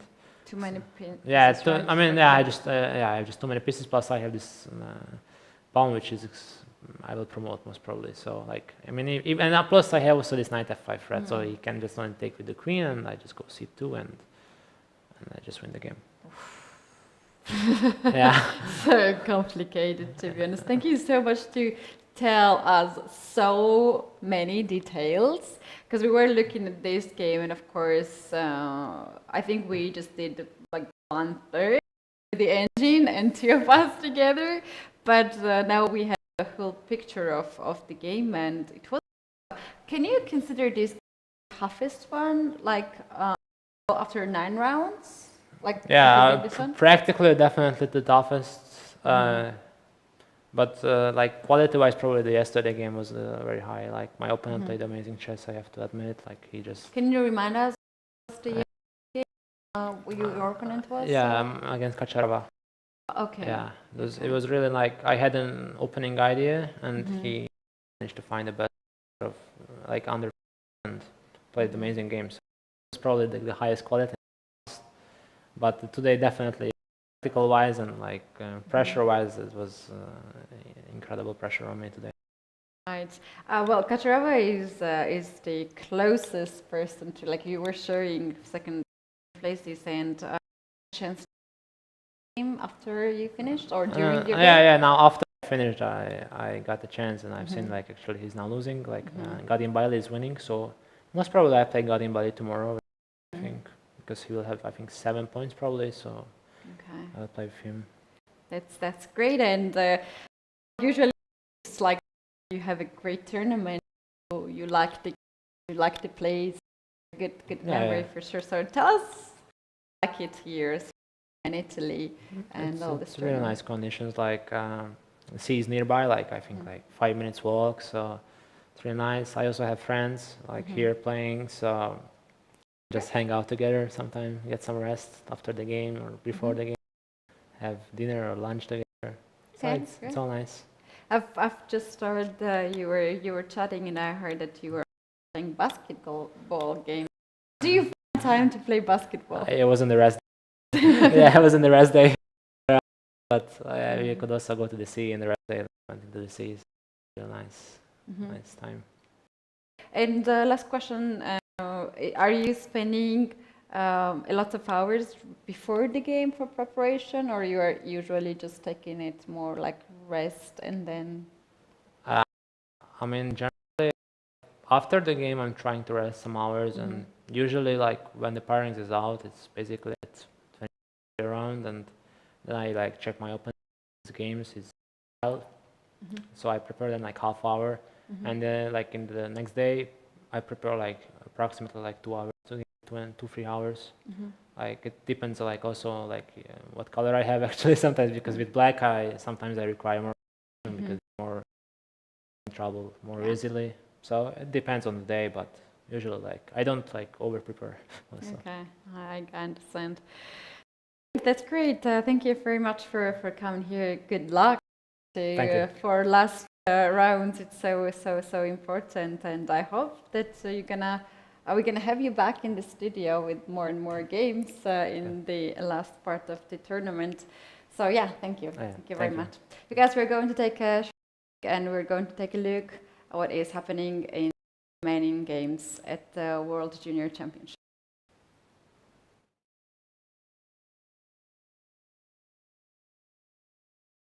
We are here with women grandmaster Gofhar Beydullayeva from Azerbaijan. Congratulations on your win against Maria Mikaryachan. How do you feeling as the sole leader on the tournament? Thank you. I'm the sole leader, but still there are 2 rounds, so I will do my best to win also that games, to play best of mine, and try to be leader at the end of the event. What was the key moment of your today's game? Today I prepared opening till 22, move 22 or 23, and my opponent also played very strong moves, but somewhere I think she didn't know what to do in that position. I had very active pieces, knight on f5, and my all pieces are coordinated. My king is also safe, and I did some moves like rook h1, king f1 to keep my king safe and prevent his h4 move. And his attack didn't go well, so she can't even attack with h4, and she didn't know what to do. So then I tried to activate my pieces to better position, and in the last of the game I sacrificed my knight on c6 to 2 pawns and opened all his king's shelter and tried to win with the help of my bishop and coordinated rooks, active queen, and so on. So I think my sacrifice was gone well, and finally I win the game. Okay, and because your first moves, like first 70 moves, you played like under 10 minutes or so. So this is whole prepared by you or with trainer, or because you know what you're doing, and I would like to ask whom you can thank to that such a blitzing game in the opening. Yeah, this opening I also played in this tournament with Salimova Nurgul. In the move 17, she played another move, rook e8, but in this game, Mariam played very well. She played the right move, King B8, and I was prepared because she had some games on this opening. So I prepared some. After 17 move, I prepared like 5-6 moves, and I know what I will do there and what was my plan. Okay, thank you very much for the interview, and wish you best of luck in the next rounds. Thank you. We are here there with FIDE master Piotr Stremavicius from Lithuania. How are you doing in that far? Well, I'm doing quite fine and wished for better results, but today's result made up for the rest of the tournament. What was the key moment of your today's game? Well, I think the key moment was him letting me play d5. If he doesn't let me do it, then I'm just completely lost. And after d5, I thought I already have good drawing chances, and then he just overpushed and lost. Before the interview, you said that he declined the draw offer. And that's correct, or? Yeah, I offered him a draw, and he declined. And then a few moves later, he resigned because he blundered. Simple combination. Is chess popular in Lithuania, in your country? Not particularly. I would say there is not enough competition, definitely in Lithuania. Lots of people just play for fun, and it's usually nothing serious. Just they don't look at it seriously at chess. Have you ever been in Italy before, or this is your first time here? It's my first time. It's really lovely. Okay, thank you for the interview. Mr. Ozgur Solakoglu, welcome, and I would like to ask, what's your role in this tournament? I'm here as a FIDE delegate. This role means that I'm representative of FIDE to follow all the regulations, the standard of the tournament, the conditions of tournament. Of course, we are always working together with organizers. We make cooperation with them. Kind of also we are a team because this is a FIDE event also, a FIDE World Championship. So we are caring about, in general, the standards. It's following the regulations, and if we have any issues, then to solve them directly during the tournament. Is FIDE satisfied about the level of work organizers put in this tournament? Till now, I think it's everything so far okay. Also because it's important to talk with the participants, I mean regarding players, accompanying persons, and also arbiters, and all these parts. It seems that all of them is satisfied regarding the event. Until now, we don't have any big issues there. So, according to my evaluation, so far it's a good event running here. Okay, how important this tournament is in the chess world for all the junior players? This is an event that the young players are looking for every year, I think. That's a pity that because of the pandemic, because of this period, we don't have this under 20 event, and maybe some of them unfortunately missed because of their age, that we had to postpone it. But as you see there, it's not just only players 20, 19, 18, but also you can see very talented and very young stars playing there, even 14, 15, 16 years old. So that's also, this event, also an event that the players from now, strong players are playing here, but also it's some give hints about the future of the chess, future of the future talents and future strong masters of our society. So that two parts of that, it's I think very interesting event. Okay, thank you very much for the interview, and let's keep running that the tournament will end smoothly. Thank you very much.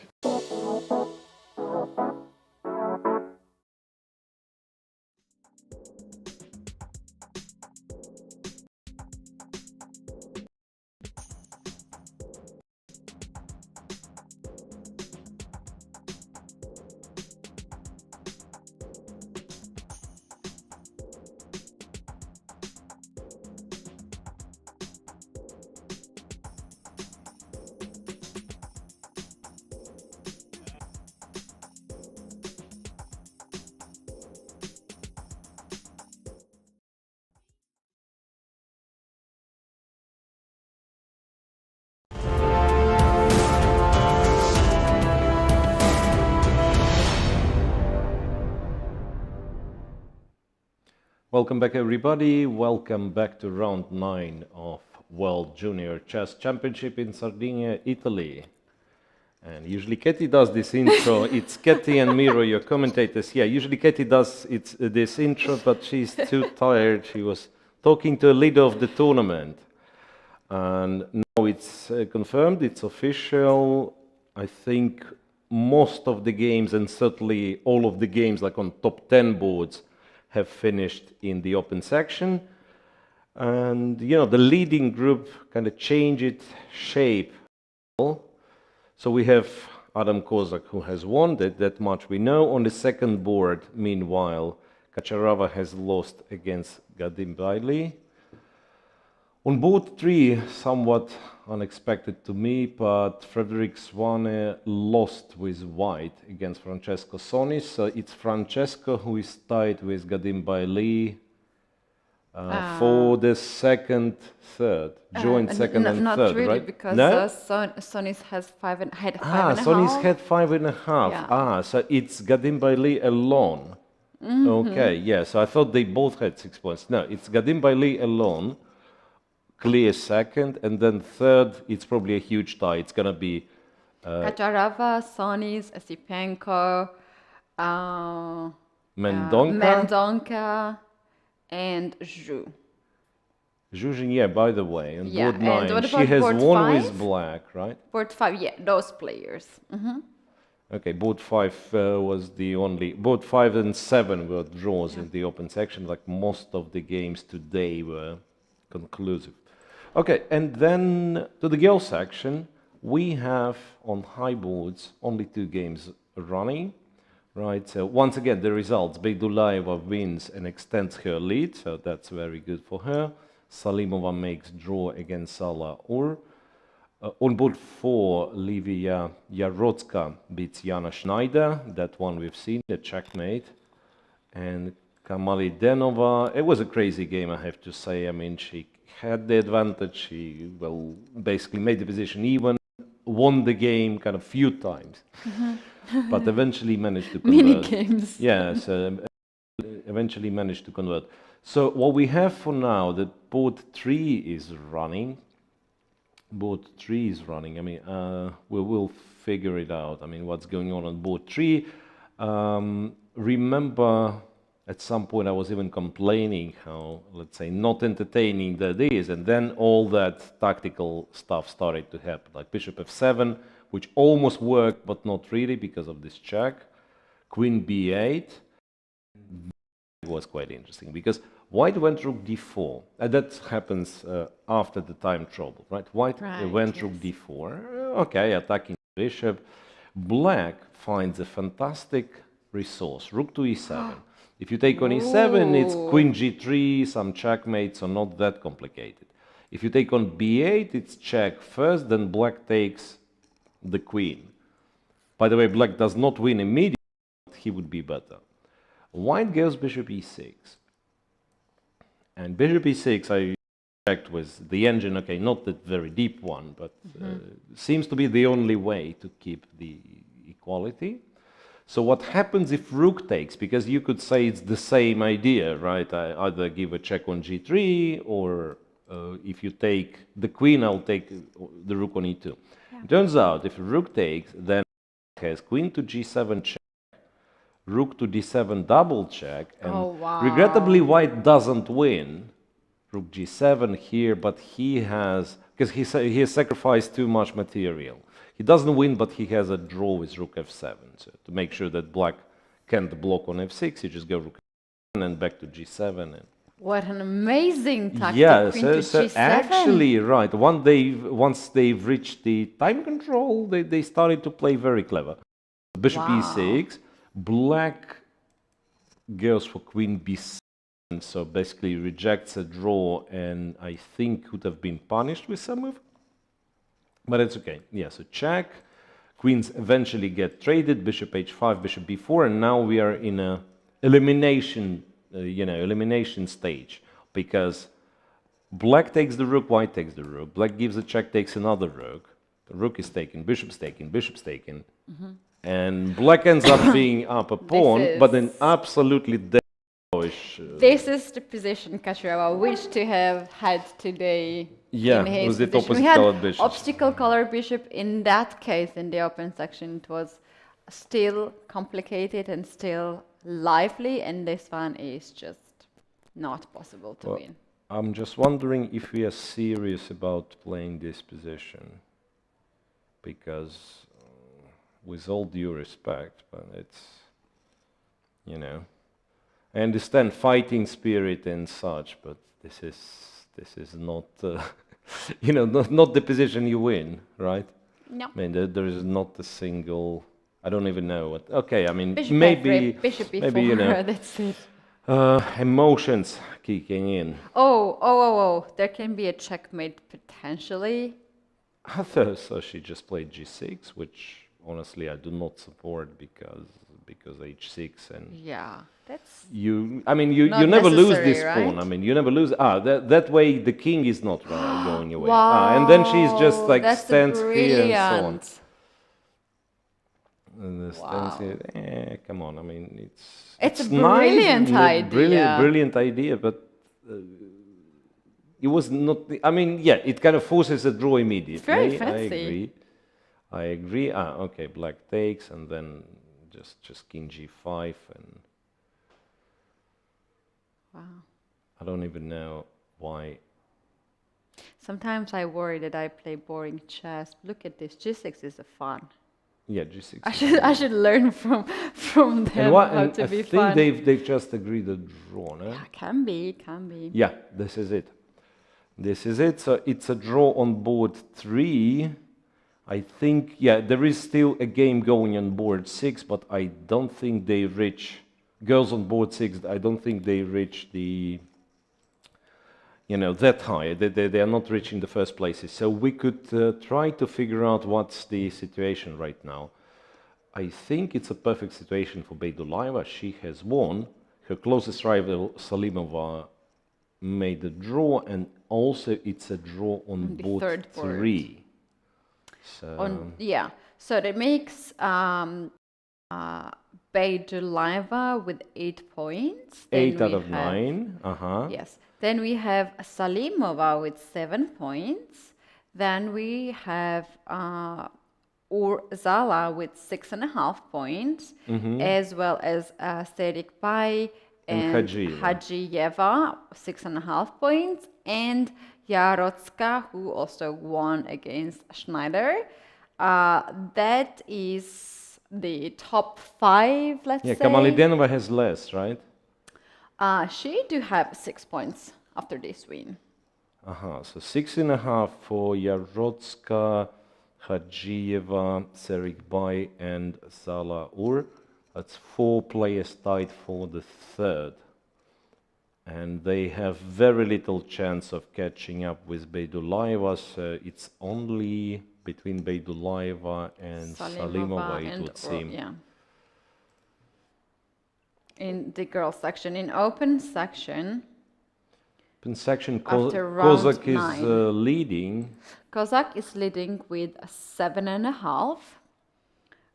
Then we do have Kadim Bailey with 6 points, and Kozak Adam said 7 with 7 points, right? I mean, yes, it should 7 be points. half a point. Or what's the difference? Kozak half a point. Half a point. So if, So Kozak said that tomorrow probably he will play against Abdullah Kadim Bailey. But there's okay, Sonis had half a point than the rest of the guys. So then we have Kacherava with 6. Sonis has 6.5, and Kacherava has 6 points. And Svane also has 6 points. Okay, and Ivic perhaps also 6 points. He lost, but he was playing on board 1, right? So Ivic also has 6 points, and we have... It's confusing. Mendonca, 6.5 points, in fact. And Zhu also 6.5 points. So what's the situation? Okay, let's one more time. Let's start from Concentrate. So the leader has 7.5, right? Okay, don't then interrupt. One guy on 7. Wait. I'm gonna do it myself. So Kozak is 7.5. Bravo. We have Gadimbaili, 7 points. And that's it? Yes. On 7? Yes. And on that's it. 6.5, it's really a lot. 6.5, we have Sonis, Esco, Mendonca, and Zhu. And Kacharava And is also. Kacharava has 6.5 too. Yeah, yes. that's. Anyway, That's a lot of people. Let me teach you how to do it. We have a leader, a second place, and a lot of people. Yeah, that's better. That's basically it. That's better. No. Anyway, so that means Kozak has not played Gadimbaili, right? No. So that's a very, very, very, many times very important game tomorrow for them. If Kozak wins, pretty much a champion. And he'll have the white pieces. So that's really a lot at stake for him. And if he draws... If he draws, he's also in a very nice situation. So he will keep it, maybe will be joined by... Cannot be joined. Wait a second. If he makes a draw, keep the lead, even like this. Right? Because that's the whole point behind. Yeah. But yeah, you probably don't want to be in this situation in the last round that you are playing black and there is like a pack of wolves, you know, half behind, someone sure will win. By the way, as the professional commentator, I have to confess, I don't know what's the time area here. We will have to run this one because I don't think the tiebreak matches are played. I think you actually have some areas, right? Yeah, there's a tie. Reason didn't check. I thought it's a long tournament. It's not that long. Huh? Two rounds. Last round. Well, it is actually as it usually works. We do have here Pugaltis. I think that's the name, at least how I call. Anyway, we're gonna come back tomorrow with the most correct, accurate tie breaks. And let's now take a look last 2 boards in the top 8 boards in the girls section, and in fact those 2 boards are not very changing the situation. Wow. Well, actually White just invented some really strange sequence of moves. Might not be winning any longer. That's board 6, Hrebenshikova and Kucharska, I guess, and then on board 8. Some names that I think I see for the first time, to be honest. But it's a dead draw. Okay, board 8 we kind of don't touch. It's extra exchange for white, but black is so nice to kind of actively play. I don't think there is any possible way of making progress. So once again, open tournament, pretty much everything is finalized, right? Yeah. So here... I mean, it can actually go on for quite some time. Hrebenshikova, she used to be leading group, right? So she lost last round against Sala, or before that, yeah, like she quite possibly lost 2 out of last 3 games. So kind of was set quite a little bit back. Yeah, she lost in the round 8 against Orl, and round 5 against Kamalitanova. So those are 2 games that she has lost in this round. Okay, so something has happened and white is winning again. So probably black missed some moves. So now it's actually fairly right. Bishop d6, knight d6 to give a no. This is, according to computer, is not a win. I would think, but maybe, you know, maybe the A pawn is kind of annoying. Okay, what's the win?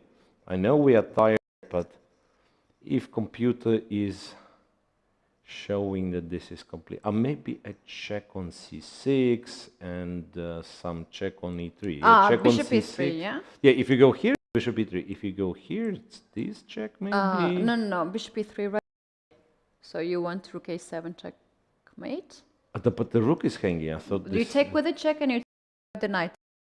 No, because check, king b7, king e4. I sort of calculated this line, but then then he actually has this stupid a pawn, and I think it's a draw. Like you distract the bishop with the a pawn, you distract the king with the h pawn, and you come and you collect this. All right. So what happened was bishop d6. Yeah, check on c6. She went for this route. It can last some time though. So let me just update with our technical stuff. And again, so these girls, they are not anywhere near the leading group, right? She'll probably win. Wait a second, she can just take the pawn, come back, and that's it. I'm just surprised that you've seen yourself, like all of a sudden this thing goes back, like almost if like white is not winning. Yeah. And then... Yeah, but we all white agree does, that this is just... for rough estimation, yeah. for very rough estimation, yeah. Okay, so white can just go back, regroup, get to this pawn and win. Okay, I suggest we wait for white's next move. If she takes the pawn on h6, that means that she's confident, she's going to win, and that will be it. Yes, she does.